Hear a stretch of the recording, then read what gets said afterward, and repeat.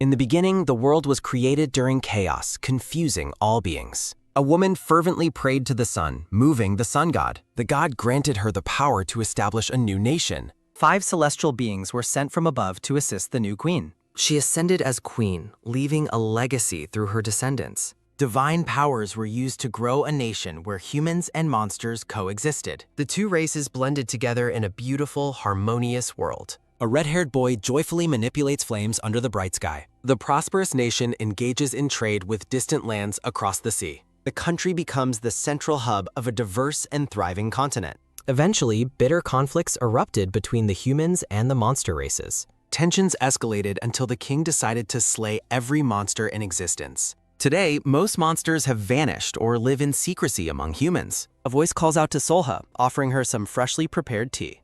Living as a hidden snow woman, Solha accepts the servant's offer. Though snow women belong in the mountains, circumstances have forced her elsewhere. Solha stands alone in a snowy forest, reflecting on her nature. Tochi serves Quin's tea in a new cup. Sayola requests it not be hot. She hides her identity by borrowing the name of a failing noble family. Humans believe she is a shaman's daughter who uses ice magic. Gossiping voices label her as crazy, bankrupt, or unable to use magic. Dark rumors surround her existence as she remains a mysterious, isolated figure. Solha takes a quiet sip of her tea in the silent room. A sudden sharp yelp sounds as Sayoha burns herself on the hot tea. Her curiosity once led her to live openly within human villages. Living alone as a woman eventually drew unwanted attention from the villagers. She initially married to avoid suspicion and blend in with human society. Each time her monster identity was revealed, her husbands attempted to kill her. Survival became her only priority after facing repeated betrayal from her spouses. She chose isolation in the mountains to escape rumors of her madness. Another woman eventually took her place, leaving the true Solha behind. Now living as Sayola, she mumbles about almost burning herself while reading. Tochi, the snow rabbit servant, hesitatingly addresses Solha regarding a new concern. Tochi asks why Solha continues to refuse the many incoming marriage proposals. Tochi notes a persistent suitor's refusal to give up, surprising Selha. The persistent man is identified specifically as the formidable northern general. Selha questions why the general doesn't marry a high-ranking lady. Tochi stammers. Solha sighs deeply, frustrated and wondering why she is being targeted. The northern general is infamous for being a cold and merciless man. His cruelty extends to both human enemies and any monsters he encounters. Solha fears discovery and death if she marries a man who hates monsters. She realizes that every action in the royal palace serves a specific purpose. The Dark Palace represents a world built on calculated exchanges and hidden agendas. Solha concludes the general must have a hidden motive for wanting this marriage. She contemplates whether she could remain undiscovered by living like a ghost. In a hostile country, she realizes discovery by the general means certain death. Solha firmly states she cannot afford to get involved with the royalty. Tochi asks if she'll refuse. Solha demands an impossible condition of humility. Tochi responds with doubt while Solha maintains a confident, smug expression. Selha changes the subject, asking Tochi about the current whereabouts of Jogi. Solha is startled to learn from her servant that an unexpected guest has arrived. She ponders who would visit her remote home, perhaps a lost woodcutter or traveler. Solha instructs her small servant to quickly dismiss the visitor and send them away. She settles into her seat, disturbed by someone arriving so late in the day. A tall, dark-haired man in heavy furs looms, exuding a cold and intimidating aura. Jogi, Solha's snow weasel servant disguised as a human, trembles while greeting the stranger. The general asks if the household received his marriage proposal as he looms over Jogi. He demands that the servant immediately fetch her mistress to speak with him.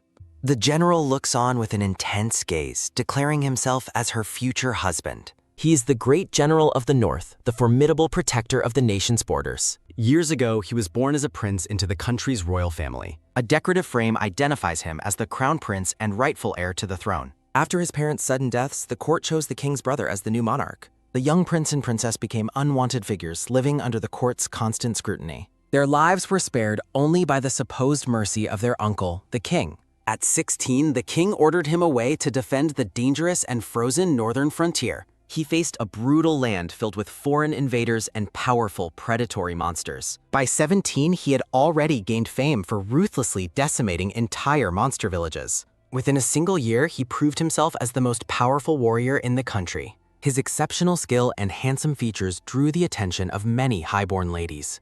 A noblewoman approaches the general to congratulate him on his latest success in battle. The general shuts down her attempt at conversation, flatly refusing an invitation for tea. He coldly dismisses her, stating he has no intention of wasting his time. His frigid nature effectively repelled every woman who attempted to stay by his side. He remains a solitary and stoic figure, isolated by his own harsh and unyielding personality. Solha remains adamant about dismissing the visitor, regardless of Jogi's growing concerns. Jogi begs her master to reconsider out of fear, but Solha threatens to sell her. Solha suggests a lie to get rid of him, making Jogi even more distressed. She reflects on the absurdity of the general traveling such a long distance personally. As Seola walks through the hall, the general suddenly appears and notes her urgency. Solha freezes in shock as the great general unexpectedly blocks her path. He explains that he entered on his own because no one greeted him outside. Solha panics internally, berating her animal servants for failing to block his path. She attempts to delay the encounter, suggesting he return at a more appropriate time. The general questions her avoidance, noting he came himself because she ignored his proposal. She is unnerved by his predatory gaze, wondering if he is human or beast. Solha claims she already gave her answer. He acknowledged this while pressing forward. He pointedly asks if her rejection means she intends to defy a royal decree. Solha forces a polite facade while sweating under the pressure of his overwhelming presence. She desperately urges him to seek a more high-ranking and appropriate bride instead. Solha tries to end the meeting, but the general's mood turns cold and dangerous. He asks if his words are a joke, while Seola trembles with intense fear. Terrified, she clarifies that she never intended to offend or make light of him. She worries she might be killed before her secret identity is even discovered. Solha finally asks why he is so insistent on marrying her specifically. She points out there are many other suitable noblewomen for him to choose from. The general explains that royal regulations prevent him from marrying just anyone. He notes that she is the only person in the north who meets his conditions. Solha is left stunned and confused by his blunt and unexpected explanation. He questions if she persists in refusing because she fears marriage or his standards. Solha thinks to herself that he does not seem like a good match either. Her attention is caught by her two servants peering from behind a corner while asking what she means. They continue peering as she notes she only has 2 maids in her small and humble household. She reflects on her lack of status, calling herself a girl without pride. The general suggests that marrying him might finally make the rumors about her being crazy subside. The atmosphere becomes heavy as the tall, fur-clad man looms over the small woman. He adds that if she actually is crazy, there is absolutely nothing he can do about it. Solha stands alone in the white light, looking away with a contemplative expression. She turns back and challenges him to try and persuade her to accept his marriage proposal. A playful laugh escaping her, she asks if the one in a hurry shouldn't be the one to bow. She brightly promises to marry him if he can actually manage to convince her of the union. She thinks his task is impossible, believing this is likely their final face-to-face meeting ever. She bids him farewell with a sudden thud sounding as he stands outside the closed gate. A snap of irritation sounds from the general as a subordinate asks if he was driven out. Solha smiles to herself, wondering what he makes of the mysterious and unusual woman she is. A startled gasp sounds from Tochi as she spots the persistent general returning to the wall. Her servants are trembling with fear, worried he might climb the wall since the door remains shut. A clatter sounds as they fall over, and Seola scolds them for worrying over such ridiculous things. She dismisses the possibility of him climbing the high wall using only his bare hands and strength. Despite her rejections, the great general continues to visit her home every single day. Solha wonders why he is so persistent instead of just finding another more suitable noblewoman. She walks through the snowy courtyard, trying to deduce his true motive for wanting this marriage. She suspects her powerless family background is the primary reason for his insistent and strange proposal. She realizes the current royal family would never welcome him marrying into a powerful noble house. A whoosh of wind blows as she concludes they want him married into a family that cannot rebel. Sitting atop the high wall, she wonders if there is an even deeper reason for his actions. The general stands below her, asking if she enjoys climbing over the walls so much. A sharp startle sounds as Seola asks who opened the door for him to enter so easily. He looks up at her and explains he simply climbed over the high courtyard wall himself. She is baffled that he climbed that height with nothing but his own bare hands. She questions his humanity while he simply tells her to come down so they can talk. She panics internally, remembering she normally uses magic to fly and cannot jump down like humans. She looks down at the snowy ground, feeling the height is much more than expected. A nervous gulp sounds as she realizes she might break her bones from such a fall. A determined shout sounds as Seola leaps from the high wall into the open air. The general catches her securely in his arms amidst a flurry of falling petals. A rhythmic thump-thump sounds as she stares up at him with a heavily blushing face. He asks why she dove like that, and she offers a clumsy, embarrassed thank you.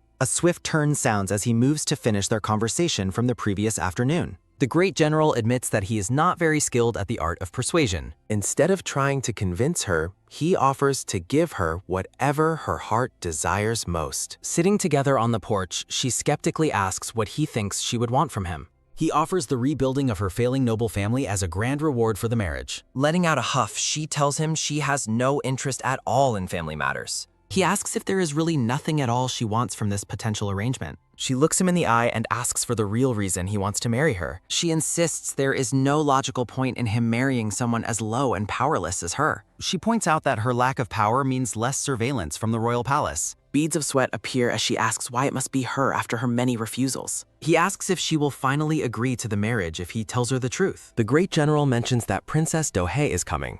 A woman with long dark hair looks upward with a curious expression. A young girl with light hair laughs happily amidst falling petals. An ornate frame describes her as a tragic woman who became a princess. The general explains he hasn't visited the palace since arriving in the north. Narration explains that the former crown prince visiting the palace would not be welcomed. He explains the court kept his sister at the palace to prevent any rebellion. He mentions the princess has poor health, making him want to see her soon. Solha realizes that in the end, the princess is being held as a hostage. The general recalls the warning that they have his sister in their custody. A decorative frame delivers the threat not to even think about rebelling. Solha understands the general's difficulty in meeting his sister due to these circumstances. She finds it unexpected that his motivation is not for some other ulterior reason. A decorative panel reflects on the heart of a brother wanting to see his sick sister. Solha thinks it is surprising if his reason is truly such a human one. Narration notes the marriage is about more than the general simply being careful. Solha knows many eyes will be on her regardless of her choice.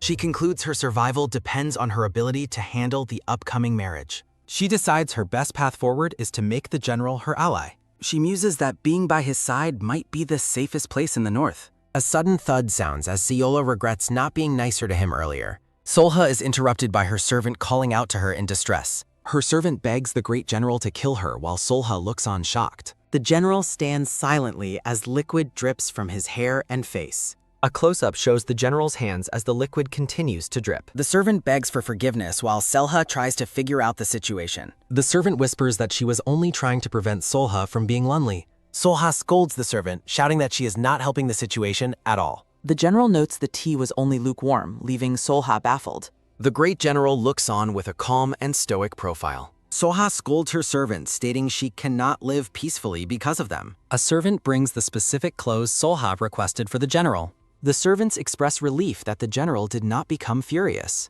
Solha tells the servants to stay still while she delivers the clothes herself. Walking down the hall, Solha wonders what her next move should be. She reflects that the general is willing to marry just to see his sister. Solha thinks to herself that it now feels wrong to reject him. She decides he does not seem like the type of man to ganat. Solha opens the door, announcing she brought clothes for him to change into. She is frozen in shock to find the general shirtless and covered in scars. A flustered chibi Solha stands in a daze before the shirtless man. Solha screams in shock while the general reminds her he was already changing. She hurriedly hands him the bundle of clothes while looking away, blushing. The general notes that since she saw his body, she must marry him. He bluntly asks if she agrees they have no choice but to marry now. Solha asks if it is enough to say she saw nothing at all. She tries to compose herself while thinking about how long it has been. The general, now robed, insists that his body being seen is no small matter. The great general stares intensely at Solha as they stand in the room. Solha asks the general if he really wants to see his sister that badly. Solha asks the general if marriage is merely a means to an end for him. A sharp startle sounds as he leans in close, catching the dark-haired woman off guard. She notes that if love were achieved through mere effort, she would marry anyone. A soft rustle sounds as he prepares to leave, giving her until tomorrow to decide. He mentions he will send a palanquin as a sign of respect for her. Startled by his abrupt departure, Solha asks the general if he is already leaving. A quick turn sounds as he stops at the doorway to add one final comment. The great general stares back at her with a serious and incredibly intense expression.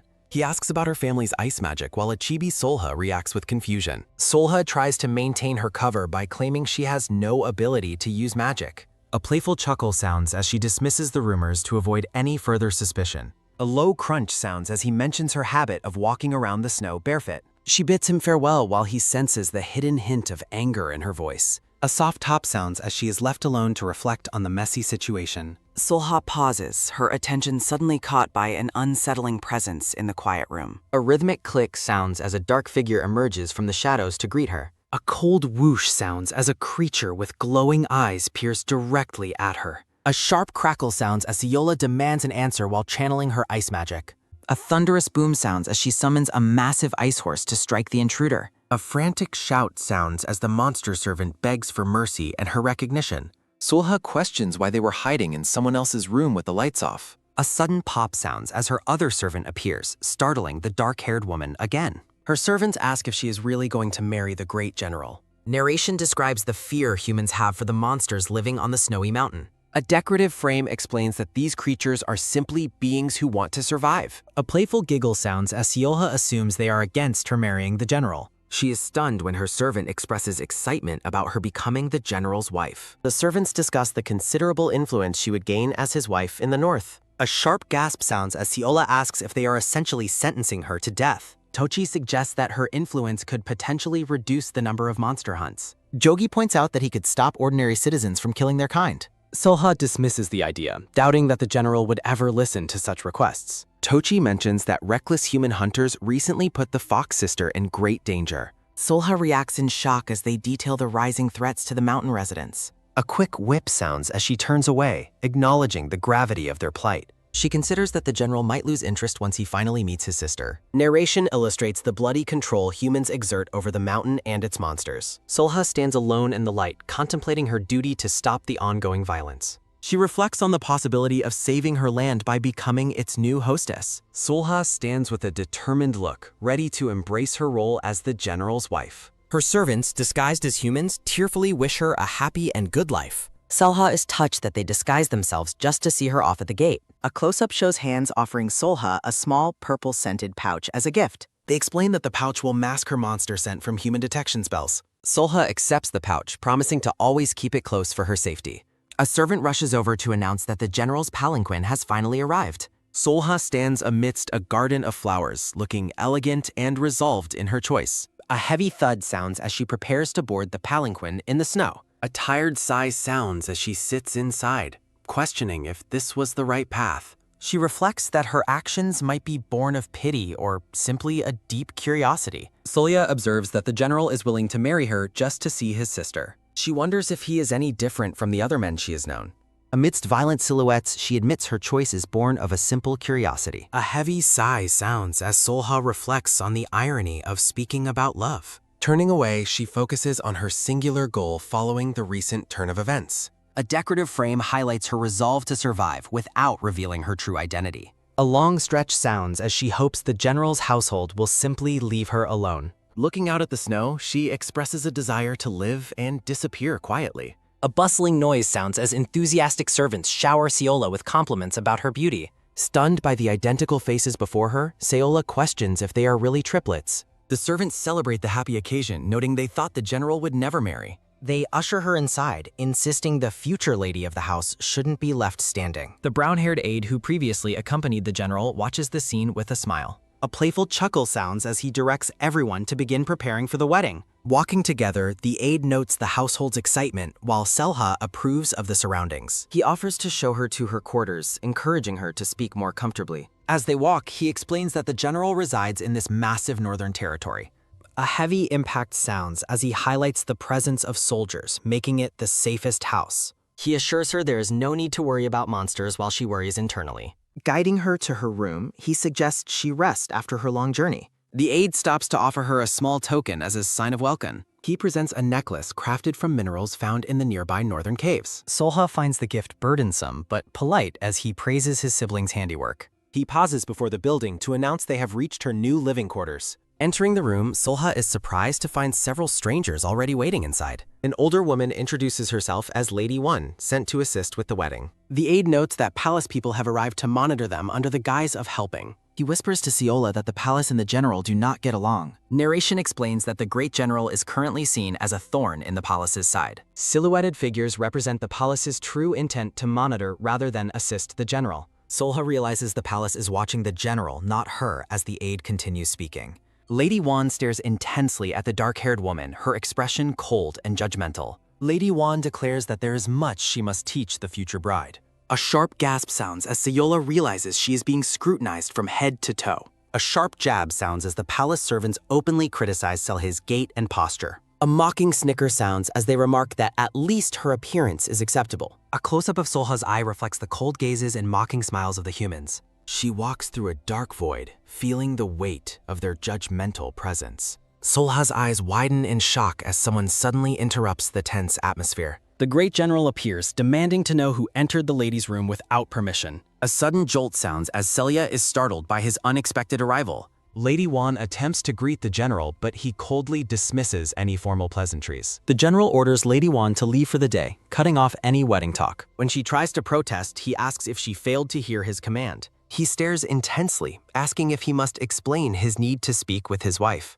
Intimidated by his stern tone, Lady Wan and her staff agree to wait outside. He delivers a final, sharp warning to Lady Wan regarding entering the room without permission. A firm grasp sounds as the general places a hand on Solha's shoulder. Solha reflects on her previous assumptions about what it meant to be the general's wife. She admits she expected a life defined by fear and mutual avoidance. Solha wonders if married life could be different as the general questions her current actions. A sudden startle sounds as Sayola reacts to the general reminding her this is no longer her former home. A cold whoosh sounds as the great general emphasizes that they are now at the center of the north. He warns her that staying in her current state could lead to her death without anyone noticing. Solha reacts with visible irritation to his words, leading him to quickly tell her to forget what he just said. Sitting across from her, the general reminds Solha that she is officially becoming his wife. He notes how she was immediately ignored by the palace staff upon her arrival at the estate. A sharp gasp sounds as Solha reacts in shock to the general's announcement that the wedding is tomorrow. He explains the timeline was set for his sister's benefit and wouldn't be a surprise if she accepted sooner. Solha feels unfairly blamed, while the general insists he was being considerate of her difficult situation. She finds his claim that he brought her here nicely instead of kidnapping her to be completely unbelievable. The general's expression softens as he warns her to be particularly cautious around the incoming palace staff. He explains that the palace people are only there to search for flaws or weaknesses to exploit. With a gentle sigh, the general admits he simply doesn't want her to suffer any hardships because of him. He encourages her to remain confident and not allow the palace staff to intimidate her during the preparations. Solha pauses mid-thought as she begins to ask the general a question about his true intentions. Surrounded by floral imagery, Solha asks the general directly if he is currently worried about her well-being. The great general pauses, repeating her word with a look of quiet contemplation on his face. Solha prepares to add a clarification to her question while maintaining a playful and bright expression.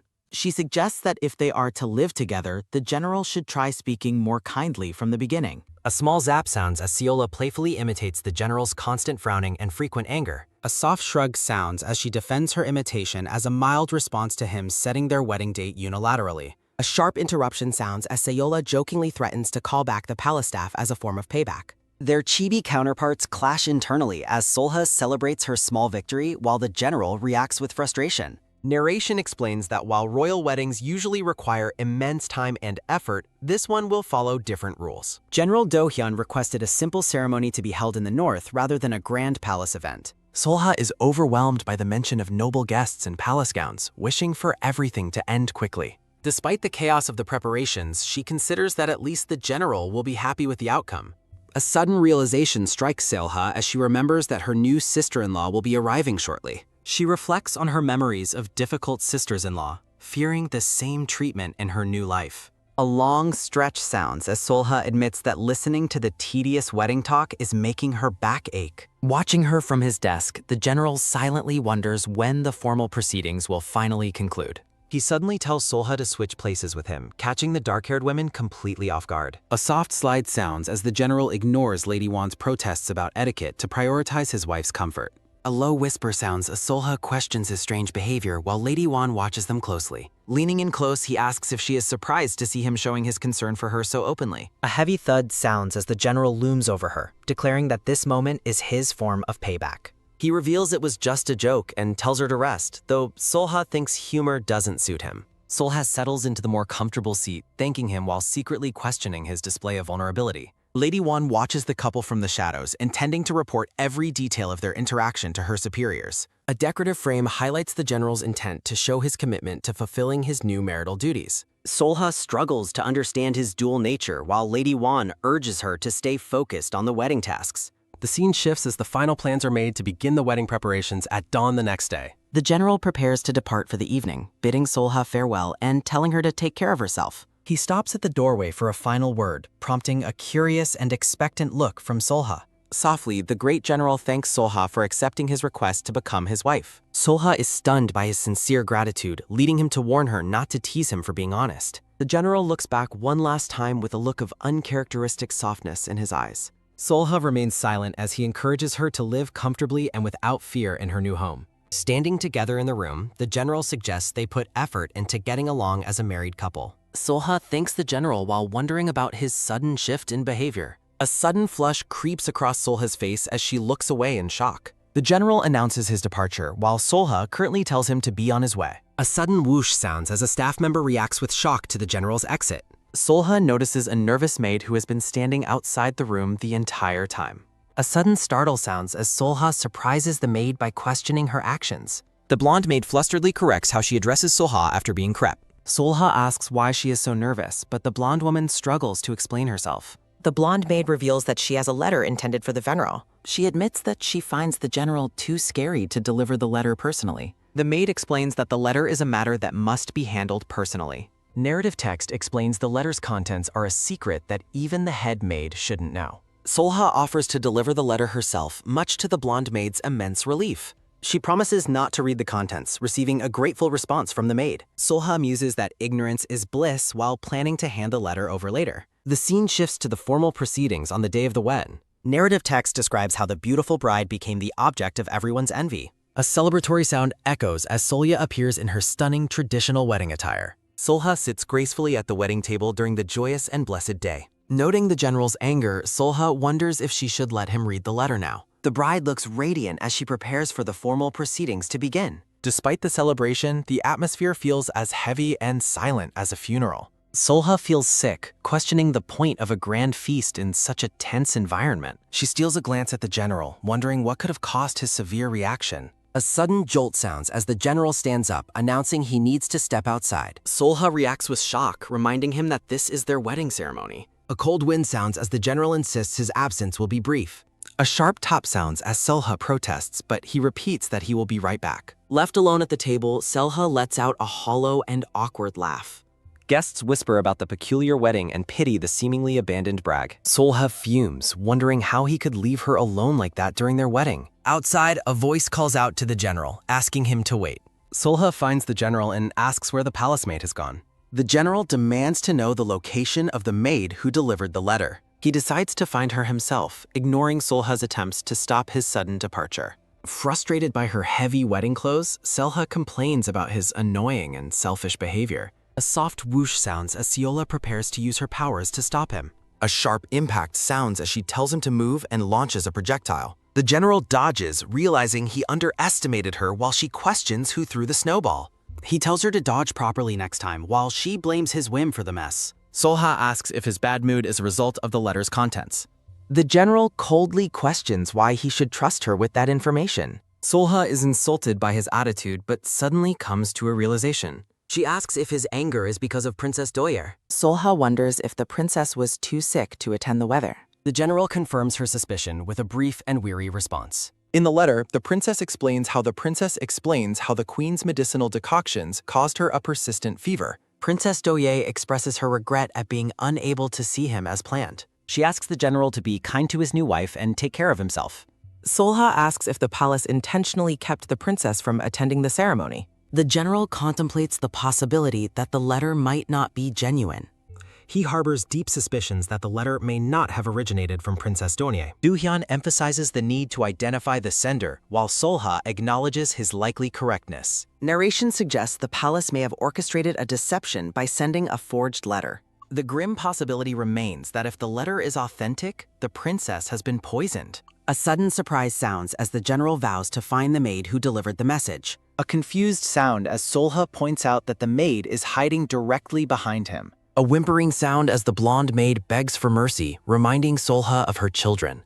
A firm grip sounds as Seola stops the general, catching him off guard. She looks up at him with a reassuring smile as he watches her curiously. Solha suggests he excuse her absence by claiming she fell ill and required rest. The general remains skeptical, questioning why he should place any trust in her. She playfully reminds him they are now on the same side, urging him to trust her. Radiant and confident, Seola prepares to manage the fallout of the interrupted ceremony. He agrees to return inside while she promises to follow him after a brief rest. A relieved sigh sounds as Seola successfully diffuses the general's intense anger. A sharp gasp sounds as the blonde maid reemerges and Seola questions the letter's authenticity. The maid reacts with passionate intensity, determined to prove her sincerity. She confirms the princess's direct orders while Seola inquires about the royal's health.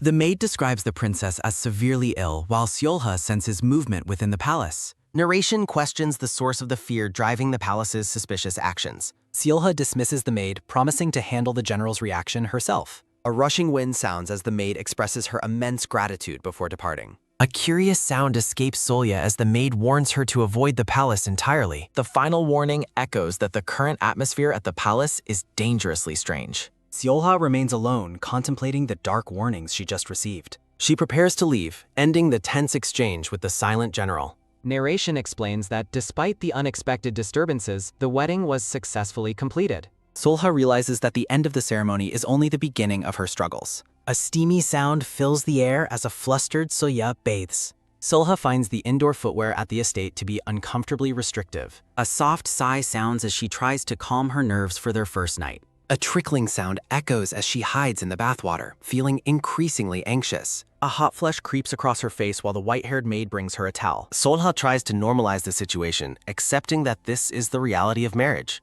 A soft sliding sound as she dresses, reminding herself of their new status as a couple. Sitting on the bed, she feels the weight of her new life as a married woman. A sudden sizzle sounds as she covers her blushing face, yelling at herself to stop worrying. The white-haired maid returns, surprising Seola, who is lost in her own thoughts. The little maid inquires about when the Grand General will join her. Solha is stunned to learn that the general has chosen to sleep in a different room. Outside, the general stands alone by a window, lost in deep thought. A sudden startle sounds as the maid approaches him for lamp oil. He remains conflicted, debating whether he should go to Solha's room. The maid mentions that Solha is still bathing, causing him further hesitation. A heavy sigh sounds as he decides not to burden her on their wedding night. A nodding sound as he instructs the maid to tell Solha he is sleeping elsewhere. A curious sound escapes the maid as he stops her for one last task. A soft rustle sounds as he offers a gift to ease Solha's exhaustion. A bright exclamation sounds as the maid presents the medicinal tea leaves to her lady. The white-haired maid thinks the Grand General is kinder than expected while enjoying his gift.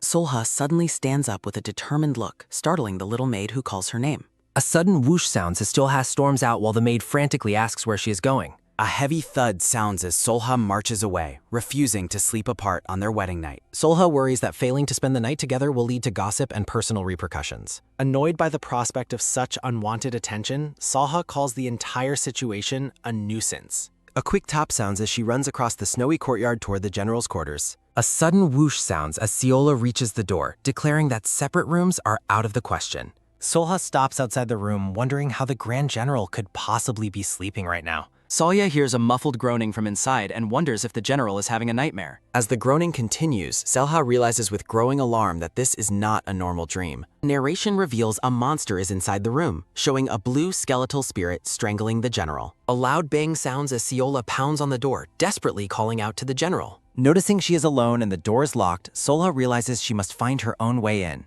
A soft whoosh sounds as Seola gathers her icy power, preparing to force her way inside. A sharp crash sounds as Seola uses her magic to shatter the door into shards of ice. A sudden crackle sounds as she rushes into the room, urgently calling out for the prince. Solha gasps in shock as she sees the blue monster pinned over the struggling general. A sharp crackle sounds as Seola conjures ice shards, demanding to know the identity of the intruder.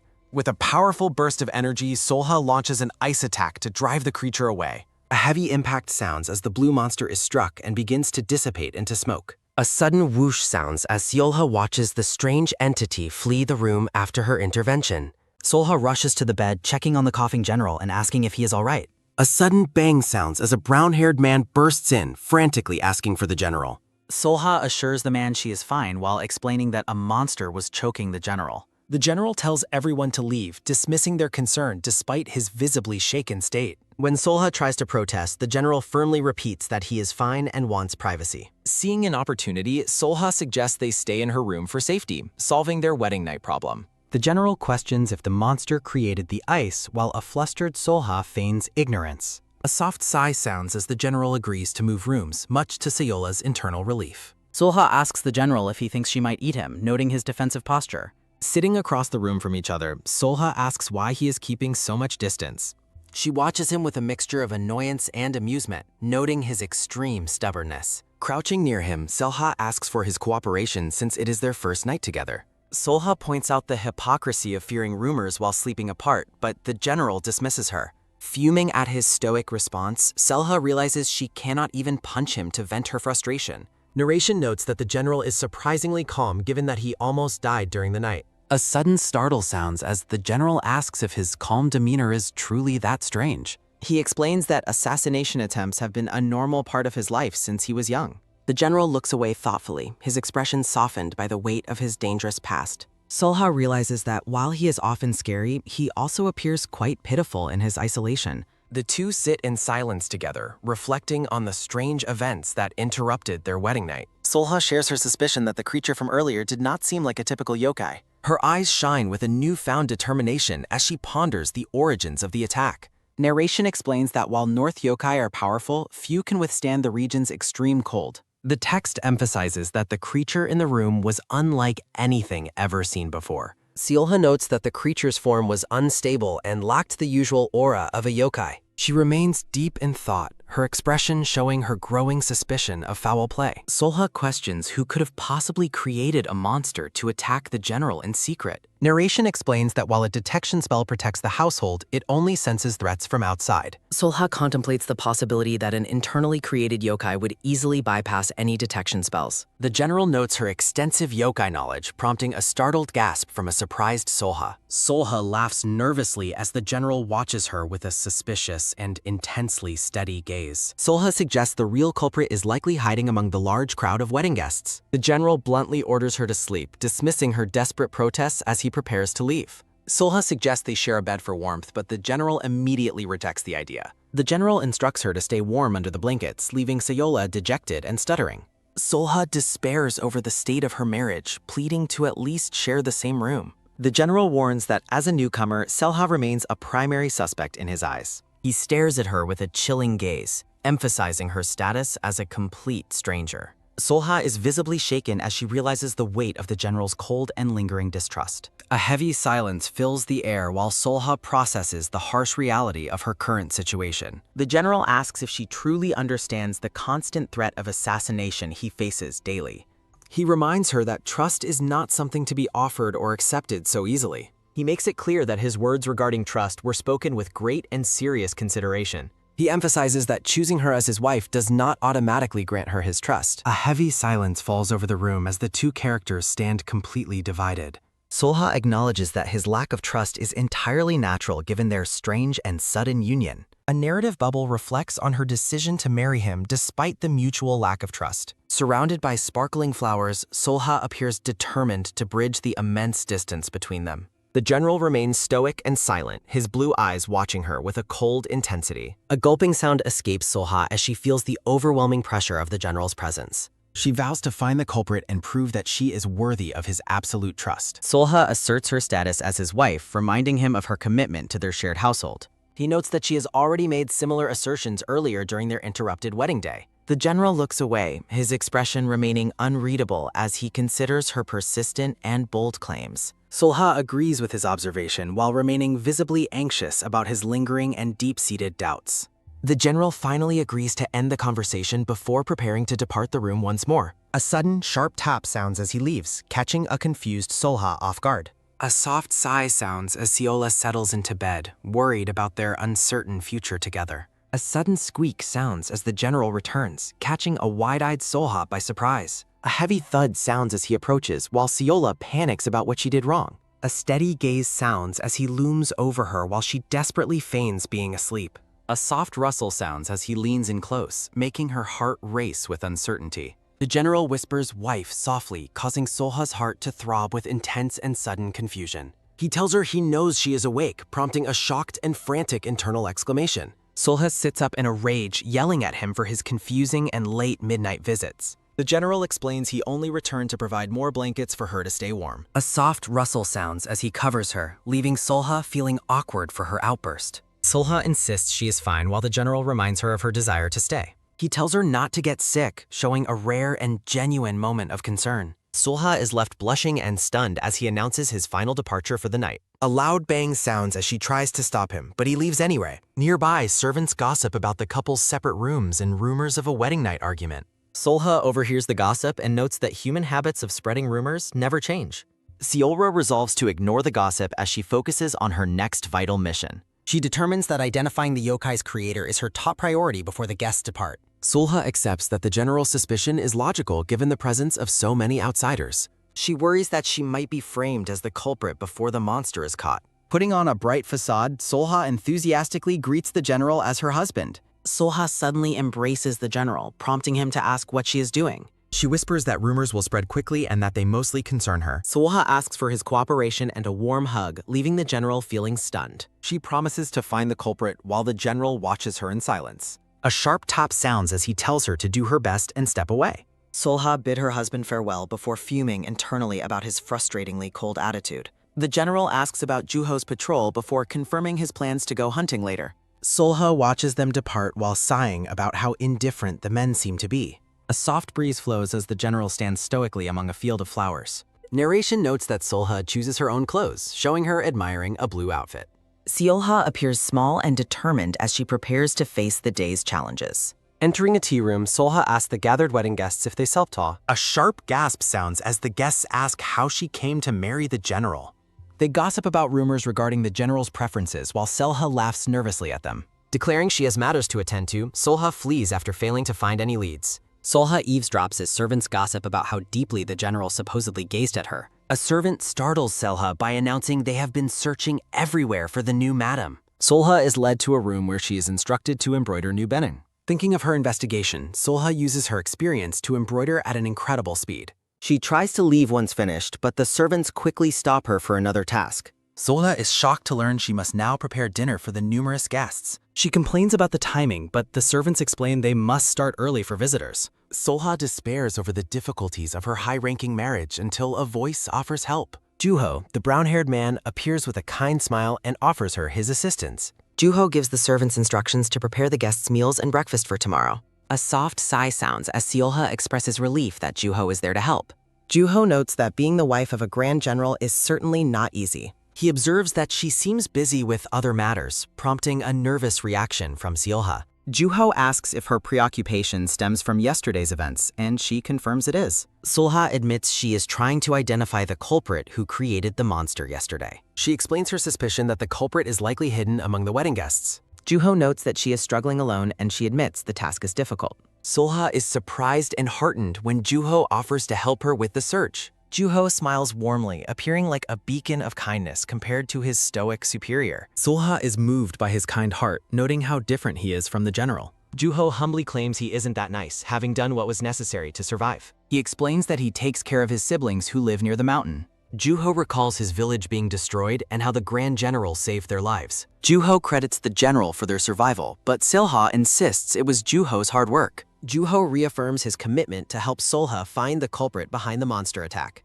A sudden startle sounds as the general appears, asking what Juho means by providing relief. The general notes Solha's guilty expression while explaining he only returned to the room briefly. The general orders Juho to follow him, despite Juho's promise to help the madam. The general asks what Juho is helping with, and Juho mentions that thing vaguely. The general questions Solha's searching, noting she just wanders around, making her yell in frustration. He tells her he will handle the search and orders her to stay inside. Nearby servants watch the couple from a distance, wondering what they could be discussing. A heavy silence falls as the general stares at Solha with a cold, intense gaze. Solha asks why he stopped talking, but he simply orders Juho to come along. The general tells Solya to stay inside and stop wasting her time on the search. Solya is bewildered as the Grand General abruptly ends their conversation and leaves. Servants whisper about the couple's cold relationship while Solha walks away with a heavy heart. Solha forces herself to stay composed, fuming internally about the general's predictable, frustrating behavior.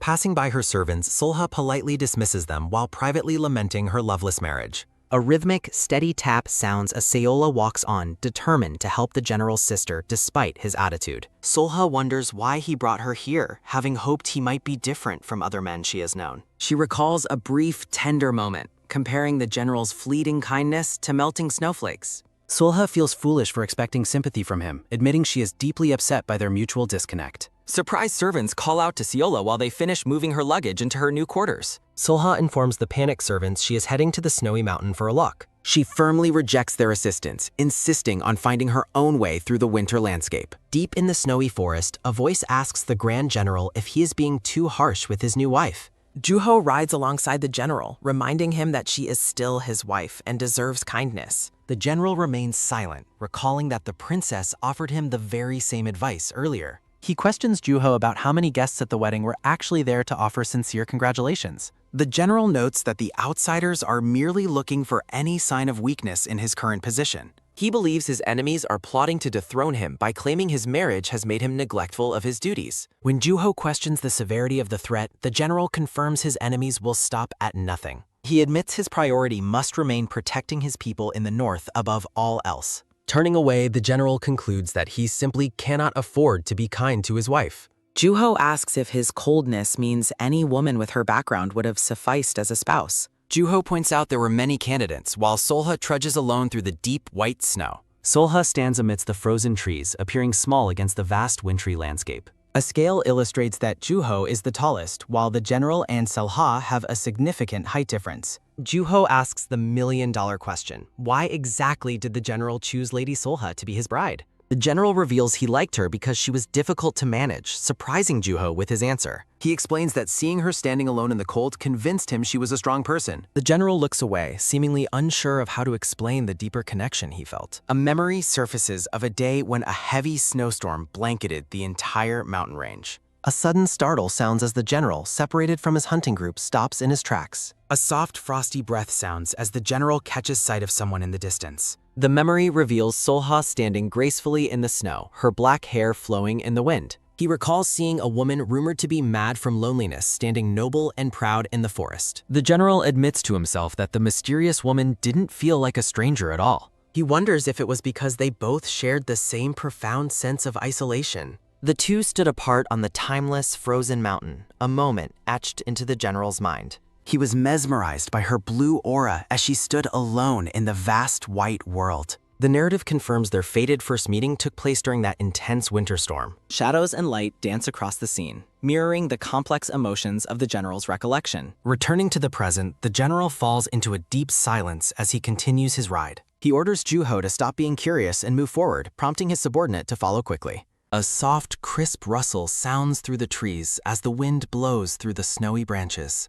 A long, weary sigh sounds as Seola stands in the present snow, feeling the chill. A sharp, sudden pinch sounds as Solha regrets revealing her inability to use spells to her husband. She realizes she could have faked her abilities to avoid the exhausting walk through the mountain. Solha jokingly considers running away from her fate until a sudden movement catches her eye. She spots the Grand General standing alone in the distance, his back turned to her. A quiet, light tap sounds as Seola grumpily notes the general's apparent love for being isolated. A low, muffled chuckle sounds while Solha spitefully wishes for a tiger to handle her husband. A heavy, dull thud sounds as Solha darkly contemplates widowhood as a viable alternative to divorce. A mysterious, shimmering blue essence drifts silently through the frozen forest trees. Solha is stunned to see the monstrous blue skeleton from yesterday appearing again. Observing the monster near her husband, Solha wonders if it possesses hidden abilities. Moving with stealthy intent, Solha summons a glowing ice arrow to her hand. Solha prepares to strike, determined to prove her dedication to the indifferent general. The multi-armed creature turns abruptly as it senses something watching from the shadows. A sharp, sudden tang echoes through the air as Solha releases her magical projectile. The monster reels in shock as the ice arrow strikes its spectral blue form. A massive, vibrant shockwave erupts, illuminating the snowy woods with brilliant pink light. Solha hides behind a rocky outcrop, cursing herself for failing to hit her target. She laments the culprit's escape while promising herself a better outcome next time. Dark shadows move across the snow as 3 wolves begin to circle Seola's position. Solha laughs nervously while trying to pacify the wild animals with gentle words. The wolves launch a vicious attack, making Solha scream in terror as she cowers. A sudden blur of motion cuts through the air as someone rushes to intervene. The Grand General suddenly appears, pinning a wolf down while shielding Solha from Har. A heavy, dull thunk sounds as the general draws his blade to face the pack. With a single, powerful slash, the general eliminates the threat to protect his wife. Solha stares up in breathless awe as her husband stands victoriously over the wolves. The general remains stoic, his cape billowing as the remaining beasts retreat into darkness. Solha checks if the general is all right, but he dismisses her concern with silence. Solha notices blood on his hand and argues that his injury is far from minor. The general asks why she is out here alone, catching her off guard with his question. Fidgeting guiltily, Solha claims she was only searching for some medicinal herbs in the forest. The general asks if she was attempting to flee, prompting an indignant denial from Soya. Insisting she was just walking, Solha demands to see his hand, but he refuses help. Against a backdrop of soft flowers, Solha gently takes his wounded hand into her own. Solha insists his appearance reflects her reputation and begins searching for a handkerchief to help. The general observes that he hadn't realized she cared so much about her social standing. Solha admits her priorities changed after marriage and urges him to seek proper treatment immediately. The general silently appreciates her intervention, but thinks she should focus more on her safety. He watches intently as Solha finishes wrapping the clean cloth around his bloodied hand. A heavy silence falls between them as the general stares at her with newfound intensity. Solha notes the coldness of his skin, prompting her to explain her own naturally low temperature. A soft, warm ha sounds as the general pulls her hands close to his face. Blushing deeply, Solha is startled when he asks if she has an affinity for snow. He mentioned seeing her alone in the snow often and wondered if she enjoyed it. The couple stands together in the vast winter landscape, momentarily connected by their shared touch. A soft, gentle squeeze sounds as the general holds her hands firmly within his own. He notes that despite her preference for the cold, she is always standing alone. The general observes that they are together now, finally breaking through his usual cold exterior. Narration notes still has secret power usage as she playfully completes a hidden snow shield spell. Solha is confused by the general's sudden kindness, noting his behavior is becoming quite repetitive. Looking up at him, Seoha addresses him formally as she prepares to ask a question. Surrounded by a floral aura, Selha asks the general directly if he has feelings for her. The general is bewildered by her sudden question, while Sayola admits her own confusion regarding him. She confesses that his oscillating attitude between coldness and kindness is deeply perplexing to her. Solha looks at him with a mix of sadness and determination, asking what he truly wants. The general falls into a profound, heavy silence as he looks away from her gaze. Turning his head, he admits he is simply a man who only knows how to protect. Solha and the Grand General stand together in the silent, swirling winter snow. The Grand General surprises Solha by offering a sincere apology for potentially hurting her feelings. He explains that the world is watching them and admits he simply didn't want to lose her. Stunned by his vulnerability, Selha can only manage a quiet, questioning address toward His Highness. Juho rushes toward them, questioning the general's disappearance, while Selha warmly greets the subordinate. The general orders a return to the manor as Siola notices a mysterious sparkle in the snow. Solha wonders if the green jade pendant lying on the frozen ground is the gift Juho gave her. Picking up the jewelry, Selha realizes she wasn't wearing hers and wonders how this arrived here. A soft, rushing swish sounds as Siola realizes something is fundamentally wrong with the discarded necklace. Back at the manor, the two small servants show Selha that her original necklace is already safe. Solha realizes the found item isn't hers, ignoring the servants' questions to focus on the discovery. Deep in thought, Solha notes that the found necklace carries a strange and unsettling energy. She recognizes that the jade possesses the same dark aura as the monster from the previous day. Solha deduces that the spectral creature was likely manifested through the power contained within this specific jewelry. She concludes that the true owner of this necklace is undoubtedly the culprit behind the recent attack. Juho appears with a respectful bow, asking if the lady had a reason for summoning him. Late at night, Juho inquires about the late hour while Solha prepares to ask him a critical question. Selha decides to confront Juho first, setting her plan in motion within the quiet room. She orders the servants to secure the perimeter while they agree to place protective talismans on the walls. A servant prepares to leave for the market, questioning if Solha truly suspects Juho of being the villain. Solha admits Juho has always been kind, but notes that one's true nature is often hidden. Reflecting on the unpredictable nature of humans, Solha listens as Juho asks for her specific request. Solha presents the found necklace to Juho, causing him to react with a sudden, startled gasp. She asks if he carries an extra pendant, prompting a nervous and hesitant stutter from the subordinate.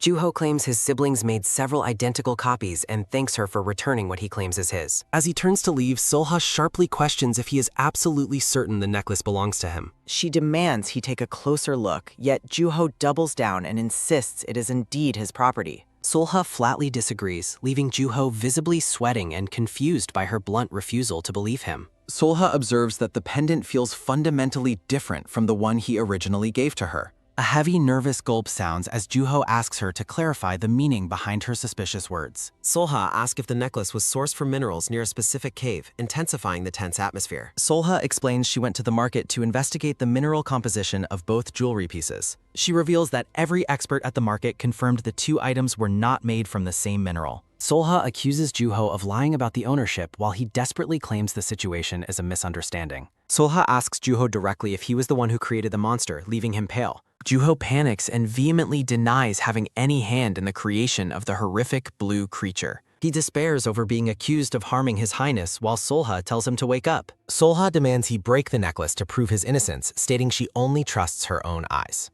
Juho hesitates in fear until the Grand General suddenly enters the courtyard, demanding an explanation. The general stands between them with a stern expression, asking why they are meeting at this hour. Solha greets him calmly while internally complaining that the servants failed to prevent his interruption. The narration identifies Juho as the general's indispensable right hand and most trusted companion. Solha worries that the general will naturally favor his loyal subordinate over a wife of only one day. The general asks Solha directly if she truly believes Juho is the culprit behind the monster. Solha answers affirmatively, but then pivots to state that Juho is not the actual culprit. The general asks how she can be so sure, asserting his absolute trust in one of his men. He notes Juho's long history of loyal service and concludes that Solha must simply be mistaken. Solha challenges him, asking if a long duration of service truly guarantees that a person won't betray. She observes that trust is never eternal, even among parents, children, or couples who live together. The narrative concludes that people can change in an instant, shifting without any prior warning or sign. The Grand General tells Solha she knows people around him have betrayed him. Solha reflects that throughout her own life, she has also faced countless betrayals. Solha questions why the general believes in Juho simply because he is his man. Standing firm, the general declares that none of his people have ever betrayed him. He notes that neither his parents nor his sister have ever turned their backs. The general stands with Solha and Juho amidst a soft, ethereal, glowing light. He clarifies that only those who weren't truly his have ever turned away. Juho remains silent, his back turned as the atmosphere grows incredibly heavy. A heavy silence lingers as Juho stands frozen and stoic before his superior. A heavy thud sounds as Juho kneels, confessing and begging the general for death. A small servant explains that Seolha's charm silences all of the surrounding noise. Juho continues his confession, admitting he was the one who created the blue yokai. A sharp crack sounds as Juho begs the general for a swift execution. In a flashback, a veiled figure approached Juho to demand the creature's creation. Juho initially refused until the figure mentioned how adorable his younger siblings were.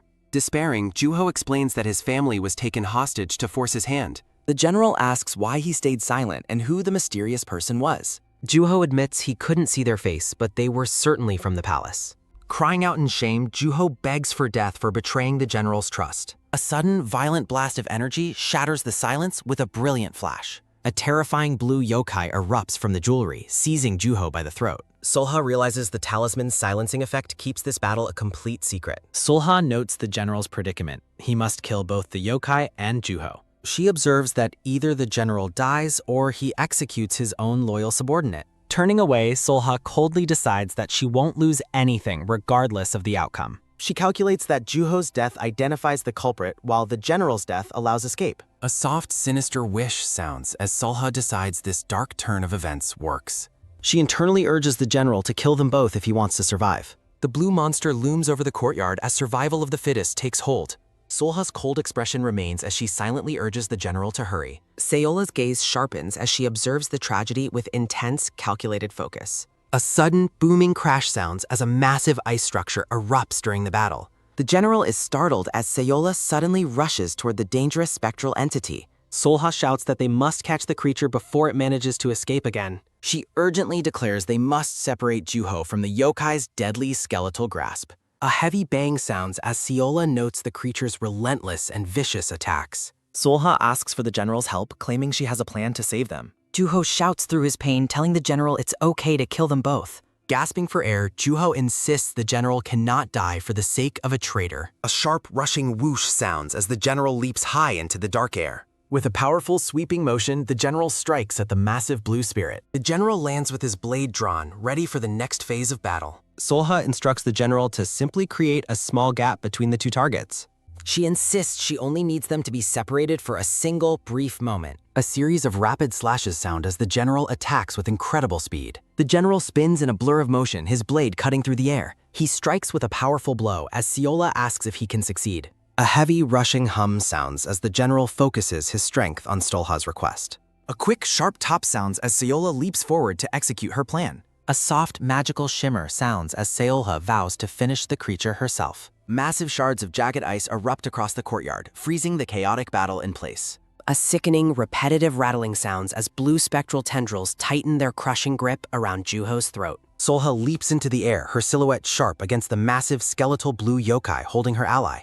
A brilliant, searing flash of energy erupts as Seola unleashes a powerful blast to finish the creature. A soft, dissipating hiss sounds as the blue spirit vanishes, leaving Juho gasping for air on the ground. Standing triumphantly, Solha calls out that she finally caught the annoying creature, while Juho stares in disbelief. Nervous about her revelation, Solha begins to explain her use of sorcery to the silent Grand General. A sudden, sharp whoosh sounds as the general opens his hand, dropping several small, dark pebbles. Solha watches in utter shock as the discarded stones suddenly begin to hover and glow with power. A heavy, booming thud sounds as magical chains erupt from the ground, binding Solha in a tight, luminous trap.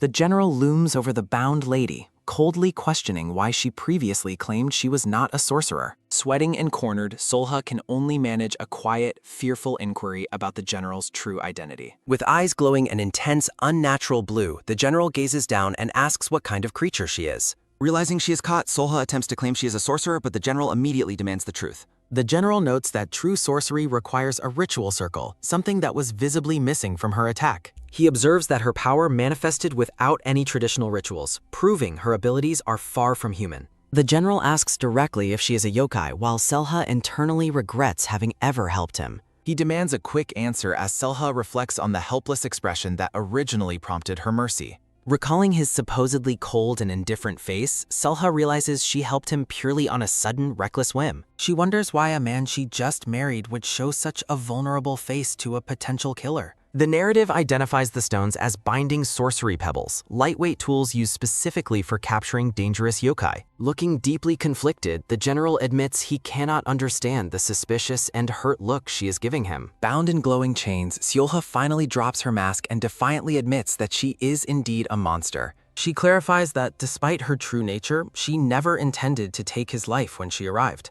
Solha explains she was merely hiding to survive, though she expects no one to believe such a desperate claim.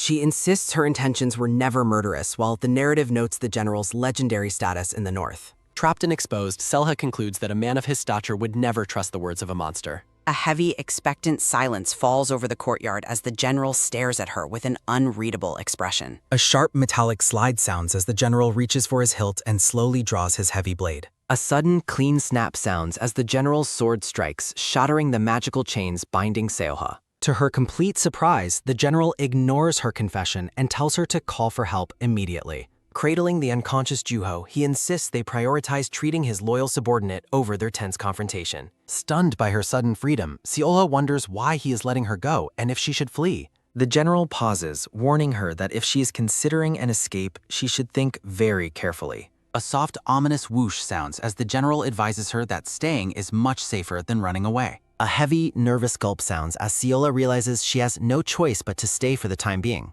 A bright, peaceful morning arrives as the narrative confirms the horrific monster attack was finally brought to an end. Rumors spread about the breach, yet no one is brave enough to question the formidable Grand General about it. Solha sits deep in thought at her desk, unable to fathom why the general spared a confirmed monster. A small, contemplative hum sounds as Solha tries to decipher the general's true intentions and hidden motives. She reflects on the confusing expression he wore, realizing his inner thoughts remain a total mystery to her. A soft rustling shimmer sounds as Seola prepares herself for another day in the unpredictable manner. A sharp creaking groan sounds as Selha attempts to sneak out at night, calling for her young servants. A sudden, rhythmic stomp sounds as guards appear, blocking her path while politely asking if she is awake. Solha puts on a strained, polite face as she confirms she is fine to the vigilant guards. Frustrated, she realizes the perimeter is airtight, forcing her to fake a cheerful smile for the hardworking men. A maid mentions that the general is simply worried, but Solha is skeptical of his supposed concern. A quiet, annoyed huff sounds as Solha decides the extra security is more like constant monitoring than protection. Solha decides she must escape before the general changes his mind and decides to kill her after all. She plots to use her maids as a cover, hoping to find a brief window to slip away. Salya is startled when someone asks if she intended to leave with only her maids. The mystery voice offers to accompany her, noting she must be shaken by recent events. The Grand General stands tall before Seolha, his presence immediately stopping her in her tracks. Stunned, Seolha asks the Grand General why he has appeared before her so suddenly. The general dismisses the attendants, declaring he will take a private walk with his wife. Solha is visibly flustered as the general leans in close, wondering who could have possibly suggested a walk. Ignoring her protests, the general firmly led Seola away while she complains and demands to be released. As they walk, Solha demands to know where they are going, fearing he might kill her privately. A sudden, sharp axe sounds as Seolha considers attacking him just as they reach their surprise destination. They arrive at a hidden, lush garden, the only one of its kind in the frozen north. The general explains that this private sanctuary allows them to speak without any risk of being overheard. Solha notices a heat-trapping spell and marvels at the rare plants she has never seen before. Finding the magical warmth a bit much, Solha begins to shed her heavy fur coat.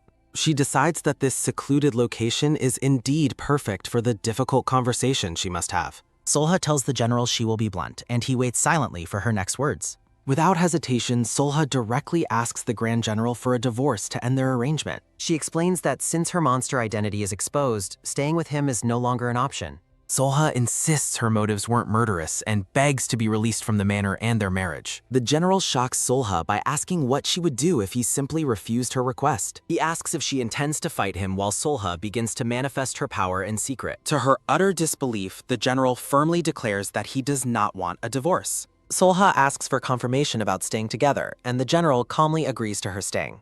She reminds him that she is a monster, but he insists he knows and still remembers. Frustrated, Seola points out the fundamental difference between her nature as a monster and his humanity. The general remains completely unfazed, simply stating that he understands the situation perfectly. Solha warns him that he will be caught and punished for harboring a creature like her. The general counters by asking if staying by his side isn't the safest option for her survival. Suspicious of his sudden change in attitude, Solha wonders if he suffered a head injury during battle. She realizes there must be a hidden motive behind his refusal to let her leave the manor. The general looks at Selha with a calculating gaze, wondering if she is truly the one. Solha appears radiant as she holds herself, the flowers around her accentuating her ethereal beauty. She questions if the previous day's events were real, recalling the vulnerable expression the general showed her. The general asks if she has any other reason to be worried about staying in his home. He acknowledges her bravery for marrying him while hidden, despite the threat she poses to his life. The general reveals the truth, claiming that Solha is now the most necessary person in his life. He looks at her intensely, identifying her as the only one who can help his family. He explains that her powers are needed to melt his sister's literal frozen heart. He notes his sister's sensitivity to heat and love of cool things, while Seola listens skeptically. Narrated history describes the former queen, mother of Prince Do-hyun, who was targeted by enemies. The story details how the woman rose from a lowly status to become the queen. The king chose her as his queen without following any traditional procedures or noble protocols. Despite having the king's total devotion, her past as a palace maid drew intense envy and hatred. The birth of her first child, Prince Do-hyun, was initially seen as a great blessing. However, jealous enemies sent assassins and curses in multiple attempts to take the queen's life. A powerful shaman protected her, but even magic couldn't block every malicious curse sent her way. Tragedy struck while the queen was pregnant with her second child, a vulnerable time for her. An unblocked magical attack resulted in Princess Do-hae being born with a dangerously frail body. The princess lived a restricted life, unable to play or run like other children due to her condition. A royal physician eventually diagnosed the princess with a heart that was literally and magically freezing. A soft magical shimmer sounds as the narrative concludes that only a shaman wielding ice power can save her. Narrative text explains that factions had previously destroyed themselves through constant internal strife. Prince Do-hyun stands stoically, his expression fixed in a silent and determined gaze. Prince Do-hyun reveals that his sister's heart hasn't completely frozen over just yet. Solha considers the fragile state of the princess, who must live her life with extreme caution. Prince Do-hyun formally offers the woman a deal to resolve their current situation. He specifies that her role in the deal is to thaw his sister's frozen heart. Prince Do-hyun promises not to stop her from returning to the Snow Mountains afterward. Solha silently questions whether she can actually trust the prince's offer of freedom. She fears the royal family will simply discard and kill her once her usefulness ends. Solha acknowledges that the prince she has observed seems different from her fearful expectations. She recalls him as nothing more than a brother deeply concerned for his sister's well-being. Solha reflects on the inexplicable moments of gentleness she has witnessed from the stern prince. Finding the warmth of the garden symbolic, Solha officially accepts the prince's proposed deal. Solha introduces a condition for their agreement, prompting the prince to ask for clarification. She demands that he refrain from touching any creatures of the Snow Mountains, including herself. Do-hyun refuses to ignore monster attacks, but Solha clarifies she understands his duty. Solha explains that the aggressive spirits attacking villages are not the same as mountain creatures. Narrative text notes that her kind originally coexisted with humans and avoided unnecessary killing. Solha looks away with a troubled expression, maintaining her defensive and guarded stance.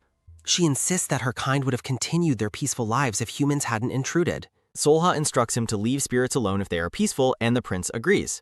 Solha prepares to mention one more thing as the prince waits for her to speak. She asks the prince to be much clearer about his attitude toward her in private.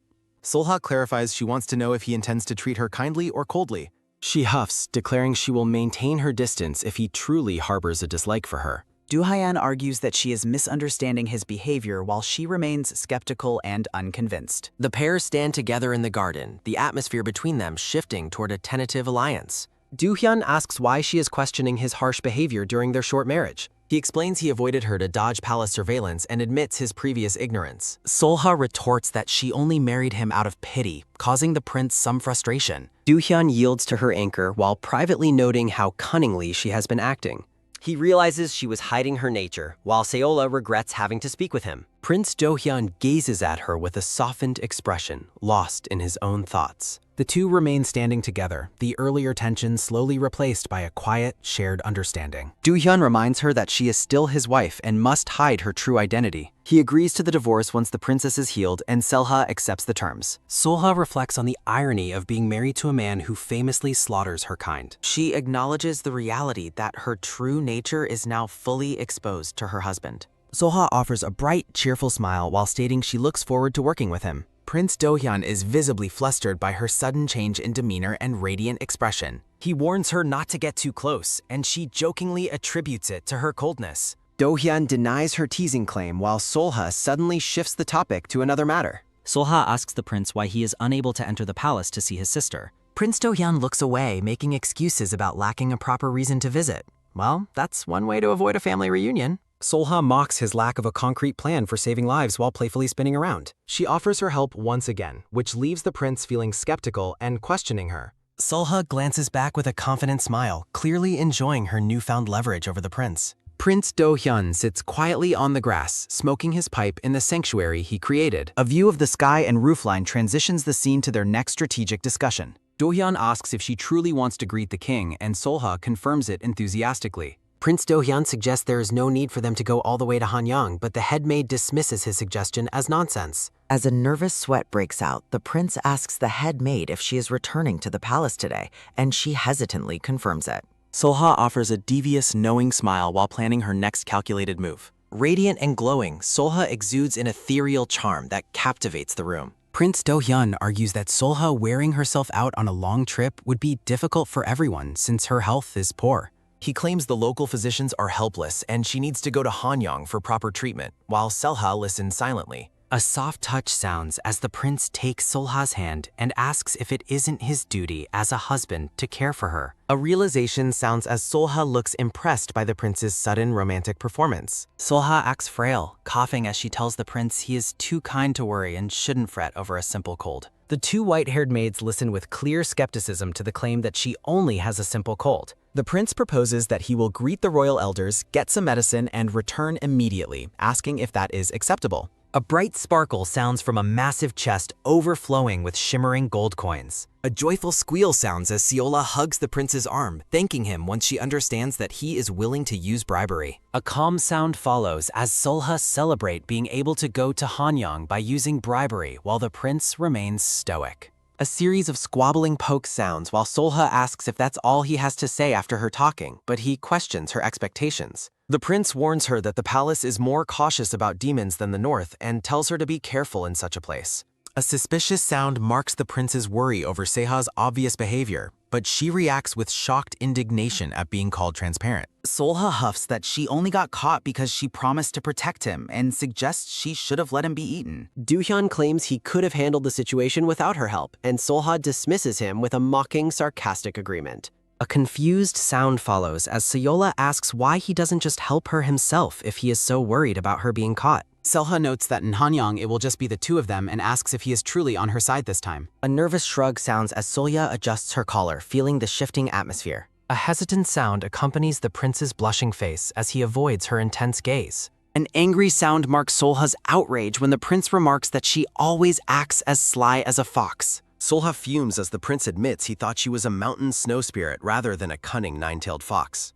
Doohyun departs while saying he has a cunning fox for a wife, while Solha threats to take his liver like a fox. Solha stands completely stunned, realizing the stoic and stern prince might have actually just made a rare joke. A determined sound follows as Juho insists on helping the young maids by carrying all the heavy luggage inside. Solha asks the prince if bringing Juho along is a good idea given the man's history of betrayal. Dohyun confirms he is bringing Juho along despite the betrayal, and the woman asks if that's wise given the past events. Solha realizes the prince is lenient because Juho's family was held hostage, noting his surprising mercy for those who betrayed him. A startled sound marks Selha's shock when the prince questions her view on his leniency while she reacts with confusion. Narrative text explains that complex human relationships cannot be severed as easily as blades. Solha is bewildered as the prince hints that the complicated nature of their relationship is why he keeps her close to him. She questions if she is merely a tool to meet the princess, but he notes that is only one part of the situation. The prince walks away while reminding her that they are also tied together by the bond of their marriage.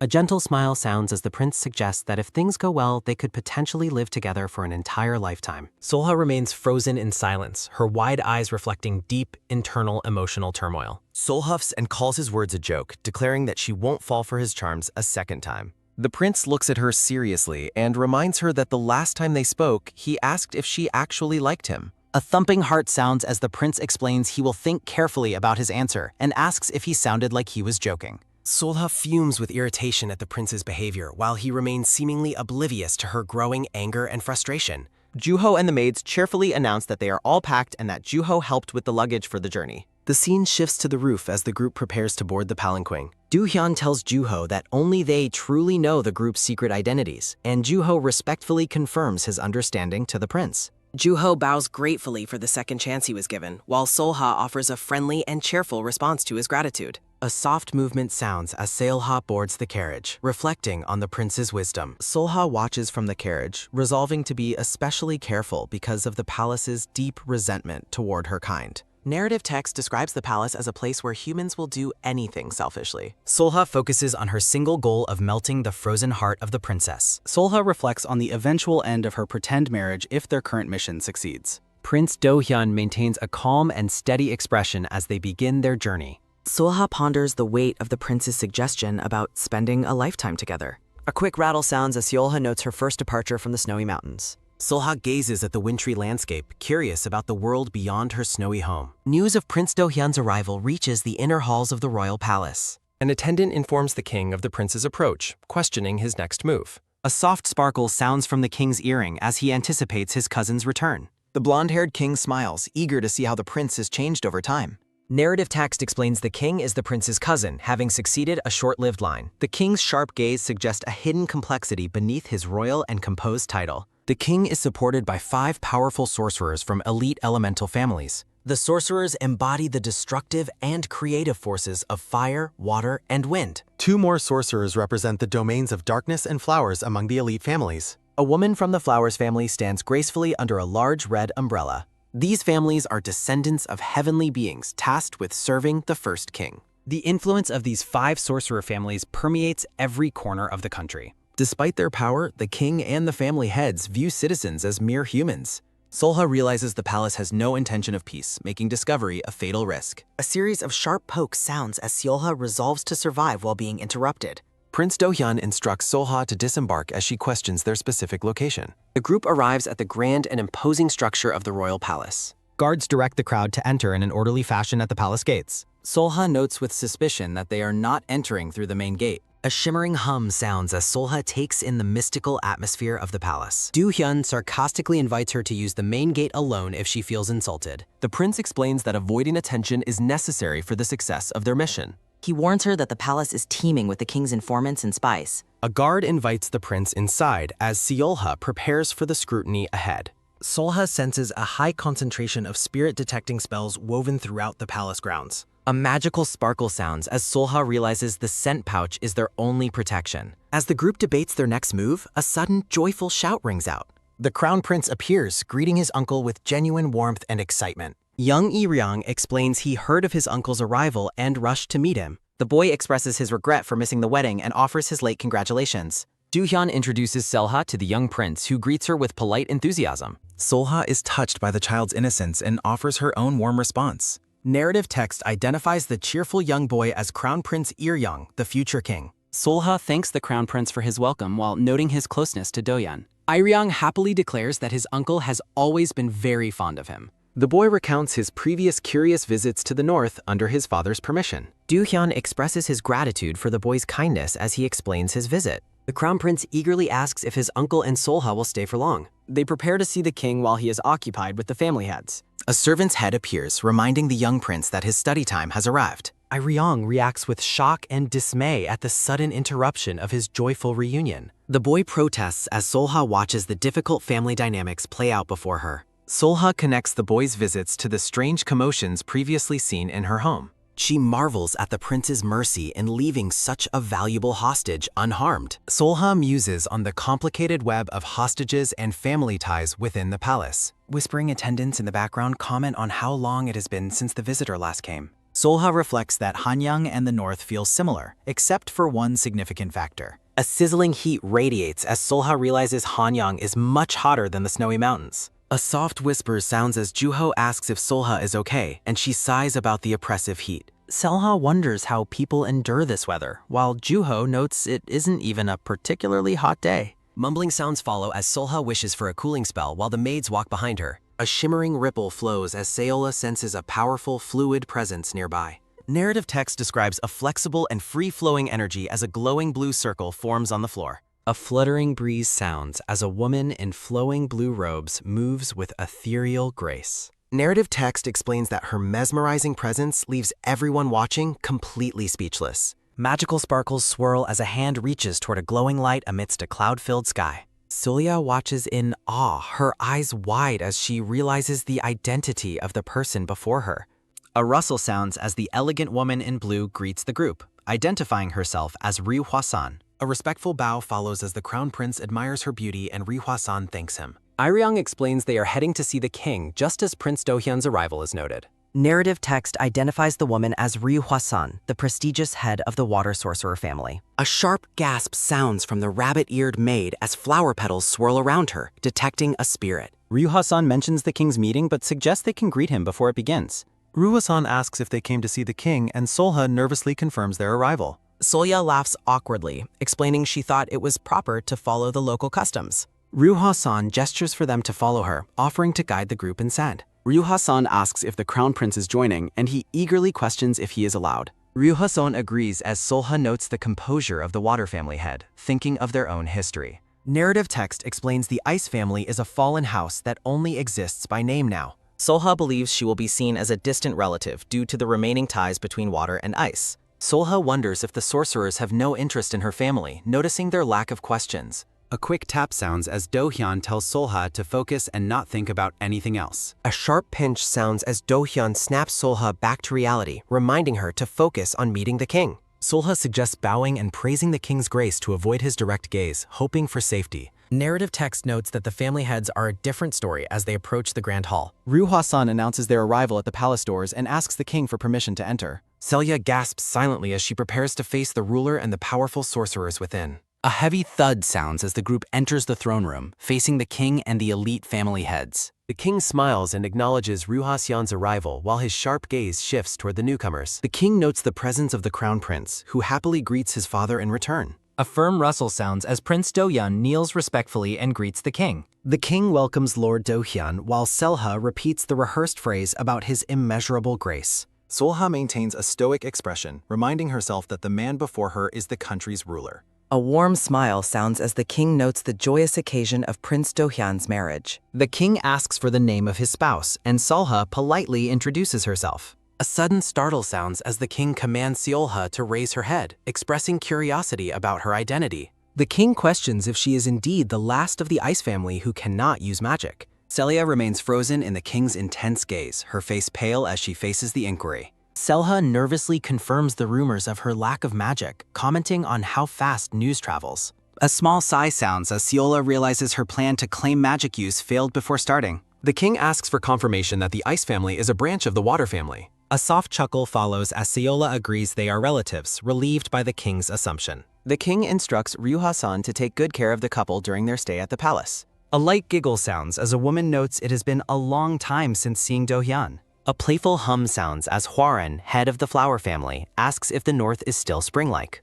A long, weary sigh sounds as Am Ju-hyun, head of the darkness family, is formally introduced. Hwaran playfully jokes about the formal atmosphere while the green-haired man dismissively agrees with her. A soft, pleasant smile sounds as Pyo Ah-jin, head of the Wind family, is introduced with grace. A sly, knowing grin sounds as Yum-won, head of the Flame family, notes their rare gathering. Narrative text reveals the 5 elite family heads are only pretending to care about the prince's welfare. Dark energy swirls around the group as the truth is revealed. They all deeply distrust the prince. A cold blue silhouette highlights that the prince's sudden return is a threat to their established world. The sorcerers discuss how pleased Princess Do-hae will be and urge the prince to visit her. A heavy, thoughtful silence sounds as Prince Do-hyun stands alone, surrounded by the shadows of the past. A quick, observant glance sounds as Solha wonders if being a prince is worth the loss of freedom. Solha notes with pity that the prince cannot even speak his mind in his own family's presence. A quiet, contemplative bubble sounds as Seola reflects on the news that the princess's condition has worsened. Prince Do-hyun kneels before the throne, requesting the king's permission to visit his ailing sister. The king grants a single day for the visit while the young crown prince shouts out to him. The king invites his son to speak as the boy mentions an upcoming banquet at the palace. Young Ir-young's eyes sparkle with hope as he asks to invite his uncle and Solha to the feast. A light, amused chuckle sounds as the king notes how much his son adores Prince Do-hyun. The king inquires about the schedule while a voice from the hall confirms the event is in 5 days. A sudden, shocked startle sounds as Solha marvels at the king's unexpectedly doting behavior toward his son. Am Ju-hyun protests the delay, but the king dismisses him, asking if the prince brought his entire army. A mocking, lighthearted hum sounds as Yum-won teases Ju-hyun for being so unnecessarily stingy with time. A respectful bow follows as the king ignores the sorcerer's complaints, trusting the strength of his own soldiers. Solha forces a polite smile while internally screaming that her simple visit has turned into a banquet stay. Bubbles of frustration pop as Selha laments that her secret plan has completely fallen apart. A bright, joyful exclamation sounds as a woman behind ornate doors hears of her brother's arrival. A radiant, flowery aura surrounds Princess Do-hae, identified as the younger sister of Prince Do-hyun. Narrative text explains the 6-year age gap between the two siblings while they appear in a cute, stylized form. A long, relieved exhale sounds as Solha finally relaxes after leaving the oppressive presence of the throne room. A soft, quick tap sounds as Solha complains of the palace's weight while Do-hyun notes her previous silence. Do-hyun teases Solha, questioning if she really thought the family heads could intimidate her so easily. A gentle, rhythmic pat sounds as Do-hyun strokes Solha's hair, leaving her wide-eyed and stunned. Solha admits she was almost caught by their scrutiny before she could even begin her act. A light, mocking chuckle sounds as Do-hyun laughs at her honesty, much to Solha's mounting irritation. Solha glares at the prince's back, thinking him annoyingly sly, until a sudden, happy shout interrupts them. A bright, beaming smile sounds as Do-hae greets her brother, absolutely thrilled to see him at last. A warm, tight embrace sounds as the siblings reunite, and Do-hyun asks after his sister's husband. Do-hye explains her husband is away hunting while Solha observes the princess with quiet curiosity. Solha worries about helping someone who is unaware of her true identity until Do-hye addresses her directly. A sudden firm grasp sounds as the princess takes Solha's hands, expressing her immense joy at meeting her. The warm, sparkling glow sounds as Do-hye smiles with genuine kindness toward her new sister-in-law. A confused, swirling hum sounds as Solha notes the massive personality difference between the two siblings. A bright, energetic ping sounds as Do-hye realizes the reason behind Solha's visit to her residence. A nervous, sweating startle sounds as Solha is taken aback by how easily the princess accepts her presence. Solha questions the princess's lack of shock, but Do-hye just offers a playful, dismissive response. Do-hye confidently states that her brother already told her everything and she trusts Solha to help. Shadowy, frightening scales loom in the background as Do-hye admits her fear of the monsters she's never seen. A sharp electric zap sounds as Do-hye declares Solha is far too kind to be anything scary. A soft, sad sigh sounds as the princess recounts her lifelong weakness caused by a mysterious curse. Solha watches the princess, realizing that both she and the prince are desperately hoping for a cure. A bright, flowery sparkle sounds as Do-hye thanks Solha for coming all this way to bring her comfort. A stylized, cute Solha wonders if the two are truly siblings before offering to check the princess's pulse as a low, clearing sounds. A soft, shimmering rustle sounds as Seolha's magic glows while she examines Princess Do-hye's wrist, surrounded by swirling decorative snowflakes. A quick, startled blink sounds as Solha stares in disbelief, her eyes wide at the unexpected revelation from her magic. Chibi Solha explains that immediate healing is difficult, prompting a confused, questioning hum from the prince's stylized head. Solha reveals her shocking discovery that the princess is currently with child. A sudden, stunned silence sounds as Prince Do-hyun and Princess Do-hye stare at each other in complete disbelief.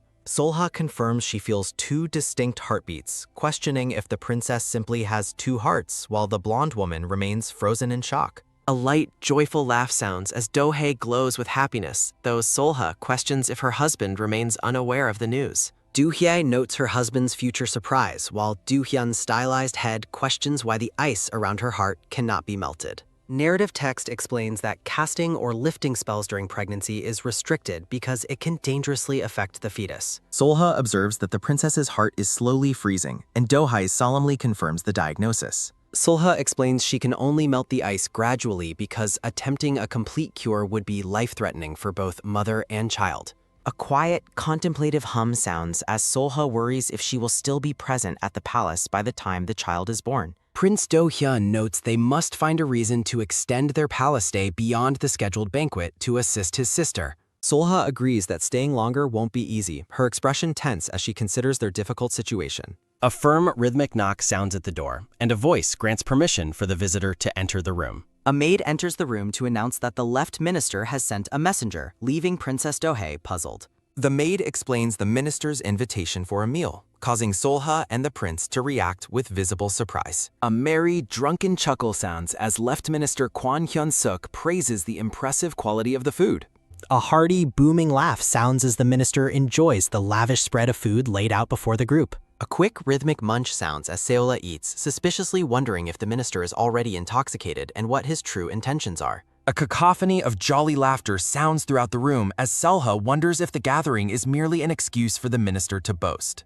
A polite, pleasant laugh sounds as Ru Hassan asks if the food is good, and Solha nervously agrees while noting the sorceress's unexpected presence. A series of repetitive chatter sounds as the minister brags about his wife's cooking, leaving Solha feeling bored as the event drags on. The minister calls for his wife to enter and greet the guests, gesturing toward the ornate sliding doors. A beautiful woman with reddish-brown hair enters, carrying a tray of refreshments with a graceful but stoic expression.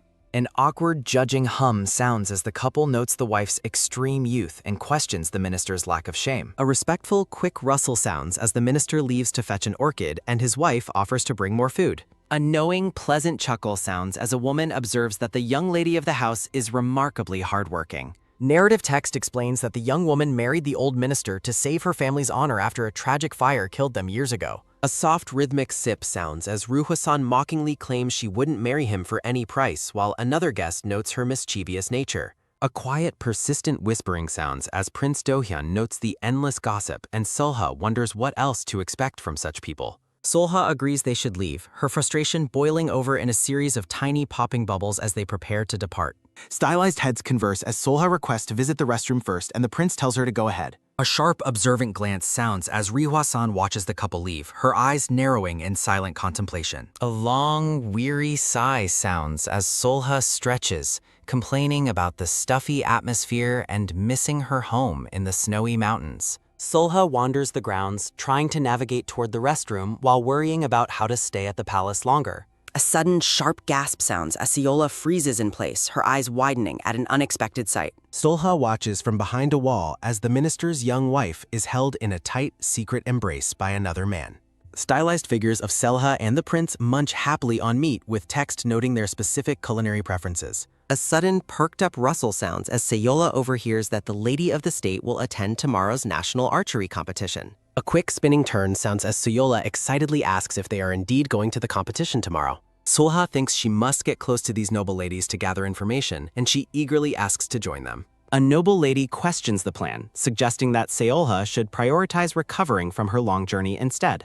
An awkward laugh sounds as Selha tries to hide her frustration, realizing that gaining their cooperation will be difficult. A firm, sharp clack sounds as Ryu-Hasan sets down a teacup and declares that joining them is a good idea. Ryu-Hasan gazes intensely at the group, asking for their agreement with a quiet but authoritative tone. A flurry of excited chatter sounds as the noble ladies agree and insist that Solha must join them tomorrow. A respectful, simultaneous bow sounds as the highborn ladies immediately yield to the authority of the water family head. A sly, knowing grin sounds as Solha realizes she now holds a powerful card, the secret weakness of the minister's young wife. Successive arrows thud into the bullseye as a loud sound of consecutive hits echoes through the archery range. The onlookers are amazed as the arrows strike home, with voices praising His Highness for his incredible skill. Prince Do-hyun stands tall with his bow, looking every bit the warrior under the clear blue sky. Solha thanks her husband for his hard work while wondering why so many couples attended an event for women. A noblewoman sighs that husbands tagged along to avoid feeling left out of the archery competition. Solha smugly attributes the husband's presence to jealousy of her beauty,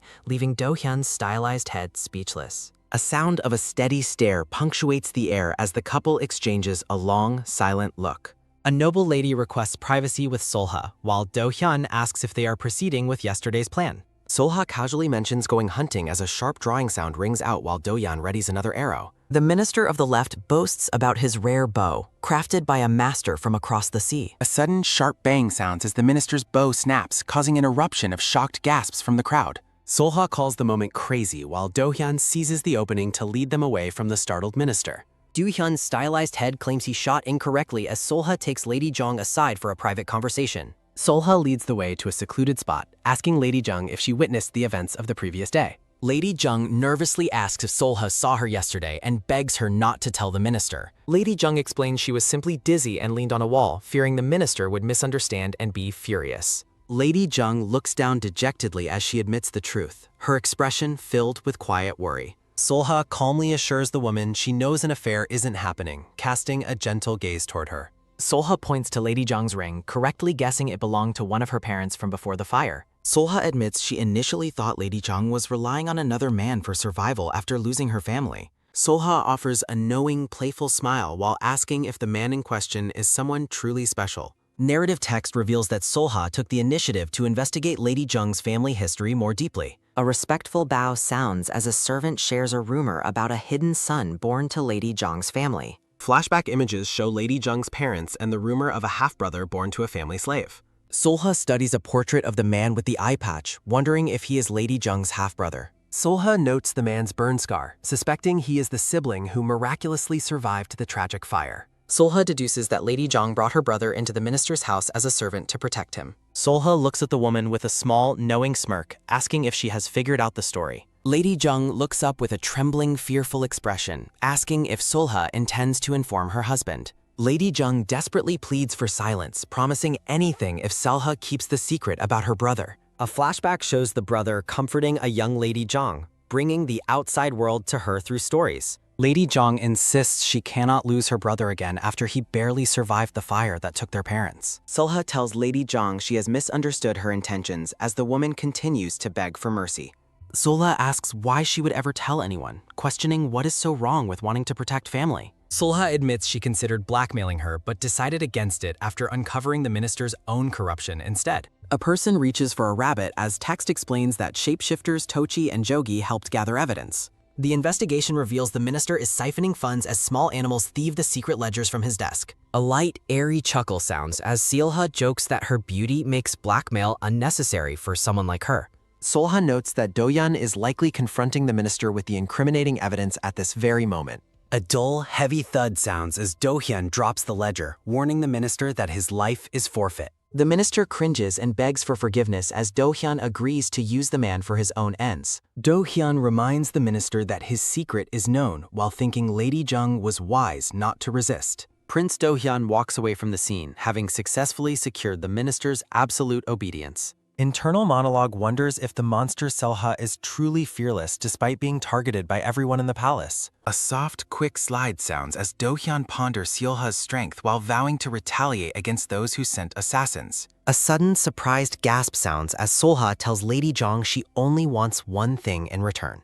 Solha offers a bright, radiant smile and expresses her sincere wish to become friends with Lady Jung. Solha observes that both of them seem isolated from others, making them perfect candidates for mutual support. Solha suggests that having each other's backs would be far better than struggling alone in the palace. Lady Jang stares in complete shock, her mouth agape at the unexpected offer of genuine friendship. Solha smiles brightly under the clear blue sky, reinforcing her offer of genuine friendship. Narrative text reflects on Lady Jong's likely despair after her hidden sibling was discovered. Solha internalizes her decision to offer protection and companionship instead of exploiting the secret. Lady Jong looks down in contemplative silence, processing the weight of Solha's unexpected proposal. A thought bubble suggests the left minister will definitely justify their continued palace stay. Solha plots to infiltrate the palace's inner workings by winning over the minister's wife. Chibi versions of Solha and Lady Jong hold hands to symbolize their new secret alliance. Solha suggests they act like sisters in private while Lady Jong marvels at her youth. Solha watches as a man informs Lady Jong that a noble visitor has arrived. A sudden, surprising gasp sounds as Ryo-Hwa-san appears, noting Solha's seemingly high spirits today. Ryo-Hwa-san warns that simple friendship alone won't be enough to secure their complex mission. Ryo-Hwa-san stares into the distance with a cool, sharp look of focused calculation and mystery. Solha spots Prince Do-hyun and the left minister approaching the crowded archery range. Do-hyun questions Solha about her private meeting while the minister watches them suspiciously. Solha greets the prince as he asks if she has been practicing her archery skills. Ryo-Hwa-san prompts Solha to take her turn shooting while the other nobles look on. Solha nervously prepares her bow, feeling the immense pressure of shooting before an audience. A sudden, sharp gasp sounds as Do-hyun steps close to guide Sela's trembling aim. A quiet, persistent whispering sounds as the couple discreetly confirms their individual successes during the mission. Solha complains about the prince's lack of subtlety while he maintains their intimate public facade. A series of repetitive topping sounds as Solha insists she can handle the shot herself. Solha focuses intently on the target, determined to demonstrate her hidden martial prowess. Narrative text outlines the physical discipline and focus required to stabilize her body for archery. A soft, rushing breeze sounds as Seola attempts to calm her quickened heartbeat for accuracy. A rhythmic, heavy thumping sounds as Seola slowly and deliberately draws back her bowstring. A rhythmic, heavy thumping sounds as Solha takes a final, focused look before releasing her arrow. The couple stands in a close, intimate embrace as the arrow finally takes its flight. A rhythmic, heavy thumping sounds as the two share an intense look of mutual understanding. A rhythmic, heavy thumping sounds as their shared focus lingers in the air after the shot. Do-hyun releases the arrow with perfect form, his gaze fixed on the distant bullseye. Onlookers cheer the successful hit while commenting on how well the couple suits one another. Noblewomen praise the couple's perfection and note the prince's surprisingly gentle public demeanor today. Solha overhears rumors that the prince visited the capital solely for his wife's failing health. A soft, airy chuckle sounds as Solha realizes the success of their public deception. Solha considers the next steps of their plan while looking up at the sky. The scene shifts to the grand tiled roof of the royal palace on the following day. A servant suggests that Lady Jong should stay home and rest if she is unwell. Lady Jong insists she must accompany the prince while he fetches medicine for his wife. A rhythmic, heavy thumping sounds as Solha clings lovingly to Do-hyun's arm in public. Nearby women are enchanted by the sight of the royal couple's seemingly deep romantic bond. Onlookers marvel at the beauty of the devoted pair as they walk through the palace. Behind their romantic smiles, the couple privately wonders how long they must perform this act. A flashback shows Solha explaining the strategic necessity of acting like a doting, loving couple. Do-hyun reacts with pure shock at the suggestion of faking a romantic relationship. Solha points out that their performance has already successfully captivated the interest of the palace. Do-hyun notes that they need a more solid justification to remain at the palace indefinitely. Solha excitedly proposes using public sympathy to manipulate the perceptions of the entire royal court. Solha envisions Do-hyun as a devoted brother staying to care for his sick little sister. Solha imagines him as a protective husband staying in the capital for his wife's sake. Solha smugly concludes that sympathy and admiration are the ultimate keys to their successful infiltration. Do-hyun whispers that he still doesn't think this is right, while Solha tells him to be quiet. Do-hyun questions if the plan will work, and Solha tells him to look at their surroundings. Solha observes that the way the people in the palace look at them has completely changed. Do-hyun notes that Solha was correct about all eyes and ears being focused on them. Solha smiles with a look of mischievous determination, eager to enchant their curious audience. Narrative text reveals that despite the public performance, the couple sleeps far apart in private. Do-hyun begins to speak as he looks at Solha with a hesitant, unsure expression. Do-hyun admits that she makes him feel awkward, while Solha claims she is only helping. Do-hyun looks away with a slight blush, seemingly flustered by their close public proximity. Solha asks about a nearby pharmacy while Do-hyun wonders what is wrong with her expression. Solha points out a flush on his face as Do-hyun tells her to stop chatting. Do-hyun warns Solha to watch her step because the stairs to the pharmacy are high.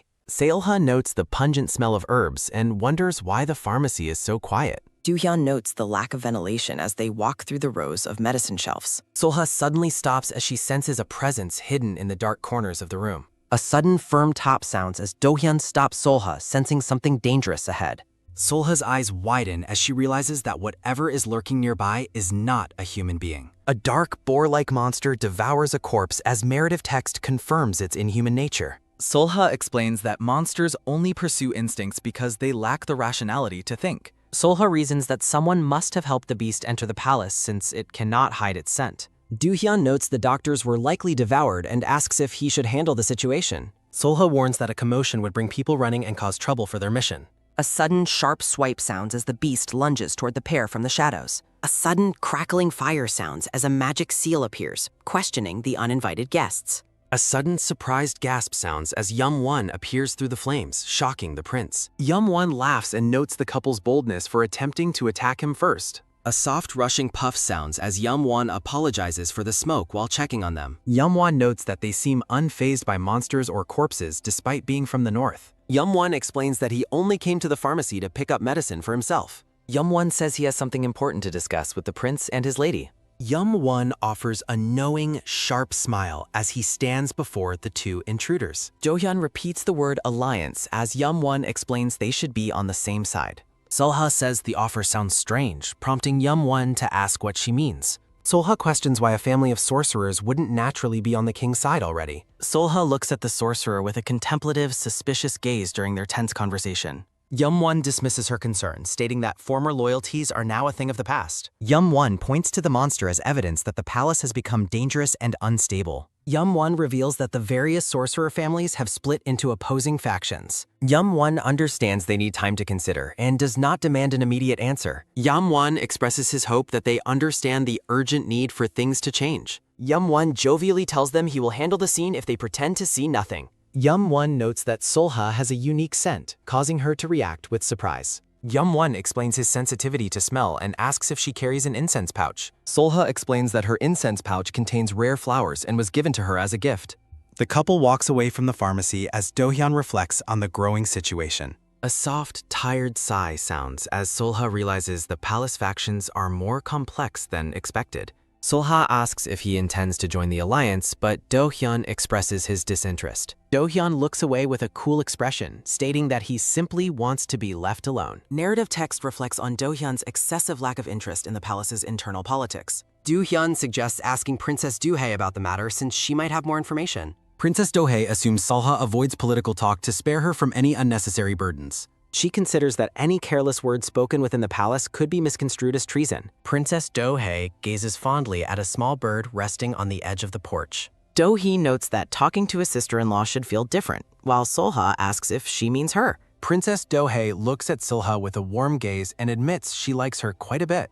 Do-hyun hands a bundle to Solha, asking her to give it to the princess before he departs. Selha playfully tells him to charm the crown prince while he looks away with a flustered expression. A soft, tired sigh sounds as Sayola reflects on the palace's complexity before visiting the princess. A soft rushing breeze sounds as the scene shifts to the clear, wide sky above the palace. Ryu-san notes that Yum-won approached first and asks if they should move as well.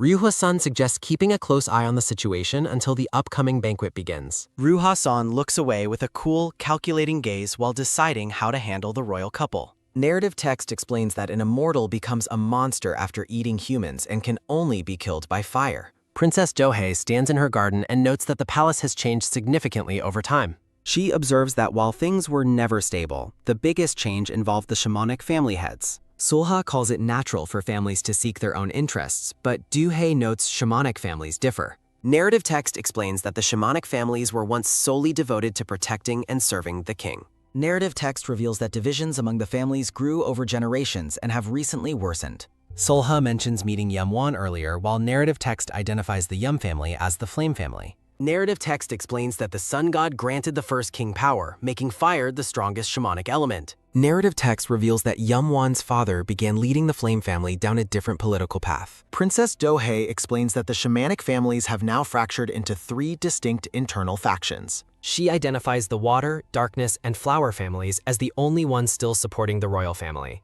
Solha asks about the Wind family while an image of the red-haired sorcerer appears behind her. Narrative text describes the Wind family as individualistic neutrals who have never shown much interest in politics. A mysterious figure sits atop the palace roof amidst a flurry of falling white flower petals. Solha realizes the alliance was proposed simply because the other faction lacks sufficient numbers to act alone. Solha worries that entering an alliance could be viewed as an act of rebellion by the court. Narrative text considers the potential successors to the throne, Crown Prince Iryong or Grand General Do-hyun. Narrative text concludes that since the Crown Prince is so young, Do-hyun is the perfect choice. Narrative text notes that any battle within the palace must be backed by a justifiable cause. Solha wonders if the Young family has a specific cause in mind for their proposed alliance. Solha considers if there is a darker secret hidden somewhere within the vast palace walls. A sudden surprised gasp sounds as Dohei asks if her brother has been treating Solha well. Princess Dohei smiles and claims that while her brother seems cold, he is actually very caring. Chibi versions show Dohei explaining that her brother is just too blunt to express his true feelings. Do-hya explains that he has been hurt a lot, which might be why he acts so distant. A mirror reflects a vision of young siblings who were left helpless after losing their parents. Princess Dohei looks down sadly, explaining that her brother was controlled by adults because they were young. Dohei laughs and claims she can tell her brother likes Selha, leaving her completely stunned. Solha doubts the claim while Dohei insists that her eyes cannot be fooled by his act. Princess Dohei looks into a mirror and asks Solha if she likes her brother back. Solha frantically denies it, claiming she only follows him because he threatens her with his power. Dohya mentions hearing that Solha is strong, and Solha proudly confirms her own martial strength. Selya thinks to herself that the Grand General is just much stronger than she is. Narrative text confirms that the Grand General survives the harsh north by hunting down dangerous monsters. Narrative text explains that Solha is only doing what is necessary to protect herself and her children. Solha considers that every time she looks at the Grand General, her feelings become more complicated.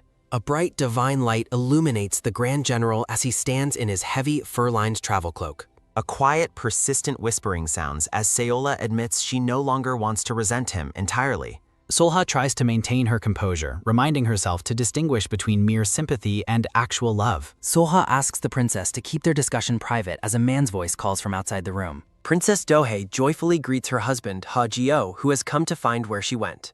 Ha-jio introduces himself to Selha, who politely acknowledges meeting the princess's husband for the first time. A soft, worried sigh sounds as Gio fretfully checks on his wife's health while she reassures him. Solha observes their affectionate bond while Gio encourages her to join them for a future visit. Solha suspects he monitors the princess before Gio mentions a mysterious visitor is waiting for her outside. Narrative text identifies the teal-haired man as the head of the Am family, who currently waits for her. Solha meets the man outside, where he explains he has come specifically to see her today. He mentions hearing about the princess's stay at her residence, and Sayola confirms the report is accurate. Lord Am offers to personally arrange a banquet outfit for her since her arrival was likely very hurried. Solha hesitantly mentions she is fine, but he insists she accept his comfortable gesture without any worry. Narrative text explains the Darkness family's royal alliance as Solha wonders about the reason for his sudden approach. Solha politely declines the offer, prompting Lord Am to tell her there is no need to be hesitant. Solha thinks to herself that she would never accept gifts from someone she doesn't fully trust yet.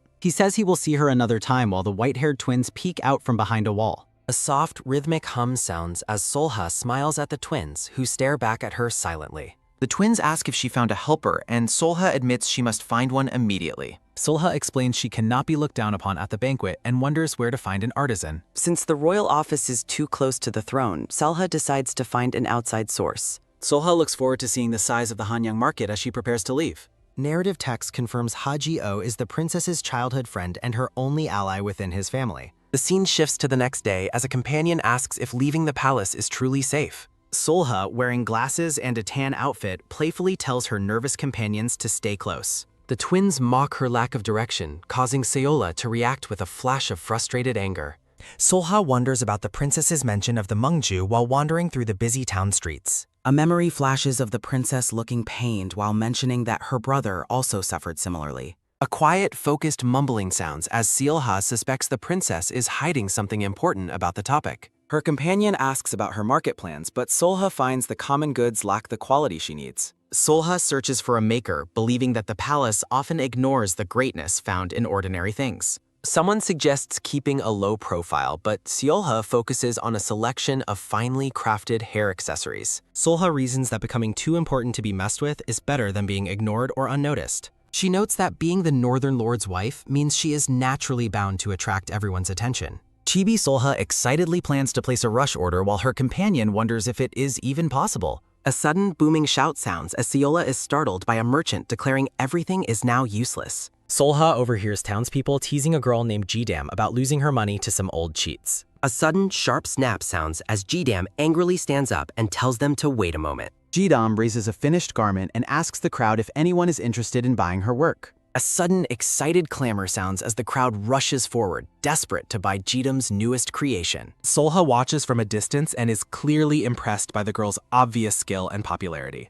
Jidam flashes a confident peace sign as she finishes her business for the day in the market. A soft, surprised gasp sounds as Jidam asks Solha if she wants clothes for a royal banquet. Solha mentions how eager the market crowd was to buy her work, praising her obvious talent. An elegant woman in pink notes that many high-ranking nobles frequently visit Jidam's shop for clothes. A woman with a pipe claims she has never seen such beautiful garments in her entire life. Jidam looks proud as the women pamper her and ask if she will make theirs next. Jidam asks which banquet she means, noting that no noble family is currently hosting any major events. A sudden, tense silence sounds as Jidam stops speaking when Solha reaches out to touch her chin. Solha promises to pay generously for a standout outfit, but Jidam realizes she is from the palace. A sudden, angry stomp sounds as Jidam stands up and tells Solha to leave her shop immediately. Solya reacts with frustration and decides to leave the shop after the artisan's hostile rejection. Solha realizes she made a mistake, as Jidam's intense hatred for palace officials runs deep. Two women discuss Jidam's past, revealing that her beloved teacher was once summoned to the royal court. The narrative concludes that the teacher disappeared within the palace walls and was never seen again. A dark, fractured memory surfaces of voices pledging their allegiance to help the young crown prince. Rumors of political upheaval swirl as the legitimacy of the throne is questioned during a bloody succession.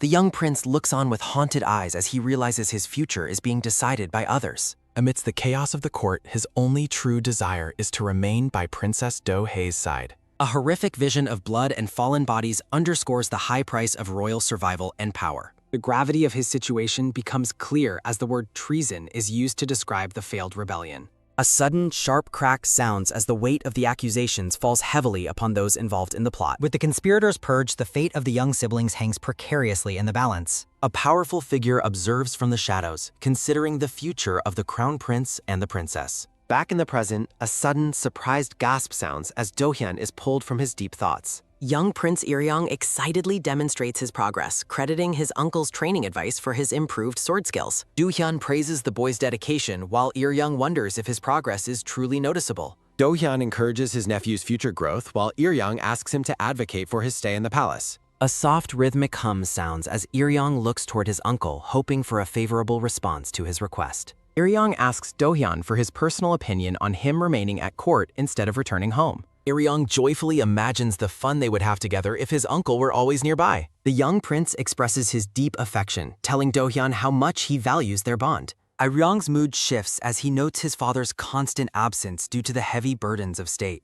Do-hyun asks if the boy's desire to stay is motivated by his connection to the mysterious Mongju. Iryong reasons that seeking closeness with one's family is a natural and healthy human desire. A quiet, nervous fidgeting sounds as Iryong mentions that both he and Mongju would be overjoyed by his presence. Iryong reveals he has a specific plan in mind while Do-hyun asks him to clarify his thoughts. The young prince officially asks Do-hyun to become his formal martial arts teacher so they can stay together. Do-hyun points out the legal restrictions on royals holding office, which Iryong is already well aware of. Iryong believes his father would make an exception for a teaching role and promises to explain everything personally. The prince acknowledges the difficulty of the request but remains hopeful for a future where they are reunited. Do-hyun is left alone with his thoughts, and a vision of Solha suddenly dominates his mind. A sudden heavy thump sounds as Do-hyun clutches his chest, overwhelmed by an unexpected surge of emotion.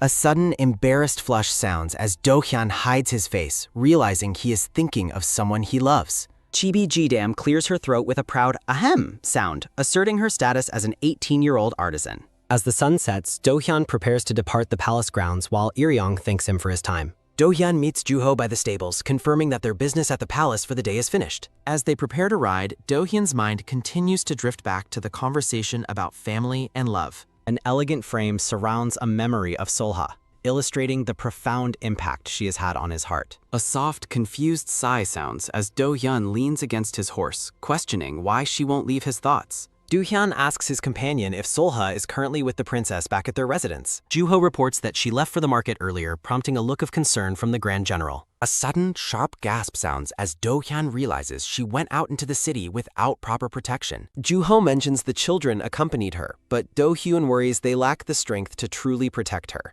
Do-hyun decides they must head home immediately to ensure her safety as the evening shadows grow long. Later that evening, Solha examines a garment, noting that no other artisan's work compares to Jidam's skill. Do-hyun joins her as she explains that the quality of other city artisans simply doesn't meet her standards.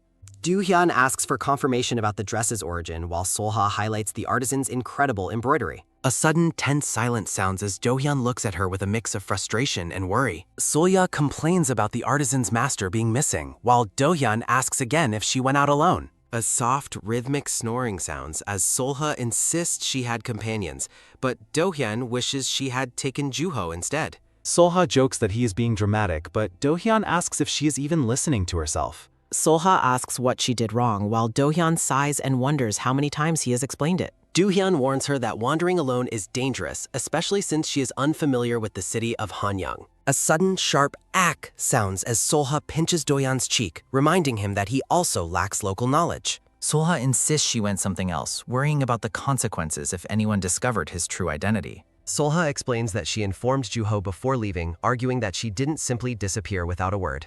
Do-hyun argues that he should have been told as her husband, but Solha claims he wouldn't care anyway. Solha complains that he is always upset with her and never truly listens to what she has to say. Solha shouts that he should have stayed by her side if he was truly worried, leaving Do-hyun speechless. Soiha wonders if she was too harsh while Do-hyun begins to process her surprising demand for his presence. Do-hyun asks for clarification, wondering if she truly would be okay with him staying by her side. Solha is momentarily stunned by the question before awkwardly confirming that she would indeed be fine with it.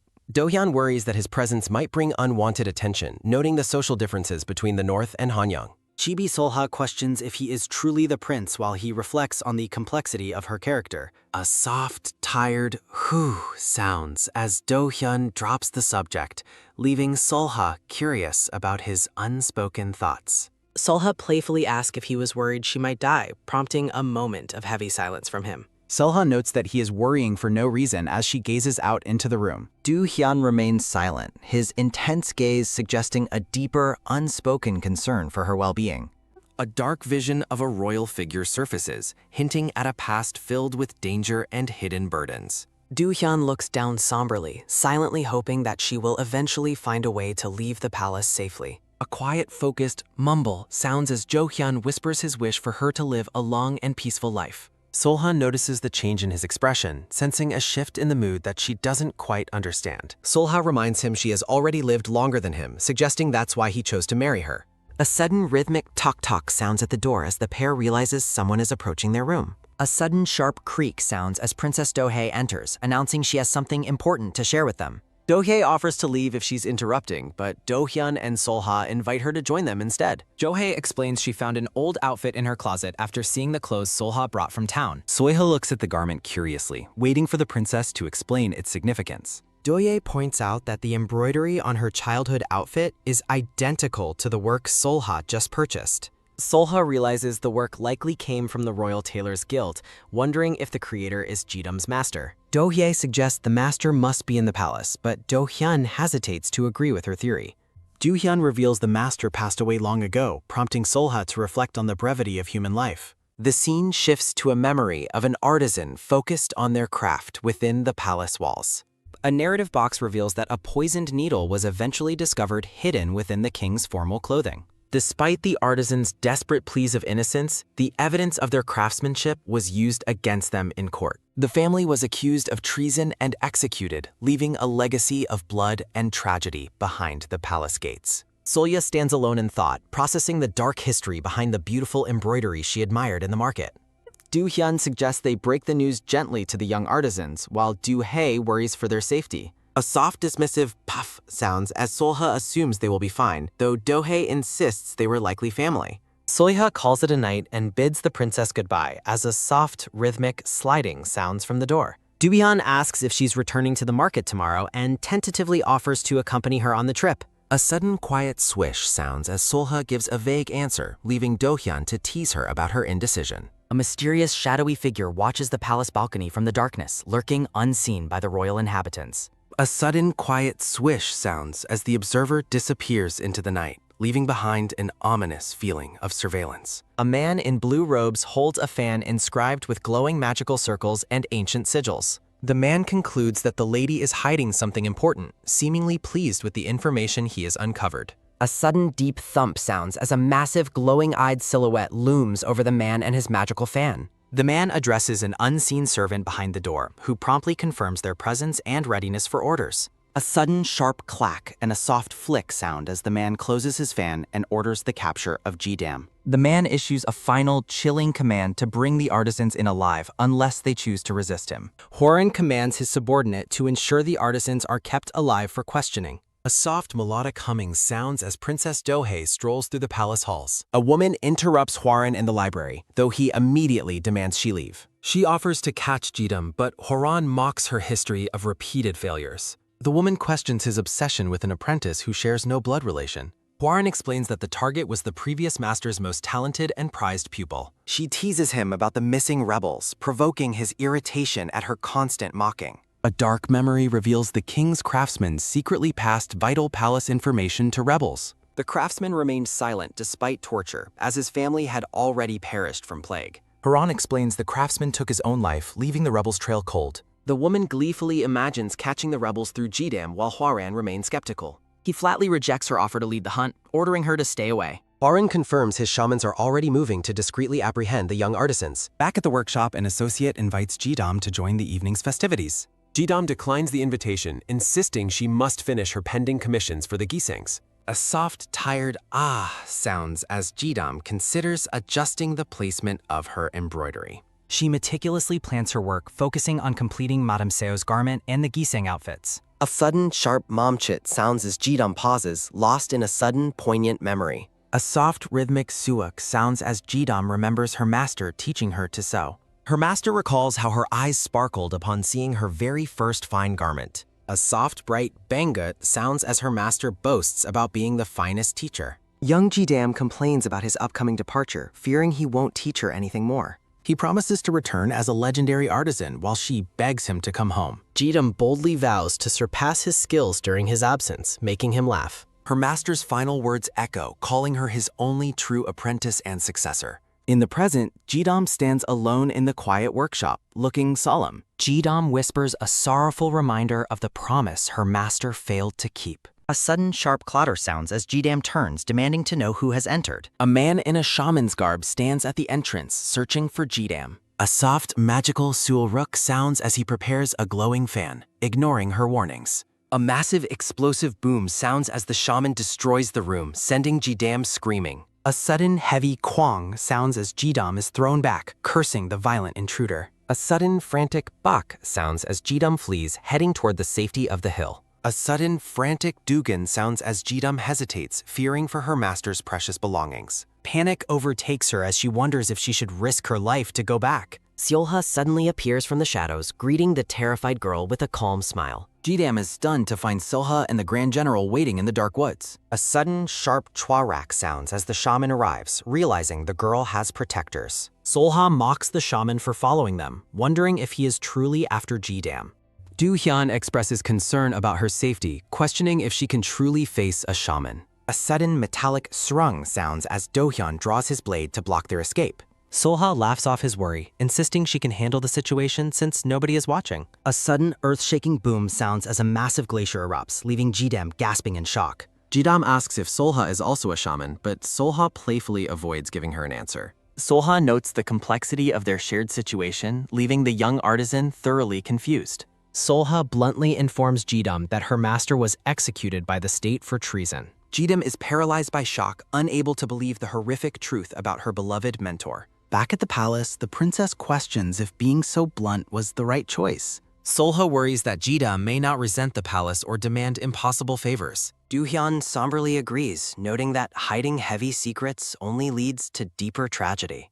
Do-hyun watches somberly as the heavy weight of the situation sinks in. Seolha challenges the girl's denial, asking where her master has gone if not dead. Seolha reveals the Royal Office of Inspections executed the master for treason. Jidam admits she harbors deep distrust for the current royal court. Jidam breaks down, insisting her master had reasons for the promises he made her. Jidam recalls her master's simple passion for the craft they shared. She remembers how he saved her and gave her a sense of humanity. Despair fills the girl as she wonders why such a kind man had to die. Seolha stands in silence, carefully considering the young artisan's heartbreaking story. Seolha points out that regardless of the reason, the master was still killed. She emphasizes that uncovering the true motive behind the master's execution is paramount. Seolha offers her assistance to help the girl finally achieve her revenge. Seolha promises to hunt down the killers or annihilate their families with Do-hyun's help. In exchange, Seolha demands exclusive clothes for the upcoming banquet. A vibrant energy radiates from Seolha as she seals their new agreement.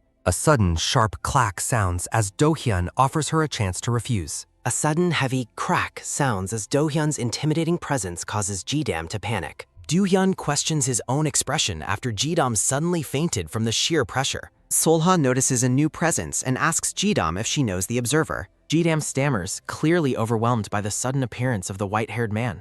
A white-haired man explains he investigated the brothel's commotion before coming here. He addresses Jidam with a playful smile, questioning the identity of her peculiar guests. Seolha stares back with suspicion, wondering who this refined stranger could be. The man comfortably places a hand on the girl, who insists she is fine. He assumes the royal pair must be her benefactors given the current situation. Seolha remains wary as she demands to know the man's name. The pair is unimpressed by his arrival, questioning what is so special about him. A sudden, crisp swish sounds as he brandishes his fan in mock offense. Oh Yenwoo, the prominent head of the Hanyang Merchant Guild, reveals himself. Seolha confirms his identity as a powerful figure in the city's trade. Jidam enthusiastically boasts about his status while Yenwoo plays it cool. Seolha notes how much the man seems to be relishing the praise. Yenwoo politely greets the Grand General and the lady before raising a point. He asks for clarification on their intent to hire the young artisan. Seolha explains she wants Jidam to oversee all their attire during their stay. Yenwoo brings up the compromise of helping her achieve revenge for her master. He asks Jidam for her opinion on whether she truly wishes to leave. Jidam resolutely declares her desire to uncover the truth and find her master's killers. Yenwoo observes her determination with a quiet, knowing look. He deems the task too difficult and sends Jidam inside so the adults can talk. Yenwoo smiles enigmatically, warning them that the path ahead is fraught with danger.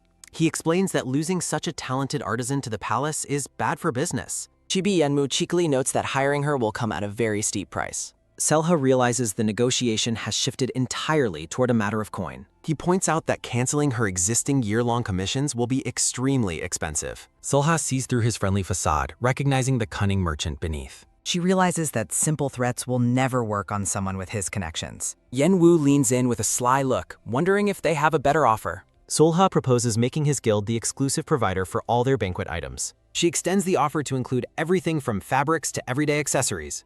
Solha points out that having guild items at the banquet would be an incredible opportunity. Yenmu mentions he stays well-informed as he looks over various papers at his desk. Yenmu turns away, his long white hair catching the light as the negotiation continues. Do-hyun bluntly reminds the merchant that he currently lacks any real bargaining power. Yenmu laughs, admitting the harsh truth while noting it makes the offer more enticing. A narrative bubble reflects on the danger of being surrounded by enemies seeking ruin. Solha smiles to herself, her expression filled with a quiet and determined confidence. Solha looks forward with a bright, cheerful gaze as she addresses her companions. Yenwu agrees to provide everything from the finest fabrics to the smallest accessories. A soft, rhythmic souk sounds as Yenwu takes Solha's hand to admire her rings. A radiant, charming energy fills the room as Yenwu gives a playful, knowing smile. Yenwu asks about her preferred ring style while Solha admits she isn't very picky. Do-hyun intervenes, ensuring Solha is treated fairly and won't lose out in dealings. Yenwu nervously laughs, agreeing that confidence is essential for success in their shared venture. Solha notes the approaching banquet and decides it is high time to begin preparations. Yenwu offers to send a messenger, but Solha insists on visiting the market personally. Yenwu asks about Solha's specific tastes, noting her beauty makes any choice look grand. Solha looks slightly stunned by the merchant's sudden and direct line of questioning. A sudden, sharp "hum" sounds as Do-hyun watches with an increasingly irritated expression. Chibi Yenwu poses proudly, basking in his own perceived brilliance and importance. Solha turns to the Grand General and asks if they should head out together. Yenwu expresses his mild surprise at the pair's closeness as Do-hyun remains silent. Seolha decides that Do-hyun will act as her guide for the next day's outing. A sudden, confident "chiak" sounds as Yenwu extends his hand for a formal parting. A sudden, sharp "kwak" sounds as Yenwu painfully grips Do-hyun's hand during the farewell. Yenwu cheerfully bids them goodnight and tells them to head inside for the evening. Solha asks if Do-hyun prefers to walk, and he confirms taking the back road. Do-hyun walks away into the night, feeling a strange and nagging sense of unease. Solha follows him, questioning if she has somehow offended him with her recent actions. A sudden, clear ahem sounds as Do-hyun tries to hide his flustered, blushing face. Do-hyun admits his mood stems from worry, prompting Solha to ask for clarification. Do-hyun asks if she is uneasy now that the merchant knows her true background. Solha laughs off his concern, claiming the merchant is no match for a real shaman. Do-hyun remains skeptical, questioning if there is more to her confidence than she admits. Solha teases him playfully, suggesting that his grumpy behavior is actually a sign of jealousy. Do-hyun is left visibly flustered and embarrassed by her blunt and accurate observation. Solha tells him to stop pouting and stop worrying, much to his silent frustration. Do-hyun watches her walk away, wondering if she is fearless or just incredibly overconfident. A narrative bubble notes that she isn't nearly worried enough about the looming dangers. Do-hyun watches her with a softened expression, his previous irritation fading into quiet contemplation. A merchant at the bustling market calls out to attract customers to his exotic jewels. A customer barters for a discount while the merchant responds with a playful, witty retort. Solha enjoys the lively market atmosphere while Do-hyun finds the crowd's energy unsurprising. Solha notices Do-hyun looks exhausted and asks if he is feeling all right today. Narrative text confirms Do-hyun's sleeplessness caused by his lingering thoughts of her teasing. Yenwu waits for them at the market, looking exceptionally polished and ready for business. Solha greets the merchant warmly while Do-hyun keeps a very close, suspicious watch. Chibi Do-hyun remains completely unmoved, ignoring the merchant's attempts at charm and flattery. A sudden, sharp "ak" sounds as Do-hyun irritably orders them to end the greetings. Yenwu wonders if the general is in a bad mood, and Solha mocks his temperament. Solha wonders if the great general is even capable of feeling jealousy.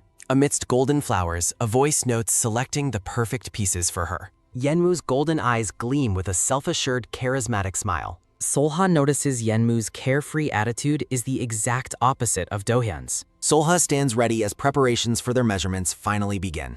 Yenwu presents an intricate silver ornament that Solha feels was made for her. Jidam arrives at the shop, prompting a greeting from one of the staff. Do-hyun's sudden use of formal titles leaves Solha questioning his behavior. A quiet, knowing look crosses Do-hyun's face as he observes the scene. A row of exquisitely crafted shoes sits waiting for the royal guests. The staff calls for the great general to be measured next.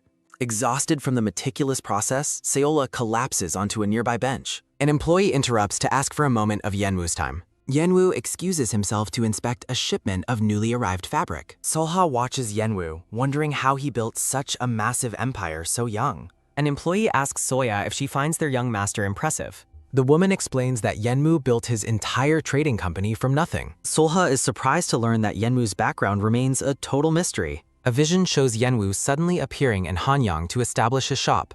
His remarkable skill and insight quickly turned his shop into the city's largest. Rumors swirl about his origins, from the southern provinces to secret regional branches. Solha laughs at the wild theories of royal lineage or fallen noble blood. A sudden, heavy plop sounds as Yenwu sits down unexpectedly close to Solha. Yenwu smiles, guessing that his mysterious reputation has piqued her curiosity. Solha admits her surprise while Yenwu playfully credits his success to his abilities. Solha looks on, baffled by the merchant's eccentric and forward personality. Yenmu finds it hard to believe the northern rumors calling such a beauty mad. Solha is stunned that the merchant even knows the rumors regarding her past. Yenmu leans in close, suggesting a more private setting for their conversation. A soft whisper sounds as Yenwu claims there are rumors she is a yokai. Do-hyun waits outside while Selha practices matching his walking pace. Inside a room filled with cages, Yenmu notes these birds are far from ordinary. The bird's chirping disrupts magical spells, preventing any form of outside surveillance. Solha asks if the birds are enchanted, but Yenmu has a different explanation. Yenwu reveals that every single bird in the shop is actually a yokai. He explains that despite their faint energy, they are still supernatural beings. Yenwu questions if Solha was already aware of the bird's true nature. He looks at her intently, claiming she must know because she is a yokai too. A sudden, tense silence fills the room as Sayola's expression hardens in shock. Solha panics, wondering if he witnessed the ice she used to hide her tracks. A memory of the ice-covered room flashes through her mind, heightening her fear. Solha realizes the danger if Yenwu decides to report her secret to others. She stands frozen, the weight of his accusation pressing down on her. Yenwu reassures her, telling her not to be nervous as he is an ally. Solha remains wary, unsure if she can trust the smiling merchant's words. Yenwu laughs, confessing that he saw everything she did the previous day. He explains that her technique lacked spell formations, making it incredibly suspicious. Solha asks how he knew, but he merely notes the difficulty of making money. Yenwu reveals he has planted eyes and ears all across the entire nation. A soft whisper sounds as Yenwu admits his business partners include non-humans. Solha realizes the merchant's keen intellect makes simple threats utterly useless. Yenwu laughs, noting her sharp wit as a playful hee-hee sounds. Yenwu teases that she is either remarkably bold or possessed by greed. Solha reflects on her mistake of underestimating how much humans know about magic. Solha asks if he will report her while Yenwu notes her sudden informal tone. Solha is surprised when Yenwu admits he dislikes the royal court himself. Yenwu explains that while most people love the rulers, he feels quite differently. Solha questions if the merchant had a specific bad experience with the royal family. Yenwu looks pensive, being cryptic about his past interactions with the royal court. Yenwu turns away, admitting his memories of the palace are far from pleasant. Solha senses he is hiding a secret, while Yenmu reaffirms her current usefulness. They discuss connecting with northern yokai, seeing a mutually beneficial opportunity in collaboration. A vision shows the crown prince as the merchant describes the court's isolation. Narrative bubbles explain that the court avoids all external cooperation to an excessive degree. The merchant notes the royal family has successfully built an entirely separate world. Yenmu ponders the potential impact of a royal family member becoming his partner. Yenmu proposes an alliance where her insider information would fuel his business empire. Solha is exasperated by his opportunistic nature, while Yenwu takes it as praise. Solha acknowledges their lack of influence, which Yenmu claims he already fully understands. Yenwu offers to introduce a powerful individual who can bolster her political strength. Solha remains skeptical while Yenwu urges her to trust the prophet over him. Yenwu gives a self-assured grin, claiming his unique talents are truly one of a kind. Solha realizes that making an enemy of someone who knows her secret is impossible. Solha agrees to the deal, deciding she needs his protection to survive the palace. Solha prepares to inform the crown prince while Yenwu bows in respectful anticipation. Yenwu mentions one final curiosity as they prepare to conclude their private meeting. Solha nervously wonders how much the merchant suspects about her relationship with her husband. Yenwu asks if they married for love, and Solha admits it was essentially blackmail. Solha questions why he cares while the merchant remains thoughtfully silent for a moment. Yenmu looks away with a faint, knowing smile as the conversation draws to a close. A sudden, sharp clunk sounds as Seola suggests returning to the crown prince. Do-hyun suddenly appears at the door, surprised to find Solha still inside. Yenmu tactfully excuses himself after a formal bow to the approaching great general. Do-hyun complains about his measurement ordeal while a chibi assistant continues her work. A hand reaches out to gently grasp the dark fabric of a garment. Do-hyun hands Solya a small box, leaving her confused by the sudden gesture. Chibi Do-hyun explains he noticed her interest in the necklace and bought it. Solha laughs happily, touched by the gift while wondering what prompted his sudden kindness. Do-hyun looks away with a visible blush, clearly embarrassed by his own thoughtfulness. Solha stares blankly as a strange sense of déjà vu suddenly washes over her. In a dark, abstract void, Solha wonders if she is hearing a phantom voice.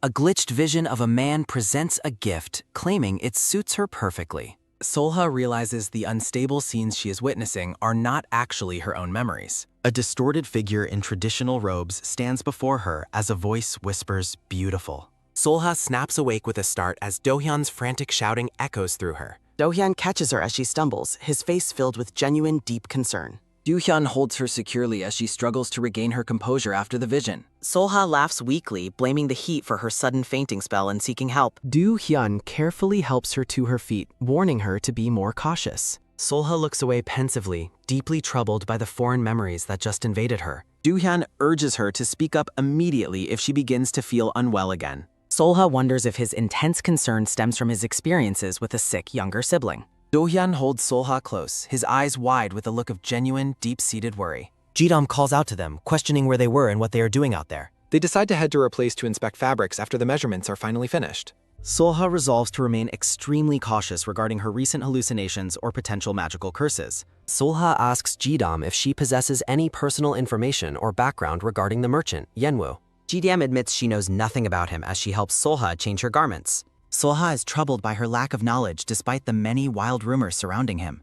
She notes the only solid fact is his status as the head of Hanyang's largest guild. Solha is surprised to learn that Yenwoo originally arrived in Hanyang completely alone and unsupported. Jidam describes Yenwoo as an incredibly fierce oddball as she mimics his intense focus. Jidam shares that Yenwoo arrived in Hanyang at an age barely older than she currently is. She mentions her master's belief that the eccentric merchant would succeed at anything he attempted. Jidam suggests he hails from the southern region but knows nothing certain about his family. Jidam questions the choice of a dark accessory while Solha looks at it with slight doubt. Solha forces an awkward laugh as she reflects on the merchant's strange and unpredictable personality. Jidam teases the blushing, flustered Solha about her relationship with her new husband. A sudden, quick knock sounds as the crown prince announces his arrival at the door. A sudden, loud bang sounds as Do-hyun enters, looking momentarily stunned by Solha's appearance. Do-hyun scolds her for opening the door while her clothes are still partially unfastened. Solha thanks him as he gently adjusts the collar of her garment with a soft blush. Solha and Do-hyun stand together, the significant height difference between them becoming very apparent.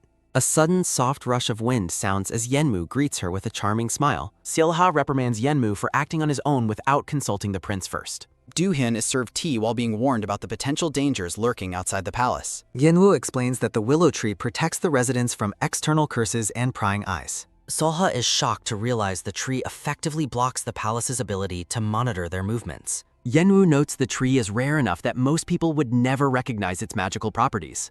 Do-hyun warns her to remain cautious of attendants who might notice their unusual behavior. Narration explains the princess's estate lacks many attendants, ensuring their private quarters remain completely secure. A red-haired man smiles confidently, noting that the princess's husband seems to be managing things well. Yenwoo teases them about being close childhood friends, while Solha sighs in deep irritation. Yenwoo suddenly announces he has brought the powerful individual he intended to introduce to her. Soya is caught off guard by the suddenness of his unexpected and forward proposal. A sudden, sharp thud sounds as Solha hits Yenwoo for always acting without her consent. A massive red-haired man suddenly looms behind Solha, prompting a shocked reaction from her. Solha realizes with excitement that Yenwoo's introduction is actually the legendary warrior, Lord Yum-won. A sudden, heavy thud sounds as Lord Yum-won smiles warmly, calling the reunion fate. Solye uses ventriloquism to demand that Yenwoo hasn't revealed her true identity to the stranger. Do-hyun watches with deep suspicion, wondering why this mysterious red-haired man is there.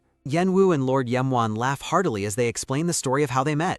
Yenwoo asks her to join their alliance while Solha remains hesitant and cautious. A sudden, light tap sounds as Do-hyun considers whether he should intervene in the gathering. Yenwoo urges her to convince the prince, while Solha notes it's a very difficult task. Solha promises to talk to the prince later while Lord Yum-won watches her intently. A sudden soft hum sounds as a close-up reveals a faint smile on the warrior's face. A sudden heavy thud sounds as a dark atmosphere surrounds the red-haired man in thought. Lord Yumwon asks if there are truly no other attendants present within the estate. He gives a cunning, satisfied smile after confirming that they are effectively alone in the residence. Solha is caught off guard as Yenwu notices she is still carrying a fragrant pouch. Yenmu mentions the Flame family's secret line of work that remains unrelated to royal duties. He explains their secretive cultivation of special flowers used specifically for identifying hidden yokai. Some of these rare flowers are even capable of completely masking a yokai's natural scent. Solha is visibly shaken as Yenwu reveals he has personally experienced that rare fragrance before. A voice questions why the scent of those rare flowers is so strong on Seola. A sudden, sharp thud sounds as a massive, dark silhouette looms ominously over Seolha. Soya feigns ignorance, claiming she has no idea what the man is talking about. Yenwu asks Lord Yemwan what is wrong as the warrior remains uncharacteristically still. Du-Hyun watches the tense exchange with a pensive and deeply troubled expression. A sudden, loud whoosh sounds as a red magical seal activates with unstable energy. A sudden, massive bang sounds as Seolha desperately tries to stop a lethal magical attack. A sudden, soft drip sounds as blood trickles from a fresh cut on Solha's cheek. A narrative chart identifies the 3 individuals who currently know Seola's true identity. A sudden, loud crack sounds as a powerful force strikes against Seola's magical shield. A sudden sharp shatter sounds as Soya's ice barrier is violently broken into many pieces. A sudden heavy thud sounds as a foot slams down with immense physical force. Narration notes the palace is unfamiliar territory as the warrior prepares a massive fiery spell. The red-haired warrior unleashes his Burning Lotus Ring technique against the defensive Solha. Solha shouts a frantic warning for Yenwu to move out of the way immediately. Solha observes that the man is a shaman carrying the heavy burden of his clan. She wonders if his intense fire magic is truly capable of melting her powerful ice. Solha realizes there was one critical outcome she had completely failed to anticipate. A sudden heavy thud sounds as a dark shadow falls across Seola's startled face. A sudden soft swish sounds as a sword is drawn with lightning speed. Yumwon is stunned when a martial artist's power counters his shamanistic magic. Yumwon grunts in pain, noting that shamans usually have a greater combat advantage. Yumwon is overwhelmed when flame-based spells are combined with elite martial arts skills. Narration explains that the man's speed and strength have totally surpassed all prior expectations. A hand reaches out with undeniable focus and precision amidst the swirling flames. The man's overwhelming power and divine natural disposition are revealed to the observer. His strength comes from surviving the brutal northern lands through pure, unrelenting willpower. A sudden, loud roar sounds as the man's aura explodes with intense, fiery energy. Do-Hyun pins Yumwon to the ground, demanding to know if he attacked Solha. A terrifying silhouette with glowing blue eyes stares with a cold and lethal intensity. Du-Hyun's voice drops to a dangerous tone as he warns he won't ask twice. Yumwon is shocked that the Grand General chose to block his spell directly. Yumwon asks the prince if he knows his wife is actually a hidden yokai. Do-Hyun remains silent, holding his blade against the red-haired warrior's throat. Do-Hyun scolds the shaman for daring to touch a member of the royal family. Do-Hyun warns that his enemies would likely celebrate his death at his hands. Yumwon looks up with a defiant expression despite being pinned to the ground. A vision shows Solha as a yokai, describing her marriage as an irrefutable crime. Yumwon offers to keep quiet if his specific request is fulfilled by the prince. Du-Hyun demands to know what the warrior wants from him in exchange. Do-Hyun notes that the warrior has mentioned his desire for an alliance before. A vision presents Do-Hyun as a potential new king for the entire country. Yenmu and Solha discuss the gravity of the warrior's massive and dangerous request. Do-Hyun holds his blade steady while the warrior waits for his ultimate decision.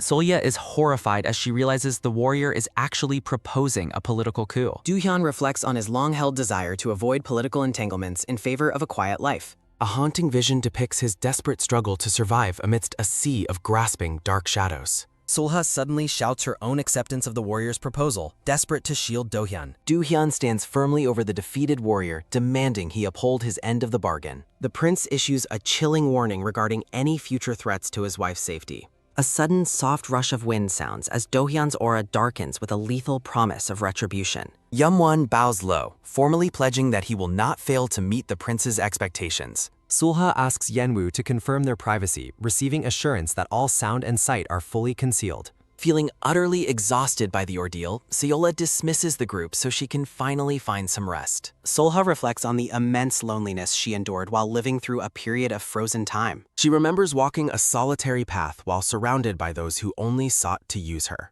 Her thoughts turn bitter as she recalls how everyone who once promised to stay eventually betrayed her. Solha realizes that despite her long life, she never truly understood the complexities of human nature. A vision of Do-hyun reaching out to her suggests a connection she never expected to find. Solha is struck by the sudden, overwhelming realization that the prince is genuinely trying to save her. Back in the present, Solha stares at Do-hyun with an expression of deep shock and confusion. Do-hyun asks for clarification, his arms crossed as they stand alone in the quiet room. Solha questions why he is breaking his own rules regarding political involvement for her sake. Do-hyun turns away, insisting he can manage the situation alone and telling her to stop worrying. Solha internally rails against his foolish decision, wishing she could make him see the danger. Solha leans forward with intense frustration, refusing to let the matter drop so easily. She demands to know what gives him the right to make such a reckless sacrifice. Solha curls up in despair, privately fearing that his absence would cause her to completely break apart. Do-hyun is momentarily stunned into silence by the raw intensity of her emotional outburst. The prince remains uncharacteristically still as he processes the weight of her desperate words. Solha is visibly shaken while Do-hyun calmly offers to repeat his commitment if she didn't hear. Solha accuses him of constant deception while Do-hyun maintains he has no idea what she means. She tries to deflect by claiming her only purpose in Hanyang was curing the blonde woman.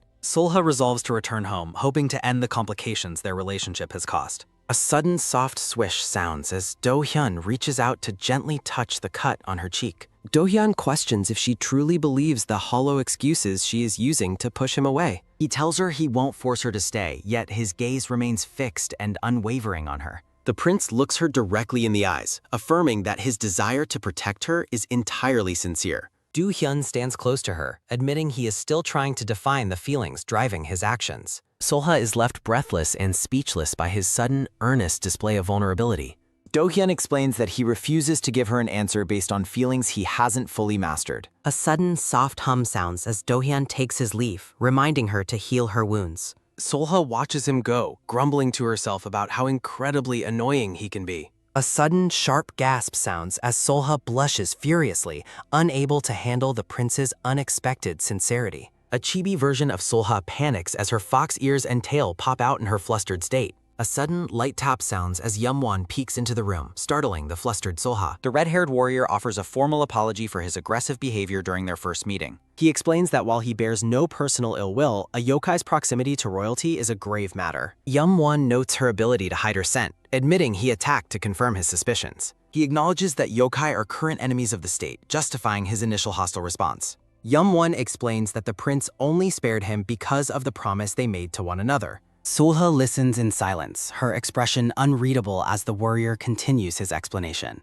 Chibi Solha grumpily warns him that any future attacks will result in his immediate death. Yumwon gives a satisfied smile, seemingly unfazed by her threat as he watches her. Yumwon asks if she recalls the specific yokai they encountered previously at the pharmacy. Yumwon mentions that a similar yokai appeared in his family's territory. He explains that it wasn't a creature that should have come from the outside. The red-haired warrior states the royal family is currently trying to eradicate yokai. Solha sits pensive, noting that the previous royal family did the exact same thing. Narration suggests the situation is escalating into a focused preparation for war. They are framing yokai as ultimate evil to control the citizens' fear and hatred. A sudden, loud roar sounds as a tactic is used to unify the people. Solha asks if the heads of the royal family are spreading this sentiment. She asks if Ryuasan is also considered a part of the royal faction. Narration notes that lately, the stance of that faction has been a bit ambiguous. A sudden light tap sounds as Solha asks how their stance is ambiguous. It is suggested the stance reflects the family's opinion rather than the individual's. Solha sighs, observing that humans are just as complicated as ever before. Yumwon mentions those who are qualified to lead the new royal order. A sudden, heavy thud sounds as Solha collapses, dreading the upcoming banquet. Chibi Jidam asks about the noise while Chibi Solha explains it was a contest. Chibi Yumwon tells them not to worry and perform well at the banquet. Solha reflects on the banquet with an expression of deep dread. Solha privately admits to herself that her head is a complete mess right now. A sudden, soft rush of wind sounds as they arrive at the banquet hall. A sudden soft snort sounds as Seola questions the location of the event. Doohyun helps Solha down, reminding her to be careful while she critiques royalty. Solha is annoyed that no one has come to greet them upon their arrival. A sudden, sharp gasp sounds as Solha stares at Dohyun with intense emotion. Solha calls out to the Grand General as they stand alone at night. She asked him when he will finally sort out his conflicting feelings. Solha demands that he hurry up and make a decision regarding her. She asked him to tell her how he truly feels about her. Solha turns away, her face full of melancholy as she waits for an answer. She mutters that this time she really doesn't want to get hurt. Doohyun blushes and tells her to make up her mind and tell him. A sudden soft swish sounds as Dohyun reaches out his hand to her. He promises to tell her his feelings before she tries to run away. The prince reaches out his hand, his eyes fixed on her with sincerity. Doohyun asks Solha to stay by his side just for today. The artisan G-Dam collapses from exhaustion after completing 2 outfits in one day. Narration describes the midnight banquet held regularly among the relatives of the royal family. It notes that the shaman family takes turns preparing the event for everyone. An attendant informs Yum-won that Dohyun and his wife have arrived early. Yum-won worries things are starting poorly since many guests haven't arrived yet. A woman notes that he prepared quite a lot for a casual banquet. Ryuha-san admits she was worried he might have overdone it this time. A sudden, sharp snap sounds as Yum-won offers to make things even grander. A sudden, loud roar sounds as magic swirls around the couple as they enter. Doohyun and Solha enter the banquet hall looking regal in their formal wear. Guests are amazed that the Grand General and his wife are actually in attendance. They admire the couple's elegance and praise the general's wonderful personality. Ryuha-san notes the perfectly timed magic, which Yum-won brushes off as coincidence.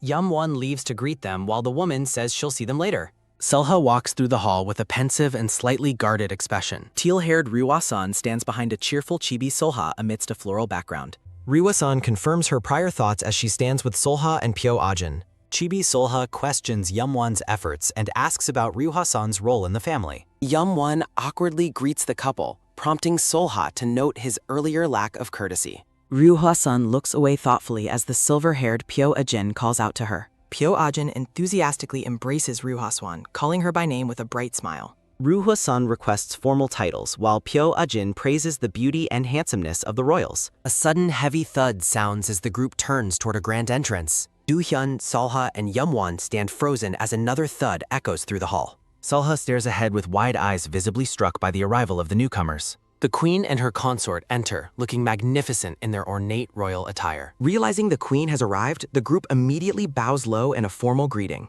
Chibi Solha is completely overwhelmed by the queen's incredible sense of elegance and grace. Ryuha-san and the others watch from behind as the queen's presence dominates the room. The royal couple is heralded as the refined pillars upon which the nation stands. Solha remains silent, observing the unfolding scene with a mixture of awe and tension. Doohyun asks if Solha is alright, warning her to be careful while standing. Solha mutters about how their hard work is being overshadowed by the current spectacle. Solha looks skeptical, questioning why anyone would think differently about their situation. Dohyun gazes at her sincerely, affirming that she is already beautiful enough to him. A sudden, soft thumping sounds as Seola blushes, deeply moved by Dohyun's honest praise. Hwaran playfully scolds someone for their jokes as she approaches the flustered Solha. The princess brightly greets her brother and Solha, her face lit with genuine joy. Solha returns the compliment as Hwaran checks to see if she is feeling all.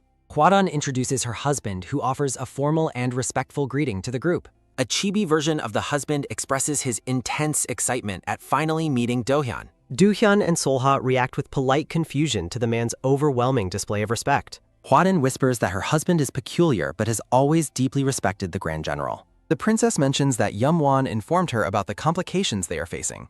Hwaran listens with a sympathetic expression, her hands clasped as the conversation continues. Solha suddenly realizes that they have spent far too much time chatting amongst themselves. Solha is startled as Hwaran insists they must go and greet their majesties immediately. Chibi Hwaran excitedly pulls a hesitant Solha toward the queen for a formal introduction. Solha offers a formal greeting to the queen, who acknowledges her presence with a smile. The group stands together as they are formally introduced to the queen at the banquet. The queen looks back with a gracious smile, her presence radiating warmth and authority. Solha privately thinks that the queen's beauty is even more stunning when seen up close. The queen warmly welcomes Dohyun back and asks about his recent well-being. She acknowledges his tireless efforts and dedication in guarding the nation's northern borders. Doohyun remains stoic and humble, downplaying his achievements as merely performing his duty. The queen places a hand on his arm, asking him to keep her personally informed. The queen turns her head slightly, her expression shifting as she looks away. Solha is left wondering about the strange and brief gaze she just felt from her. The queen encourages them to enjoy the festivities before leaving to greet His Majesty. The queen addresses Solha one last time with a calm and measured tone. She offers a final enigmatic smile before turning to depart from the group. Chibi Solha is left baffled, wondering why the queen's words were so brief and cryptic. Solha asks Horan for clarification on the history between the queen and the prince. Solha admits that she has an unsettling feeling that something is very wrong here. Horan fidgets nervously, admitting that Solya's sharp intuition has once again noticed the truth. Horan explains that the current queen was previously betrothed to her brother, Do-hyun. After her brother was named crown prince, she was formally selected as crown princess. She was the prime minister's daughter, praised for her high status and character. Having known him since childhood, the marriage arrangements proceeded with remarkable speed. A sudden, sharp gasp sounds as Chibi Solha reacts with absolute shock. Horan clarifies that these events occurred just before the woman was officially crowned. The brother was stripped of his position as crown prince just before the wedding. Horan notes the wedding would have proceeded if the late monarchs hadn't died. Following the tragedy, it became impossible for her to marry as the crown princess. Though marriage to the Grand General was possible, the situation remained deeply complicated. For unknown reasons, the royal family eventually chose her again as crown princess. Horan mentions that the current king showed her mercy, but the details are vague. Horan contemplates the deep resentment the woman must have felt from her lost marriage. The queen looks out at the banquet guests with a subtle, knowing smile. Solha asks for confirmation that the woman is the Grand General's former fiancé. Solha stands before a massive image of the queen, feeling small and overwhelmed. Solha dwells on the title of former fiancé, her mind racing with suspicion. Solha finally realizes why she felt such an inexplicable sense of unease earlier. Solha worries about the messy situation despite the woman already being the queen. Solha remains silent, her face clouded with worry as she processes the revelation. A sudden, soft sigh sounds as Solha wonders about Do-hyun's lingering feelings. Do-hyun talks with Yum-won, unaware of Solha's growing internal turmoil and doubt. Solha worries most men would feel an old spark seeing such a lady. Chibi Solha frantically shakes her head, trying to dispel her jealous and intrusive thoughts. A sudden, quick tap sounds as Solha reminds herself he is her husband now. Solha looks down, her expression a mix of determination and lingering sadness. Narration observes that a single powerful emotion has the power to shatter any life. A voice interrupts Sehal's thoughts, asking why she is standing all by herself. Two women, identified as the general's concubines, mockingly tell her to move around.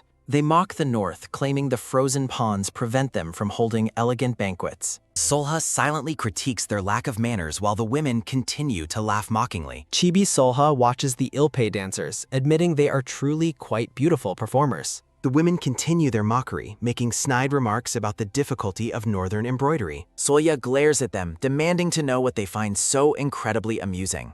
The queen approaches, asking if the group was discussing the grace of the dancers. Solha is caught off guard by the queen's sudden appearance and sharp, direct gaze. The queen suggests Solha should perform a dance to show off her northern skills. The queen claims it would be perfect for Seola to follow the professional performers. The concubines backtrack nervously as Seola realizes the queen is being incredibly manipulative. Solha weighs the risks of refusal against the risk of public embarrassment and failure. The queen watches Solha with a cold smile that doesn't reach her eyes. Celia decides to accept the challenge, determined not to let them belittle her. Solha puts on a bright facade, announcing she is glad to perform for them. The queen looks taken aback, mentioning that they will need to adjust the music. Horan rushes to Do-hyun to announce that Solha has agreed to dance. A sudden, sharp gasp sounds as Do-hyun reacts with total, wide-eyed shock. The crowd whispers in excitement about seeing the lady consort perform her dance. Solha pulls her hair back, preparing herself for the upcoming and difficult public performance. Solha stands ready with a sword, determined to overcome their petty royal schemes. A sudden, sharp ring sounds as Seolha unsheaths her blade to begin the dance. Solha begins her mesmerizing sword dance, moving with a grace that defies the onlookers' expectations. She flows through the movements, a striking figure against the ornate backdrop of the royal banquet. The teal-haired consort is a picture of focus as she declares her presence through the art of the blade. Internal thoughts emphasize the intensity of the performance, demanding the audience's complete and undivided attention. The dance becomes a cleansing ritual, urging the observer to cast aside the weight of the past. Solha catches her husband's eye with a confident, knowing smile that speaks volumes without words. Do-hyun stands transfixed among the crowd, unable to tear his eyes away from his wife. His heart begins a sudden, soft thumping as he watches her, visibly moved by her radiant display. Narration notes that Solha's vast talents in dance and music were long suppressed by northern winters. Every strike of the sword is a testament to the skill she finally gets to showcase. Chibi Jo-hyun finds himself completely smitten, struggling to maintain his composure amidst the public spectacle. The queen asks the Grand General if he was aware of his wife's hidden dancing talents. Do-hyun admits his ignorance while the queen notes the lack of opportunities for such displays. Whispers regarding the arrival of a devoted and loving couple begin to spread through the palace. The royal atmosphere grows thick with unspoken tension as the queen stands beside the stoic general. Do-hyun is questioned about rumors concerning their closeness and her travels despite her supposedly poor health. The queen maintains a subtle, enigmatic smile while observing the general's increasingly stiff and guarded reaction. The queen continues her observation, noting that Seola is clearly an exceptionally skilled and graceful performer. Do-hyun looks away, his expression darkening as he remains silent under the queen's pointed commentary. The queen remarks that seeing him open his heart to another person brings her a sense of relief. A voice calls out to the general, pulling him into a dark and haunting internal memory. A shadowy figure from his past commands that he must survive no matter the cost. The voice insists that the loss of all others is a small price for his safety. A young Do-hyun listens intently as he is told to endure by any means necessary. He is instructed to hide his intentions and find the truth hidden within others' deceptive words. The memory emphasizes that he must go to any length to conceal everything he truly cherishes. The weight of these past burdens manifests as a dark, bleeding presence in his mind's eye. The final command rings out, linking his survival to the safety of the princess herself. As the memory fades, a plea for his continued life echoes over a sudden, sharp blood splatter. The queen notices his paleness and asks if he is well, though he insists he is fine. She casually mentions his duty over the north, testing the waters of their current fragile political standing. The queen mockingly asks if he is distracted because he is so captivated by his wife's performance. She notes with a sharp gaze that he appears to have a genuine affection for his wife. A sudden, sharp clench sounds as Do-hyun grips his fist tightly behind his royal blue robes. He coldly claims he is only performing the marital duties commanded by the king, confusing the queen. Do-hyun maintains a distant, unreadable expression as he distances himself emotionally from his own recent reactions. The queen accepts his hollow explanation with a simple query, ending the brief and incredibly tense exchange. A final thought lingers, acknowledging that the games played in the palace are far from harmless. Solha's presence continues to loom large in his thoughts, a beacon of light in his dark world. The queen laughs playfully, remarking that the ways of newlyweds are always quite adorable to witness. A sudden light twitch sounds as the white-haired Jogi listens intently to the surrounding banquet chatter. The two children whisper about hearing the sounds of a small animal hidden somewhere within the hall. They look over the vast hall, worrying that Solha would be hurt if she knew the truth. Observing the general's back, they find human emotions and actions far too complicated to truly understand. Solha finishes her dance and stretches her arms, satisfied to have finally moved her stiff body. She excitedly asks Do-hyun if she successfully humbled the arrogant people who doubted her northern skills. Do-hyun gazes at her with a mix of concern and a single, nervous bead of sweat. The queen watches the couple from afar, her smile remaining fixed and unreadable as the night continues. Do-hyun suddenly cuts her off, telling her to sit and rest without offering any praise. Chibi Solha is left baffled, wondering if she has somehow made another mistake in his eyes. The children approach Solha, surprising her by suddenly appearing and saying they have something urgent to share. Solha looks at the two of them, her confusion growing at their unexpected and sudden arrival. A moment of quiet, heavy introspection as Seola processes the complicated and shifting royal dynamics. Solha dismisses the general's behavior as typical for him, but the children insist they should be living more like a devoted couple. One child observes that the general's actions didn't truly seem like he actually disliked her. A sudden, sharp creak sounds as Seolha's expression stiffens while she considers their observations and worries. Chibi Solha reminds herself not to overthink his words, convincing herself there must be a valid reason behind them. The children react with collective shock and disbelief, their faces filled with worry for the lady consort's current situation. They express their frustration at hearing him dismiss her efforts as mere child's play while Seola tries to soothe their anger. Solha admits she has grown accustomed to his cold demeanor and promises to discuss the matter with him later that evening.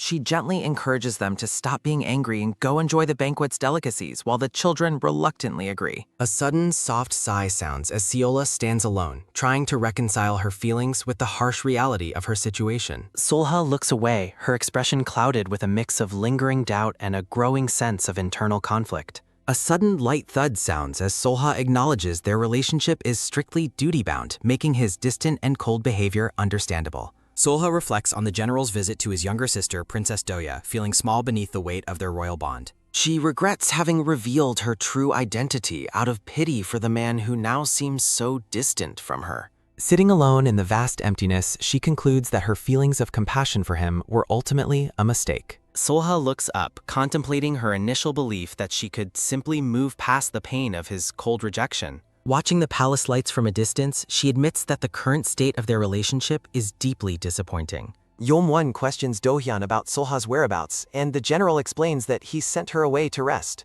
Do-hyun looks away with a slight bead of sweat, his brief and dismissive reply hiding his own internal struggle. Princess Doye approaches with a bright and flowery presence, greeting the general as they meet in the quiet corridor. Do-hyun sternly interrupts her, signaling that their current conversation has reached its end and he will hear no more. He warns that openly cherishing something will only draw unwanted attention, while Do-hye listens with a look of total confusion. A vision of Solha in her ornate gown appears, serving as a reminder of the many things currently at stake. Do-hyun walks away into the shadows, noting that failure to hide what they value will eventually lead to its loss. He reflects on the past, coldly stating that such tragedies have already happened once before in their history. Standing among the banquet guests, Seola wonders when she will finally be able to return to her snowy northern home. A sudden soft sigh sounds as Selha accepts that the princess's precarious situation forces her to remain at the palace longer. A sudden deep sigh sounds as Seola admits she is becoming exhausted by the suffocating act of pretending to be human. She reminisces about the snowy mountains where she could use her magic freely without the constant bother of palace life. Solha laments the heat and the inability to use her magic, wondering how she will manage to survive the summer season. Narration shifts focus to the upcoming banquet, specifically highlighting the danger posed by the various influential clan leaders. Solha questions whether the clan leaders are the only ones she needs to be wary of among the noble houses. Yum-won explains that while all should be watched, the sorcerer families are the most critical group to remain cautious of. He specifically warns her to avoid Horan, though Seolha only remembers her as the small, pink-clad leader she saw earlier. Yom-won emphasizes that while all leaders are dangerous, Hwaran is uniquely and particularly hazardous to cross or underestimate. He compares her to others, noting that Hwaran is the type to act on sudden and unpredictable impulses from the shadows. Narration explains that the Flower Clan generally focuses on defensive magic and the maintenance of harmony within their ranks. Despite her clan's peaceful focus, Hwaran stands out as the only member who has developed dangerous and offensive sorcery techniques. Hwaran suddenly appears at the banquet, playfully suggesting that the lady consort looks like she needs someone to talk to. Chibi Solha notes the woman's timely arrival, while the real Solha greets the pink-haired Hwaran with forced and polite recognition. A sudden soft plop sounds as the two women take their seats together to begin their tense social exchange. Hwaran admits she never expected them to attend, assuming they would live out their lives in the frozen northern regions. Solha maintains a polite smile, though internally she finds Hwaran's childish and irritating behavior to be quite grating. Hwaran pryingly asks why the couple is separated, leading Solha to explain that she simply needed a moment to rest. The pink-haired leader continues her interrogation, asking if the general's personality is as temperamental as the dark rumors suggest. A sudden, sharp glare sounds as Selha reacts to the insult, prompting Hwaran to offer a quick and insincere apology. Hwaran's expression darkens significantly as she leans in to ask if it is true that Solha cannot use sorcery. Soya's eyes widen in total shock as her most guarded secret is suddenly and directly questioned in public. Hwaran finds it strange that a member of the only ice sorcery family cannot use magic. Solha claims ignorance of her meaning, privately wondering if Hwaran is attempting to test her. Hwaran's expression twists into a dark and knowing smirk as the conversation turns dangerous. Solha assumes Hwaran lacks proof, while the pink-haired woman suggests she simply hasn't tried enough. Solha insists she lacks talent as Hwaran mockingly praises her for such a humble attitude. Hwaran points a finger, wondering aloud if Solha is merely hiding her true sorceress abilities. A magical circle manifests as Hwaran decides she must satisfy her own curiosity right now. Hwaran offers to push Solha to the extreme, causing the lady consort's eyes to widen. Hwarin claims miracles often occur under pressure, a sudden, sharp clench sounding from her fist. A massive surge of energy erupts, threatening everyone present within the grand banquet hall. Panic spreads as high-pitched screams of Kaya and Kayak echo through the chaotic hall. A sudden, sharp gasp of "ah" sounds as the two children witness the unfolding danger. The children watch in terror as the swirling energy threatens to consume the area around them. A sudden, sharp crack sounds as massive ice structures form to shield the children from harm. Solha stands with her hand outstretched, snowflakes and ice crystals swirling around her figure. Solha regrets her deception, realizing that children would have been hurt if she hadn't acted. A sudden, light tap sounds as Hwarin observes the results of her dangerous and calculated provocation. Hwarin chuckles, noting that her wild guess about Solha's hidden powers turned out to be true. A sudden, soft rustle sounds as Solha glares at Hwarin, her secret finally exposed to all. The queen arrives, demanding to know what is happening between the lady consort and the sorceress. Reflections shatter as the queen commandingly tells the grand prince to step aside at once. The queen demands the truth as Solha wonders if she would have let children die. Solha stands in shadow, a heavy and oppressive aura surrounding her small and tense frame. Hwarin asks why she lied, prompting Solha to think about ending everyone standing there. Solha longs to kill them all and vanish back to the freedom of her snowy mountains. The general's presence looms in Solha's mind, an anchor amidst her dark and murderous thoughts. A sudden, light twitch sounds as Seola struggles to maintain control of her surging internal emotions. A sudden, soft thud sounds as Solha kneels, claiming she never intended to deceive anyone. Solha fears for the general's safety while the queen asks if she always possessed magic. The queen promises punishment for hidden motives, while Solha fears the court's predatory reaction. The queen's voice rings out as she addresses the lady consort directly once more. The queen stares down at the kneeling Solha with a cold and unforgiving royal gaze. A sudden, rhythmic thud sounds as Solha's heart races during the intense royal interrogation. The young crown prince steps forward, asking his mother for permission to speak on the matter. A brief interlude highlights Hwarin's deceptively youthful appearance despite her high and dangerous status. A sudden, soft murmur sounds as the guests wonder if the lady is performing magic. A sudden, sharp swoosh sounds as the queen tells everyone to step back immediately. The young prince watches the tension unfold with a serious and unblinking facial expression. Narration explains that while rare, magic can sometimes awaken much later in a person's life. Solha stands surrounded by delicate snowflakes, her newly revealed power on full display. A sudden, light gasp sounds as Seola wonders what the young prince is trying to say. The general remains silent, a single bead of sweat betraying his intense focus on the scene. The crown prince boldly declares to his mother that the lady has done nothing wrong. A sudden, light twitch sounds as the queen reacts with visible surprise to her son's defense. The young prince stands firm before the silent and watchful silhouettes of the banquet guests. He explains that no one in the north is currently capable of wielding such sorcery. A sudden, soft rustle sounds as Seolha watches the boy, stunned by his unexpected intervention. Narration notes that the boy's words possess an authority that no one present can refute. The queen warns that the crown prince cannot make such a significant decision on his own. A sudden, soft slide sounds as the queen stares intensely at her son's resolute face. A sudden, light jingle sounds as the blonde emperor smirks, his floral earrings catching the light as he surveys the room.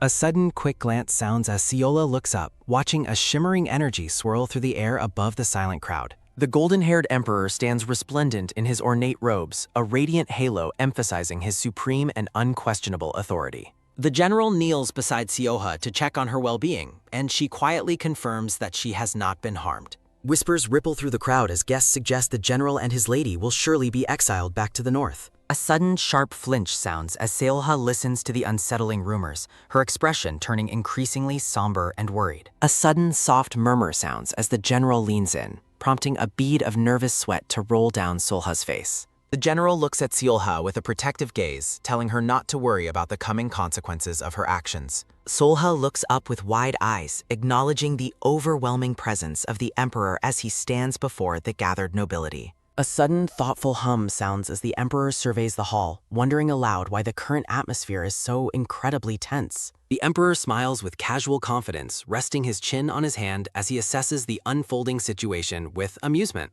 A sudden rhythmic pat sounds as a hand rests gently on the blonde hair of the young crown prince's head. The emperor looks upon his family, noting that the boy's deep concern for his uncle is a truly admirable and noble trait. Reaching out a hand, the emperor formally declares that he will grant the young crown prince's sudden and significant request. A sudden, sharp gasp sounds as the general and Seola react in total shock to the emperor's unexpected act of mercy. The teal-haired queen watches in silence, reflecting on how much the emperor clearly favors his young son, despite the circumstances. A sudden light clap sounds as the guests begin to applaud the emperor's surprising and benevolent decision regarding the lady consort. Snowflakes drift through the air as the general holds Solha close, both remaining silent amidst the surrounding celebration and confusion. The general encourages Solha to stand up for now, though she remains dazed and questions what exactly just happened between them. Solha looks at the general in confusion, asking why the crown prince would go so far to help her in public. Solha contemplates the emperor's motives, doubting that the boy's intervention was motivated by simple concern for his uncle's safety.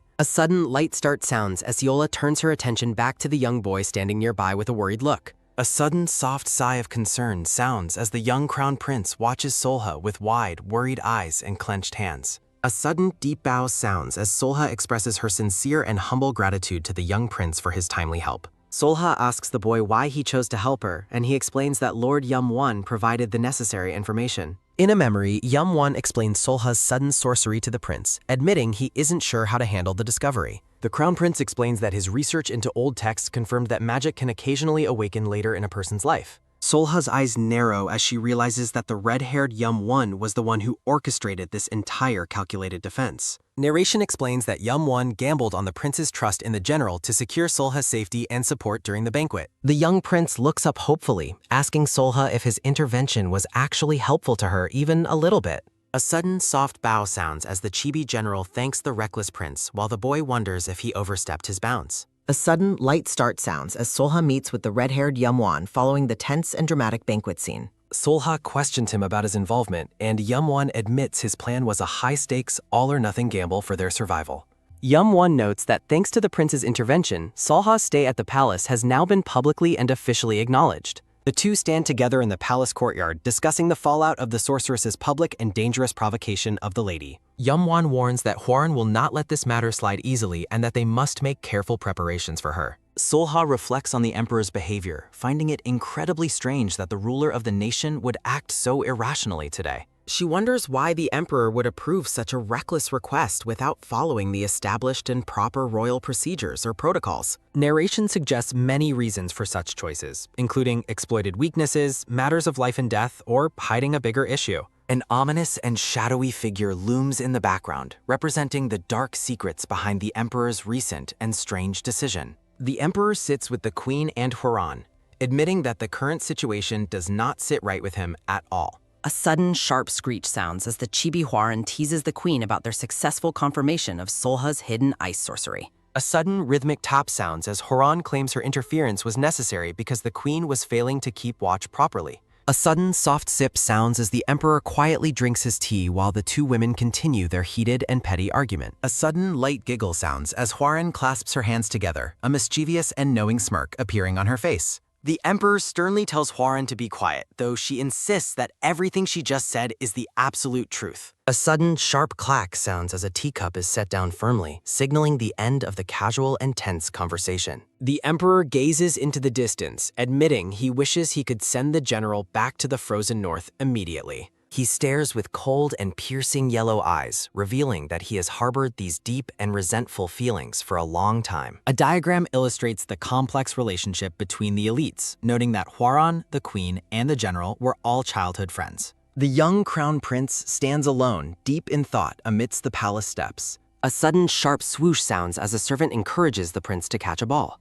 A sudden soft thud sounds as the white ball bounces away from the royal party. The young prince looks ahead, questioning why another child is present in the courtyard. The black-haired boy smiles brightly, asking if the prince wants to join his game. A sudden rhythmic thud sounds as the prince insists he can manage the situation himself. A sudden soft hum sounds as the emperor watches the scene with a knowing smirk. A red-haired woman explains the rules of the tag game using red and blue marbles. The emperor observes the room, planning to have a sincere discussion with the general's wife. Solha notices the general is a seeker, realizing she must find a place to hide. A guest nearby wonders aloud where Princess Dohei has gone during the event. A sudden sharp gasp sounds as Seola and the general exchange a tense look. The general looks down with a blush while Solha smiles awkwardly at him. A sudden soft tap sounds as Seola begins to walk away from the silent general. Solha reflects that the general seemed more confused than truly angry about the situation. The general watches her depart, wondering if she will answer his questions later on. A sudden, soft puff sounds as the general hides his face in a fit of embarrassment. He laments how his body acts on impulse whenever it involves the safety of his wife. A sudden, rhythmic thud sounds as the general's heart races in the empty corridor. Solha moves through the palace, feeling isolated among the many strangers attending the party. She notes that even Yumwon is a seeker, leaving her without many allies. A sudden, soft murmur sounds as Seolha expresses a lingering sense of disappointment. A sudden light start sounds as Chibi Solha tells herself to stop overthinking everything. A sudden, soft sigh sounds as she reflects on the different nature of monsters and humans. She looks down at the ground, lost in thought as she moves through the shadows. A sudden rhythmic bang sounds as the seekers announce they are starting the search. A sudden, sharp rustle sounds as a hand catches the edge of Selha's dress. The Emperor tells her to be quiet as Solha reacts with total shock to him. A sudden soft hum sounds as the Emperor smiles at her with an unsettling gaze. A sudden rhythmic stomp sounds as Selya asks the Emperor if he is also playing. Solha laughs nervously, masking her growing discomfort with a forced and awkward smile. She inwardly panics, questioning why the Emperor is approaching her at this exact time. Solha dismisses her previous worry, attempting to regain her composure in front of the ruler. The Emperor asks a pointed question about whether the Grand General treats her kindly. A sudden soft whoosh sounds as the Emperor admits his surprise at the general's behavior. He describes the general as a cold-blooded man unlike any other person in the kingdom. Solha stares blankly at him, processing the Emperor's harsh words about her husband. She reflects on how the general has lived his life under the constant threat of death. The Emperor mentions the tragedy the general witnessed during his early childhood years. He explains how that early shock turned into a life of deep anxiety and obsession. The narration suggests the general might have once considered fleeing back to the north. A lonely figure stands in a snowy void, representing the general's emotional isolation. The Emperor wonders just how precious Selha is to a man with such a dark past. A sudden light ping sounds as the Emperor notes the general's fear of losing her. He asks Solha for her true thoughts on the character of the Grand General.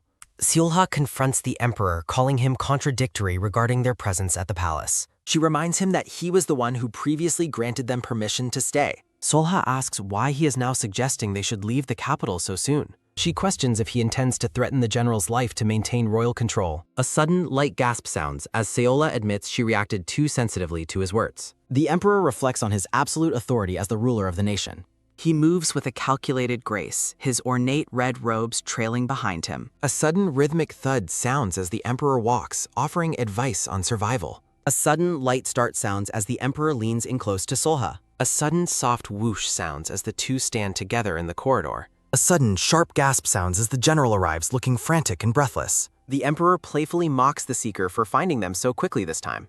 He bids them a pleasant night and departs, leaving the couple alone together. The general asks why she looks dazed as Seola insists she is fine. He reaches for her, breathing heavily and asking if she has a fever. Narration explains that the general rushed to find Seola immediately after tag began. The general's desperate search for his wife continues as he navigates the palace grounds. He looks at her with intense concern, repeating his question about her health. A sudden, sharp clack sounds as Seola flinches, surprised by his sudden touch. He explains his worry stems from childhood memories of a relative's past illness. The general asks what she and the Emperor were discussing before his arrival. Solha gives a vague and evasive answer, causing her husband to feel suspicious. He suggests they leave the party and head back to their quarters now. A sudden soft hum sounds as the general proposes they step outside together. He mentions a secret and nearby place he remembers from his younger years. The general looks forward with a somber and determined expression on his face. A sudden soft rustle sounds as he warns Solha to watch his step. Selha follows him into the darkness, her expression filled with a quiet curiosity. A sudden soft sigh sounds as the general realizes the old path vanished. Chibi Solha teases him about his royal childhood and reliance on servants for travel. The general suddenly offers to carry her himself, catching Solha completely off guard. A sudden soft gasp sounds as Solha tries to decline his unexpected offer. A sudden soft rustle sounds as the general prepares to pick her up.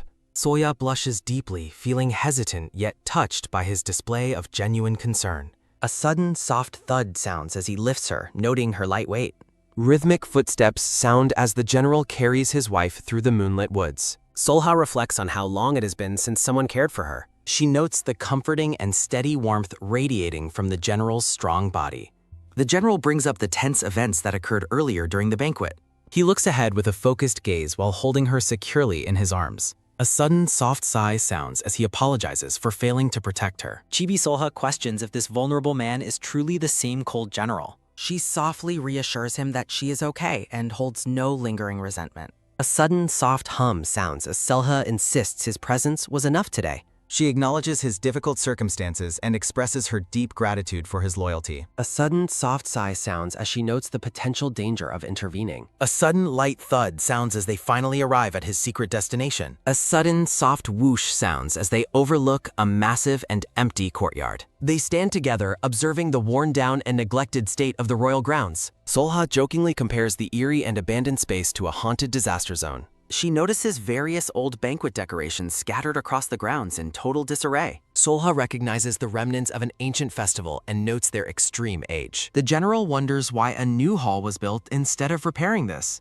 Solha argues the place only needs a thorough cleaning to be usable again. She gazes around the empty courtyard, feeling a strange connection to the ruins. Flashback voices of parents and the crown prince echo as childhood memories begin. The young prince is introduced to his beautiful new baby sister for the first time. The royal family anticipates the joy of the upcoming Manhwa play in the courtyard. A sudden tragedy shatters the celebration as the young boy witnesses his mother's death. The general stands silently in the present, his back turned to the desolate ruins. Solha watches him with a mixture of sadness and understanding for his heavy burden. He explains the rumors of a curse keep people away, allowing him to finally relax. He mentions scattering herbs in the pond to temporarily calm any lingering spirits there. He acknowledges their time is limited but treasures the fleeting peace they have found. The general looks forward with a calm, stoic expression, his past pain briefly set aside. Solha thanks him softly for trusting her with this secret and significant location. A sudden light start sounds as she asks why the location is considered cursed. A sudden heavy thud sounds as he reveals his parents died at this very spot. He stares into the shadows, the weight of that traumatic day still visible on him. He recalls being focused on the play until the atmosphere suddenly shifted into chaos. He vividly remembers the metallic scent of blood filling the air as everything fell apart. Solha listens intently, her eyes reflecting the horror of the story he is sharing. He admits the specific details of the aftermath remain a hazy and painful blur. They stand together at an old stone table, two isolated figures in a forgotten world. The general's gaze is distant as he navigates the complex emotions of his homecoming. He confesses a deep-seated desire to return to this hall despite its tragic history. A vision of the former king and queen sharing a tender moment appears in memory. A sudden soft gasp sounds as Seola processes the depth of his emotional struggle. She wonders how he managed to survive and endure such profound loss so young. She notes his relentless fight to protect the only family he had left after the tragedy. She acknowledges his inner strength for persevering even when trapped in the coldest environments. Solha looks at him with newfound respect, her gaze lingering on his troubled face. A sudden soft hum sounds as he remains quiet, his heart heavy with old sorrows. A sudden light thud sounds as Solha hops down, breaking the heavy mood. A sudden soft rustle sounds as she begins to remove her shoes and outer layers. The general looks at her with wide eyes, completely baffled by her unexpected behavior. She teases him for being so stiff, reminding him that he told her to relax. He worries his racing heartbeat might be audible to her in the quiet night air. The general suddenly seizes her arms, his face flushed with a mix of shock and urgency. A sudden, soft puff sounds as he coughs awkwardly, trying to regain his royal composure. Solha ignores his panic, spinning around with a joyful and carefree expression. A sudden, sharp swoosh sounds as her blue robes flare out in a graceful dance.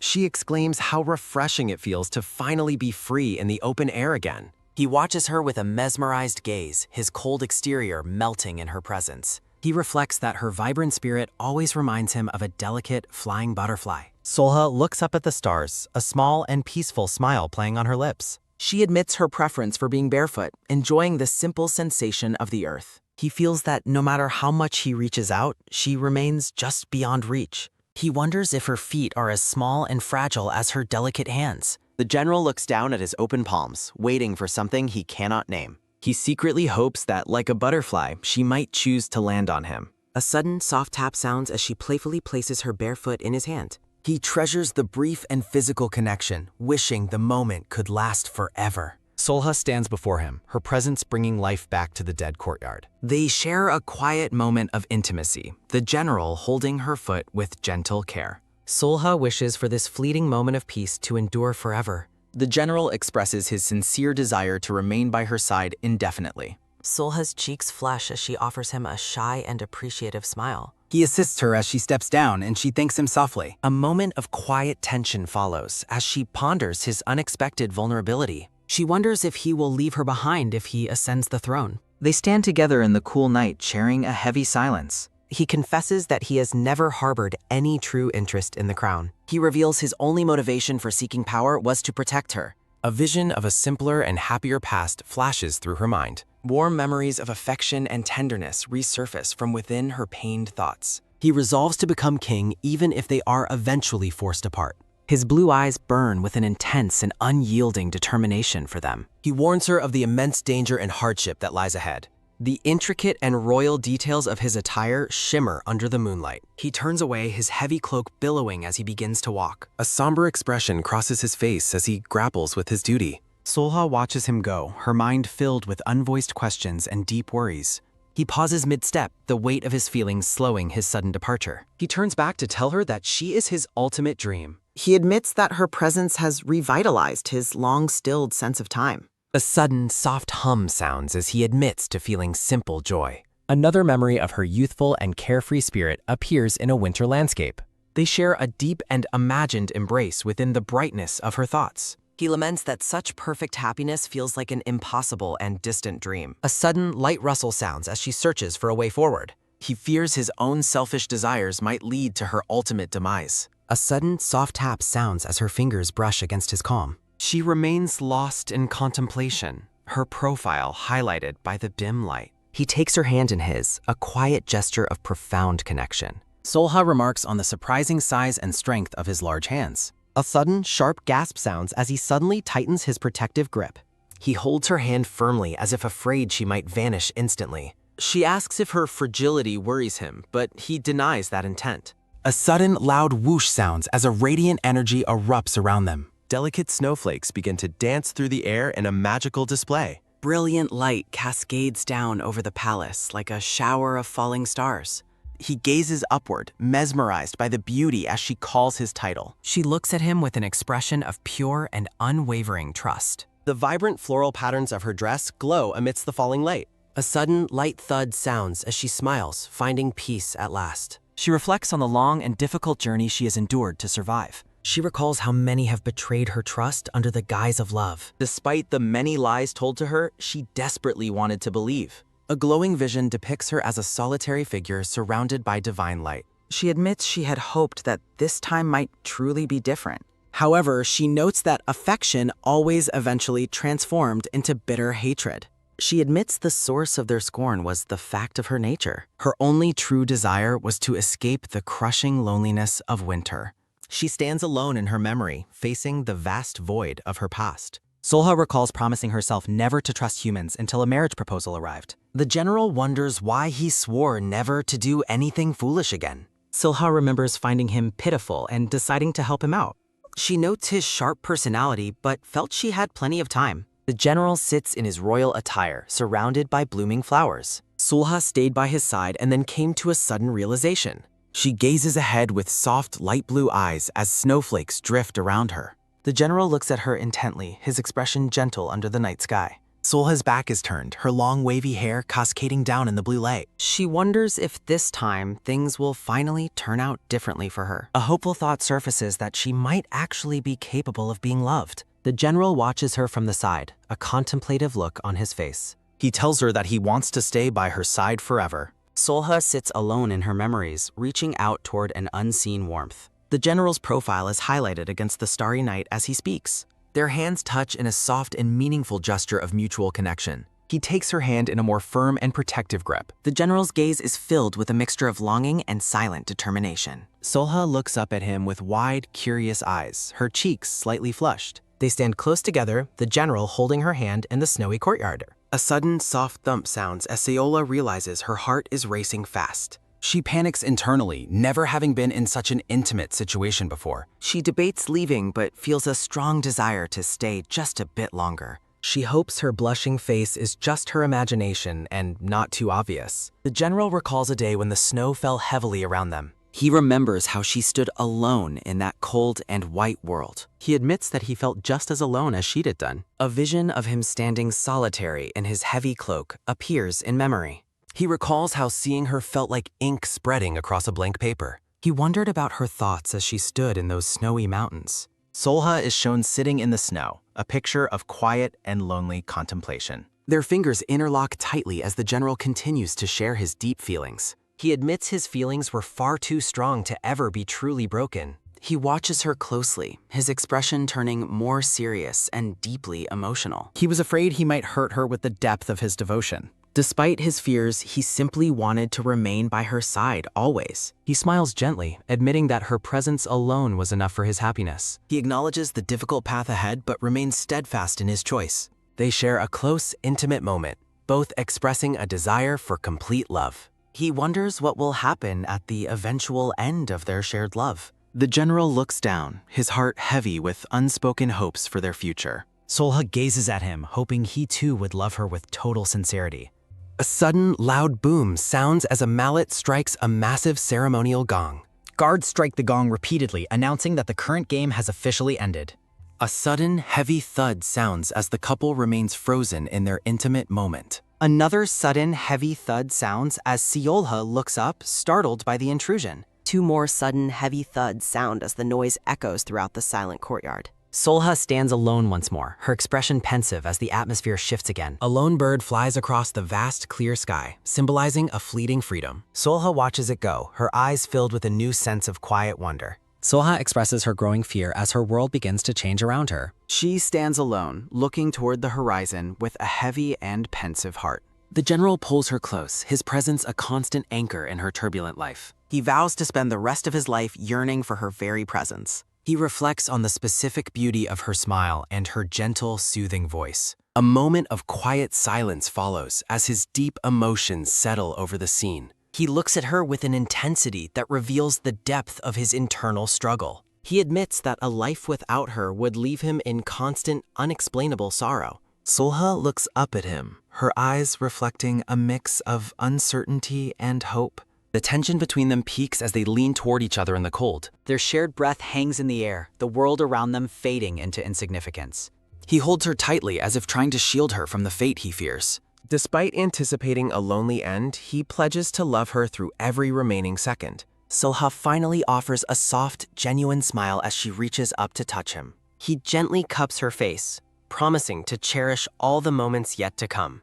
His gaze remains fixed on her as he swears his love will last for eternity. A sudden soft thump sounds as her heart races, touched by his earnest confession. They share a tender kiss, the falling snow framing their long-awaited moment of connection. In the middle of the winter garden, they embrace, oblivious to the world's dangers. He deepens the kiss, his hand resting protectively against the back of her head. The scene shifts as the general reflects on the bittersweet beauty of their bond. A rare, genuine smile crosses his face as he contemplates their shared future together. They hold each other close, finding a brief sanctuary of joy amidst the snow. He views their connection as a story that feels as though it will never end. Their passion flares once more as they lose themselves in another deep, lingering kiss. A sudden, light flutter sounds as he lifts her, her bare feet dangling in the air. Amidst the freezing palace grounds, Solha expresses a profound wish to truly become human. A sudden, heavy step sounds as the scene shifts to the king's formal arrival. Courtiers bow deeply as the king walks down the long, ornate path of the palace. The king acknowledges his subordinates with a brief and cold confirmation of his presence. A sudden, sharp clack sounds as he stands tall, radiating an aura of absolute authority. He asks his companion if they found the recent banquet to be an enjoyable affair. He turns his back, his heavy royal robes shimmering under the dim light of the room. He questions if his companion witnessed something particularly unpleasant during the event's proceedings. The king settles into his seat, the intricate patterns of his attire catching the light. He pointedly asks if the Grand General's presence is truly so displeasing to his companion. He expresses relief that the banquet concluded without any major disruptions or scandals occurring. A sudden, sharp slide sounds as he adjusts his position, his movements precise and calculated. A massive red dragon looms symbolically, urging the king to remain steadfast in his position. The spectral presence of the dragon coils around him, reinforcing the weight of his crown. In a memory, the young general asks a child prince if he will join the game. The young general declines the offer, addressing the prince with formal and polite respect. A sudden, soft smile sounds as the boy admits he prefers watching from the sidelines.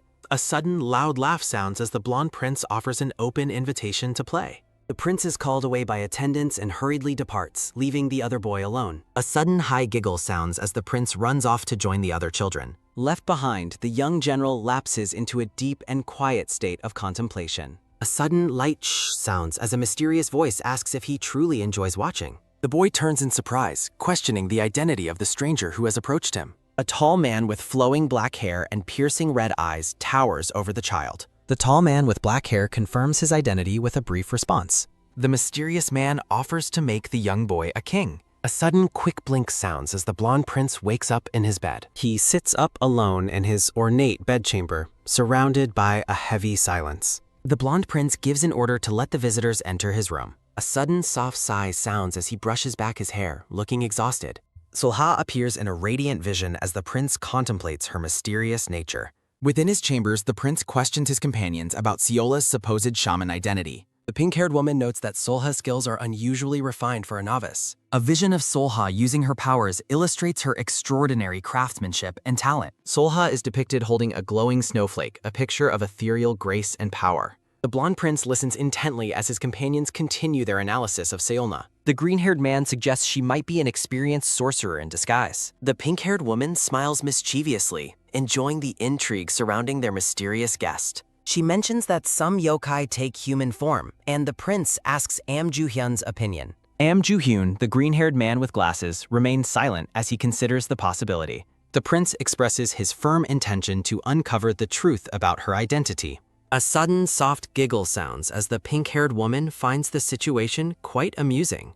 She claps her hands together, a playful and scheming expression lighting up her face. The prince questions her request for permission, and she clarifies it's just a notification. Am Joo-hyun notes that permission has already been granted as a dark presence looms. The general's eyes widen as he questions the news of a tea ceremony invitation. He asks if the queen suddenly invited Solha, looking completely caught off guard. Solha confirms the letter simply invited her to tea, and he asks if it's private. A sudden soft slide sounds as Seola adjusts her dress, preparing for the meeting. The general warns her that attending the queen's invitation might be an unwise choice. A sudden soft giggle sounds as Seolha jokes about being a yokai exception to rules. Solha mentions she'll attend later and wonders if the princess might come as well. A sudden, sharp gasp sounds as the general is startled by her sudden movement. Solha poses playfully, wondering what she should do since both siblings adore her. A sudden, bright sparkle sounds as Seola flashes a dazzling and mischievous smile. A sudden, heavy thump sounds as the general's heart races, his face turning bright red. Solha demands to know why he won't admit her new outfit looks pretty. Blushing deeply, the general admits that her beauty simply struck him completely speechless. A sudden, long stare sounds as Solha leans in close to inspect his blushing face. She huffs playfully, telling him he should have just said so from the start. A sudden, soft rustle sounds as she pulls him into a warm, affectionate embrace. He suggests they go see the flowers together after the tea ceremony concludes. He asks how the child's lessons are going, and Solha notes he's doing his best. Solha observes that the young boy seems uneasy and unable to focus on his studies. The general looks concerned as they discuss the child's welfare and his difficult position. Solha warns that people will naturally start to see the child in a dangerous light. A vision of the child appears, labeled as the potential seed of another rebellion. The general remains silent, the weight of his responsibilities clear in his somber expression. He fears the king intends to repeat past cruelties upon his own innocent nephew. Solha leans against the general, asking him to please stay by the child's side. A sudden soft hum sounds as she gazes up at him with a gentle expression. A sudden light blush sounds as the general looks down at her with tender affection. In the waiting room, Yeonwoo asks Jidam if he senses the change since the banquet. Jidam, the blonde woman, admits she still doesn't like the current state of affairs. Hwayong asks Yeonwoo if he truly liked Solha and not just as a business flirtation, and he asks if he didn't seem sincere. She notes that she thought he only wanted her as a regular customer like he always does. Yeonwoo reflects that while it started that way, she now keeps lingering in his mind. He admits to wishing she would smile at him with that same genuine warmth. A narration notes how Solha speaks informally to the general but maintains formality in public gatherings. A sudden, sharp tap sounds as Hwayong worries that the Grand General might end up hating him. Yeonwoo offers a knowing smile as he considers her warning without a word. Yeonwoo says he'll go see Solha now while Hwayong warns him not to blame her later. He greets Solha in her room, complimenting how perfectly her new outfit suits her.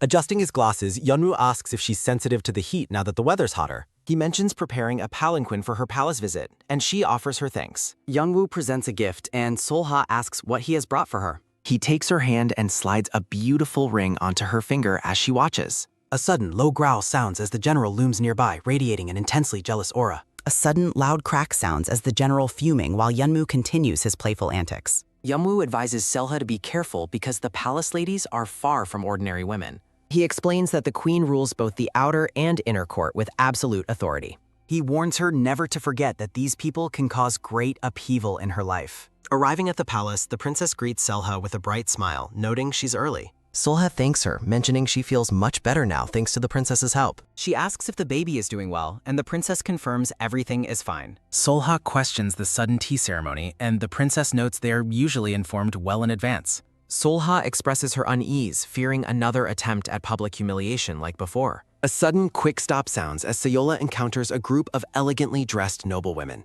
The other women approach with an air of sophisticated grace and hidden intentions. The pink-haired woman notes that only the 5 of them were invited to the ceremony. Solha smiles as one woman inwardly criticizes her for her supposedly shameless expression. Another woman questions if Solha has forgotten the banquet incident before suggesting they enter. They gather for tea as one wonders if the ceremony is for the new family member. A woman suggests it's proper to formally greet the general's lady consort as Solha listens. Solha seethes internally as the others gossip about a pretty hairpin while ignoring her.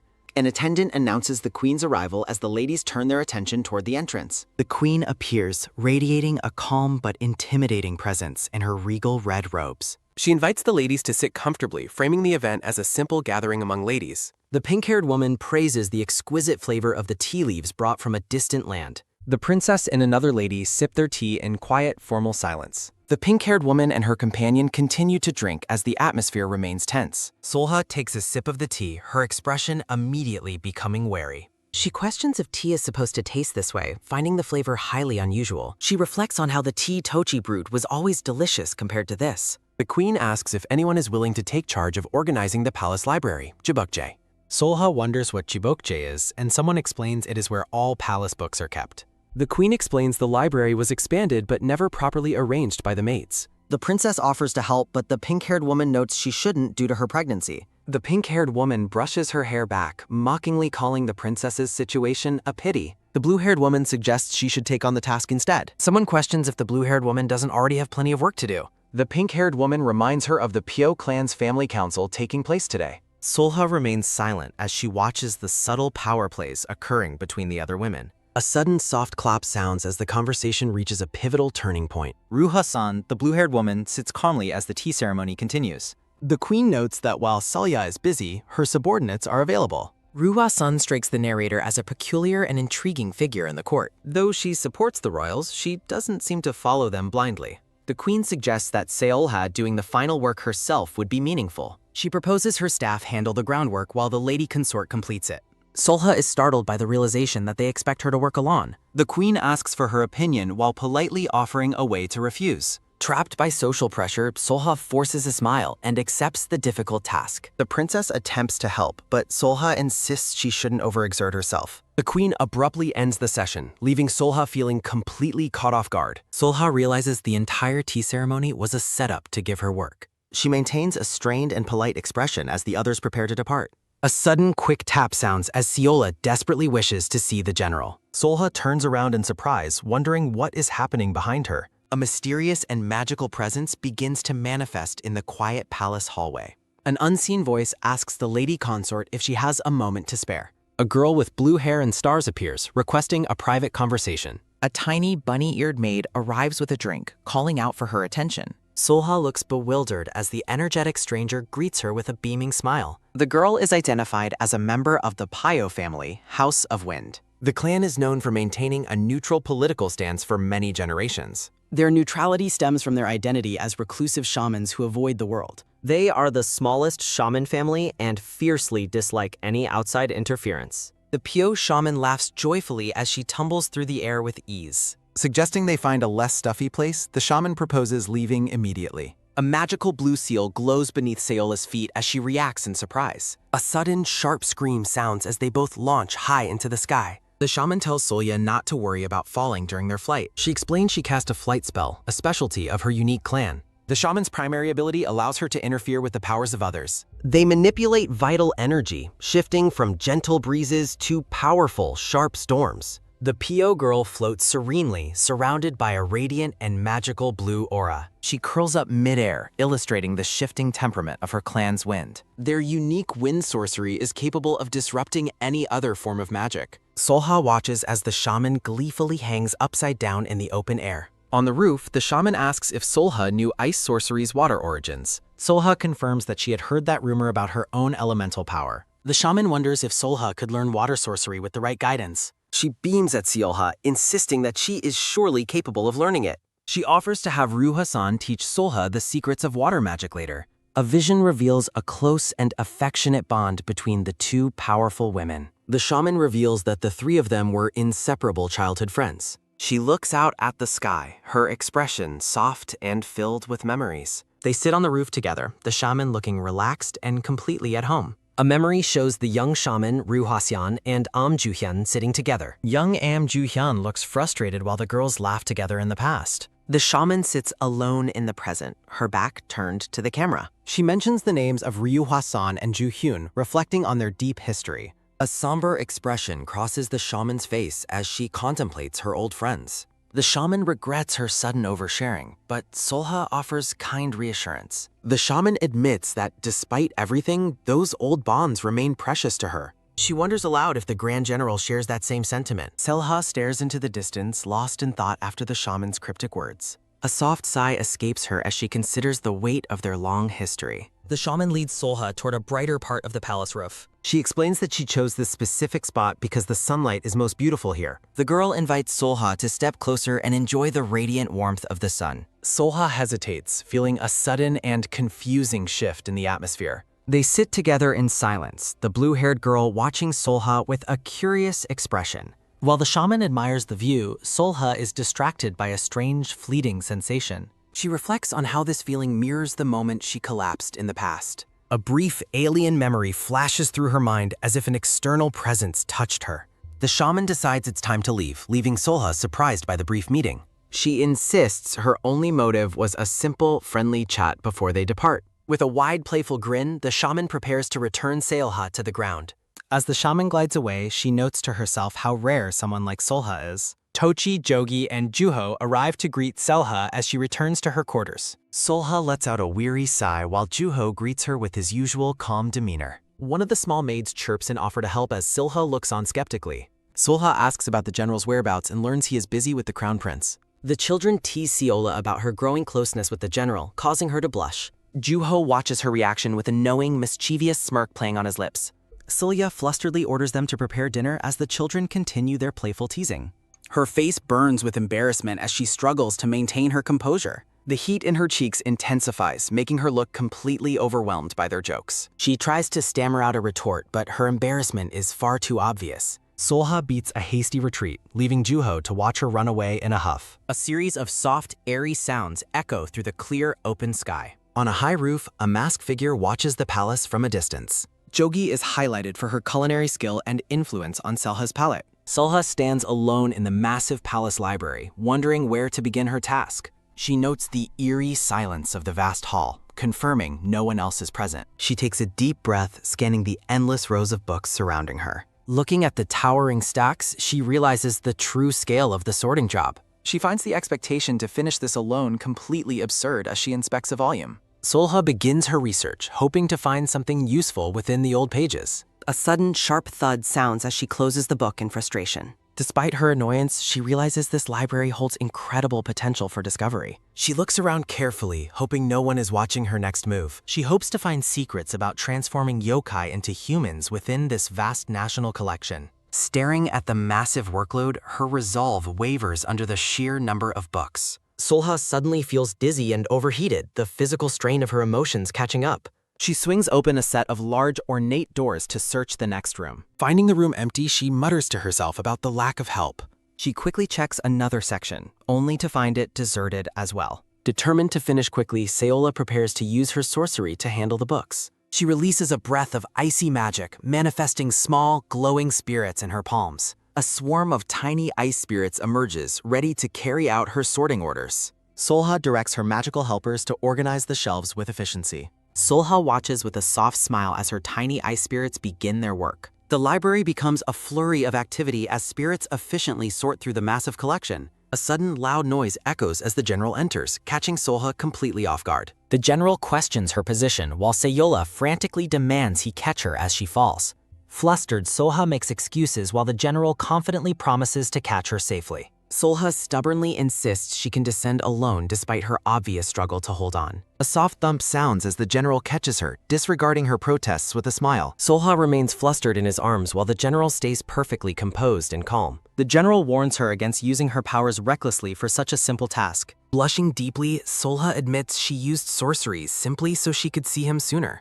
The general gazes down at her with a quiet and surprisingly tender intensity. Solha playfully lashes out in embarrassment as the general continues to hold her close. Working together, the general questions the queen's decision to leave Solha with this workload. Solha vents her anger at the queen while the general focuses on protecting the books. The general looks at her with a curious and slightly amused expression. Solha confronts him about the queen's past, asking if he already knew her nature. She erupts in disbelief, screaming about the torment that their shared past has cost her. Solha decries the queen's duplicitous behavior, noting her sweet smiles are always a facade. A handsome smirk crosses the general's face as he watches Sayola's passionate outburst. Solha's glare intensifies, clearly annoyed by the general's lighthearted reaction to her anger. She demands to know why he is smiling and if her frustration amuses him. The general's expression softens as he continues to observe her with quiet interest. He explains that her perception of time and history is simply different from his. Solha pauses, momentarily distracted by the general's cryptic and thoughtful observation of her. The general's composure wavers slightly as a faint, embarrassed blush colors his cheeks. They bicker playfully over whether he views her as a mere child in this world. Solha looks directly forward, her cheeks burning with a mix of fury and embarrassment. The general leans close behind her, his presence suddenly feeling overwhelming and very intimate. A sharp snap sounds as Solha reacts aggressively to his teasing, making him wince. She reflects on how she and the queen were once very dear friends. The general looks away, agreeing that the queen's personality has changed significantly. He describes her as being uncharacteristically restless and impatient in a way she never was. Proclaiming his loyalty, the general insists he belongs to her, earning a dismissive response. He observes how she has become sly, noting she used to flare up at everything. Solha challenges him, threatening to show him the true extent of her jealousy. A sudden, swift motion as the general takes hold of Selha's hand. Solha stares in wide-eyed shock at the general's sudden and firm physical contact. He instructs her to prepare a spell, leaving her completely baffled by his command. He guides her aim toward a seemingly empty section of the library. Solha questions his sanity, wondering if he is actually seeing a ghost in the room. A crackle of energy sounds as she releases an ice spell at his direction. A heavy thud echoes through the library, just as Sayola claims nothing is there. A masked intruder groans in pain after being knocked out of hiding by her magic. The stranger clutches their head, lamenting the pain and the state of their poor skull. The general demands to know if the intruder is a shaman as they struggle. Solha inspects a wooden talisman plaque dropped by the mysterious masked figure. The general maintains a stern watch over the groaning figure on the library floor. The intruder is identified as a dosa as they struggle to regain their composure. A vibrant vision reveals a gathering of nobles within the royal court. A woman channels a brilliant light, her eyes glowing with immense and mystical power. A narrative mural details how those who served the kingdom later sided with yokais. Branded as outlaws for defying royal law, they were cast out from the kingdom. They gathered in secret groups, adopting the name dosa to represent their new identity. The general questions the bound dosa about how he managed to infiltrate the palace. He asks Solha if she's there to steal books from the royal library. Seol realizes the volume she is holding contains ancient texts specifically about yokai. The general mentions dosa living among yokai while Solha asks about the snow mountains. Solha admits she has never seen one, only hearing rumors of them. A look of deep shock and sudden discovery transforms Sayola's wide-eyed expression.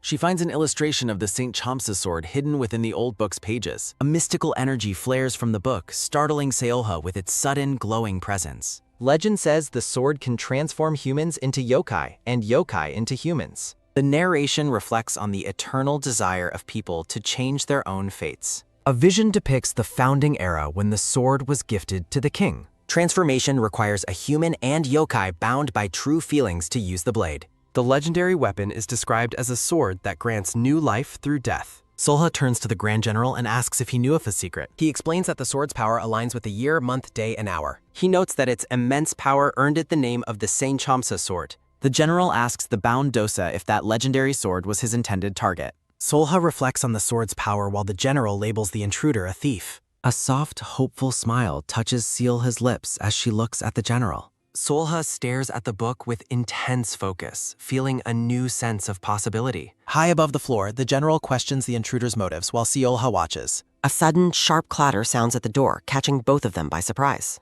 A maid enters and apologizes, mistakenly believing they had already finished their tasks. Solha prepares to leave, worried that their discovery in the library might be exposed. She is shocked to see that the bound intruder has completely vanished. The general observes that the thief likely used sorcery to make a quick escape.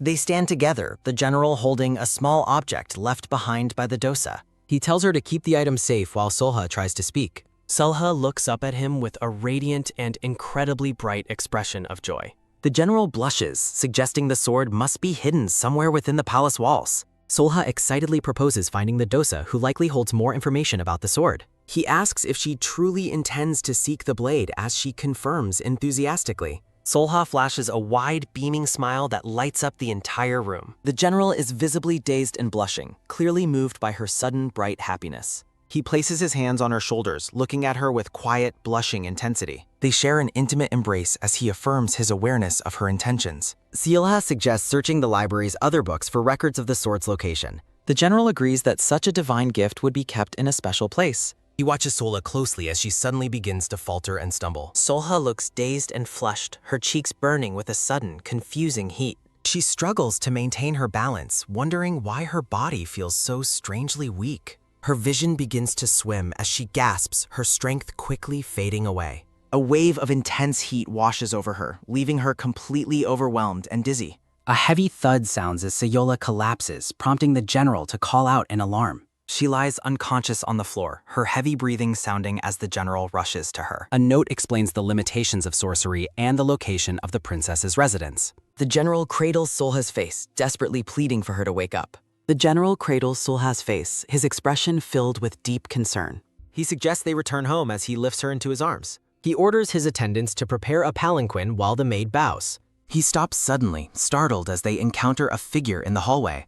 The blonde man asks if the lady consort is feeling unwell. The general apologizes and suggests the mountain climate caused her illness. He notes Solha's body was likely unable to adjust to the sudden warmth. The blonde man remarks that her icy nature is melting under the heat. He grips her shoulder tightly, the intensity of the situation weighing on him. A heavy silence follows as he reflects that survival is paramount. They stand on the balcony as he continues his inner monologue about fate. The blonde man confesses his deep curiosity about the general's true nature. The general suggests entrusting Solha's care to the royal physician. The blonde man agrees that she will recover swiftly under professional care. Against a blood-red sky, the general holds her, plagued by dark thoughts. Shadowy hands reach from the depths as he carries her through his memories. He recalls when his life was spared despite being completely powerless. He remembers how the princess was protected in his place during a crisis. He vows to grit his teeth and endure his powerlessness this time. He stares down at her with scars of past struggles visible on his neck. He refuses the Majesty's physician, wishing only for her long, healthy life. He declares his intent to repay the grace that was shown to him. Ethereal patterns of red and white swirl during a moment of transition. A quick patter sounds as the general takes his leave with Soa. The blonde man reflects on how very much has changed between them. He stands alone in the palace, watching the departure in the fading light. A voice calls out for Juho at the entrance of a residence. The general enters the empty house, noticing that nobody is there. A note from Juho explains he is out shopping for dinner. He looks down at Solha, her face flushed with a high fever. He decides they should go inside to settle her comfortably. He kneels by her bed, asking her to wait just a little longer. A soft tap sounds as he prepares to care for her. A splash sounds as he wrings out a cloth with his scarred hands. He tends to her, placing a damp cloth over her closed eyes. He sits by her bedside, troubled by her sudden and mysterious collapse. He pleads for her to stop hiding her pain from him. He wonders if they have finally grown close enough for her trust. He remains a silent sentinel, keeping watch over her through the night. Elsewhere, someone asks if she drank the tea during the ceremony. The butterfly-winged maid confirms the unusual nature of the tea consumed. She explains the tea triggers a burning fever in Yokai's Alarn. A dark-haired man asks for confirmation that it only causes a fever. The advisor assures him that the fever should fade by tomorrow morning. A hand reaches for a cup of green tea in the quiet room. Solha lies in a peaceful, blue-tinted sleep as the morning light breaks. She stirs and lets out a soft as she wakes. She opens her eyes, looking around the room in a dazed state. She wonders if she fainted and searches for the Grand General. Her eyes widen in shock as she finds the general sleeping beside her. Solha realizes the general stayed by her side until he finally fell asleep. She wonders if he was the one who changed her clothes while she slept. She blushes and hopes that the female attendants were actually the ones responsible. A quick sudden hug from the general catches Solha by surprise in bed. Solha reflects on how incredibly warm the Grand General feels while held close. She remembers him carrying her before, finding his warmth to be a familiar comfort. Heartbeats sound as she rests against him, feeling the steady presence of his embrace. A sense of peace washes over her as she remains nestled in his arms. She is startled as a hand suddenly pulls her even tighter into the embrace. They share an intimate moment together as the bright morning light fills the room. The general wakes and asks if she is all right, admitting he fell asleep too. She suggests he keep resting, but he insists on getting up for the day. A soft rustle sounds as he pulls her back for one last close moment. It is revealed that General Do-hyun was indeed the one who changed her. He holds a green floral cloth, his scarred arm visible in the quiet room. Solha stretches and yawns, feeling refreshed after her long and deep morning slumber. She laughs about sleeping so long while he prepares to face the new day. She hugs him, believing her swift recovery is due to his dedicated bedside care. He advises her to stay home and rest, but she insists on her plans. She explains her appointment with Ryu Hwasan, which makes the general curious about it. A wide, beaming smile of pure happiness lights up Solha's face as she speaks. Solha stands in a massive courtyard, stunned by the sheer size of the estate. She wonders if all shaman clans live in such grand and sprawling residences. An attendant offers to lead the way, and Solha thanks her for the guidance. Solha compares the estate to a village, noting its impressive and vast scale. The guide explains that clan members live in separate residences located near the palace. Solha looks curious as she hears about the council meeting happening within the clan. The guide notes that sorcery power is inherited through the maternal bloodline in their clan. Images of powerful women detail the history of female shamans leading the Ryu clan. Solha asks if other clans also follow a tradition of female-led inheritance. The guide mentions the Wa clan's leaders, while Solha admits she is actually uninterested. The attendant asks Solha to wait while the clan head finishes her business elsewhere. A quick tap sounds as Sela waits, finding the idle time quite boring. She looks out over the water, still amazed by the estate's grand architectural design. She reflects on the lake-top house being perfectly suited for water sorcery users. A soft puff sounds as Selha admires the beautiful and appropriate residence. Leaning on the railing, she muses about the complicated and busy lives people lead. A voice identifies Ryu Hwasan sitting alone inside the glowing, water-filled gazebo. Inside, an unseen figure questions the current events unfolding within the royal palace. A splash sounds as arguments break out about loyalty and watching the greater flow. Hwasan is criticized for her youth and indecisiveness compared to the previous clan head. A look of calm contemplation crosses Hwasan's face as she listens to criticism. Hwasan abruptly ends the meeting, announcing the arrival of a guest waiting outside. A gentle swish sounds as the curtains part, revealing the serene bridge and pond. Hwasan tells Solha she would have come to her, but Solha preferred walking. Hwasan admits the palace feels confining, her expression distant and somewhat melancholy. Solha mentions hearing about the meeting, but Hwasan remains skeptical of the claim. A chibi Hwasan expresses shock at the arrival while the real Hwasan stays poised. Hwasan asks for the specific reason behind the lady consort's visit today. Solha reveals her long-standing desire to have a serious conversation with Lady Hwasan. Solha looks up in surprise at the blue-haired woman's sudden and blunt admission. Hwasan explains that the Ryu clan is widely known to side with the royal family. She notes that if that is the case, Seolha's enemies should logically be them. Despite their political standing, Hwasan admits she does not sense any hostility from Solha. She reflects on how Selha invited her to the ladies' gatherings in the past. She remembers Solha offering cryptic words that felt more like genuine concern than a threat. A quiet memory shows Hwasan standing alone, looking down with a somber expression. Solha looks directly at her, stating she came here specifically to know why. Hwasan looks out at the water, noting an enemy need not always bear hostility. She remains poised and calm as she stares into the distance with narrowed eyes. A quick pop sounds as Chibi Solha stares bewildered at the calm Chibi Hwasan. Hwasan turns back to her, suggesting that perhaps her actions were driven by simple sympathy. She explains she knows what it is like to live without freedom of action. She turns away again, her long blue hair flowing behind her as she gazes out. Chibi Solha is startled as Chibi Hwasan lets out a sudden, sharp humph. Solha reflects that if she is clever, she might draw the clan head to her side. She asks if Pyo Ajin and Amju Hyun were actually childhood friends with the clan head. She remarks that it is quite something for 3 childhood friends to all become clan heads. Hwasan's expression shifts into a deep, dark frown as if a painful memory surfaced. Laughter sounds as a childhood memory shows them running together on a bright beach. The friends play along the shoreline, unaware of the heavy futures awaiting them all. A sudden whoosh sounds as the scene shifts to the vast and crashing ocean waves. Huffing sounds quickly as a young Hwaseon struggles to catch her breath on the shore. A splash sounds as she reaches out toward the water with wide, desperate eyes. Hwasan recalls how they shared everything openly from the time they were very young. She reflects with a heavy heart that much has changed between them since those days. Solha looks at her with concern, asking specifically how things have changed between them. A massive shadowy figure with glowing eyes looms over a tiny and terrified Solha. Hwasan looks down with a pained expression, confirming that things changed for the worse. A heavy boom sounds as the colossal shadow strikes, shattering the ground around Solha. A chibi Hwasan looks frustrated and tired while holding a large scroll in her hands. A soft pew sounds as a cloud of dust and debris settles over the area.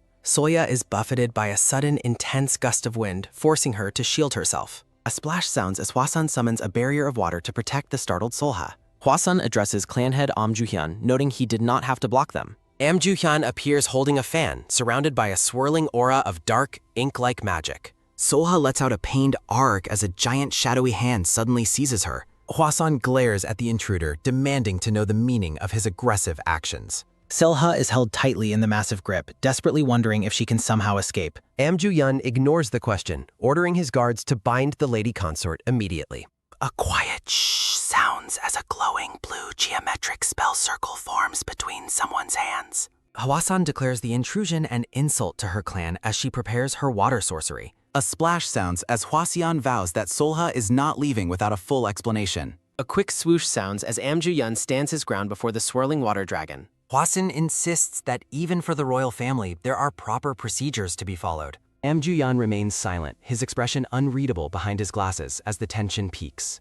He agrees to explain, accusing the lady consort of plotting to assassinate his majesty. Solha shouts back in anger, calling the assassination claim complete and utter nonsense. A sharp shh sounds as Amju-hyun prepares another sorcery spell with his folding fan. A sudden whoosh sounds as Sayola insists she was not the only one there. Amju-hyun explains that talismans were found only after the lady consort organized the books. Amju-hyun asks clan head Ryu Hwasan to cooperate, promising the investigation will find truth. Amju-hyun looks on with a stoic, analytical gaze behind his spectacles.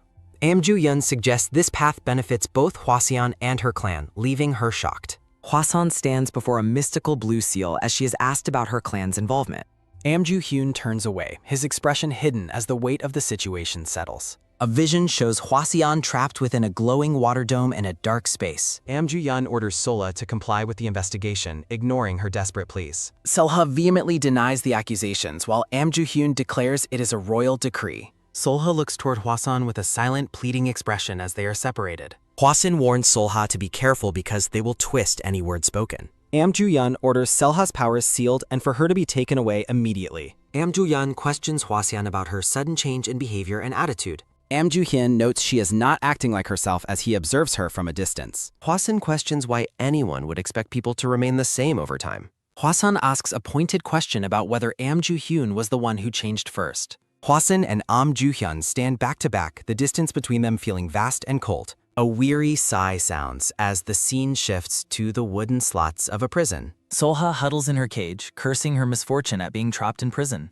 Solha realizes a suppression spell prevents her from using any of her sorcery powers. Solha reflects on being framed and the suspicious involvement of the Ryu clan shamans. It is noted that Hwaseon seemed unaware of the scheme involving the cursed talismans. Solha wonders if Yamwan has heard the news before a voice suddenly calls out. Do-hyun appears at her cell, his eyes full of worry as he checks her well-being. Solha asks the general how he entered and why he is not being questioned. The general notes that the questioning of the Ryu clan has already concluded. Solha is horrified to learn the entire procedure was designed to pin the crime on her. The general confirms he is aware of the manipulation as he kneels by her cage. Solha questions the talisman's location while hearing that Hwaseon claimed every book held one. Do-hyun warns that a trial in this place can be manipulated by those in power. Solha looks down in somber silence, processing the danger of her current predicament. The general warns that both a death sentence and a lighter punishment carry grave risks. Colossal, shadowy hands loom over a tiny Seolha, illustrating her lack of control and freedom. Solha looks on with wide, fearful eyes as the general continues his grim assessment. Do-hyun suggests contacting Tochi and Jogi while Solha wonders if that will be enough. The general explains they would need the palace layout to uncover any other hidden evidence.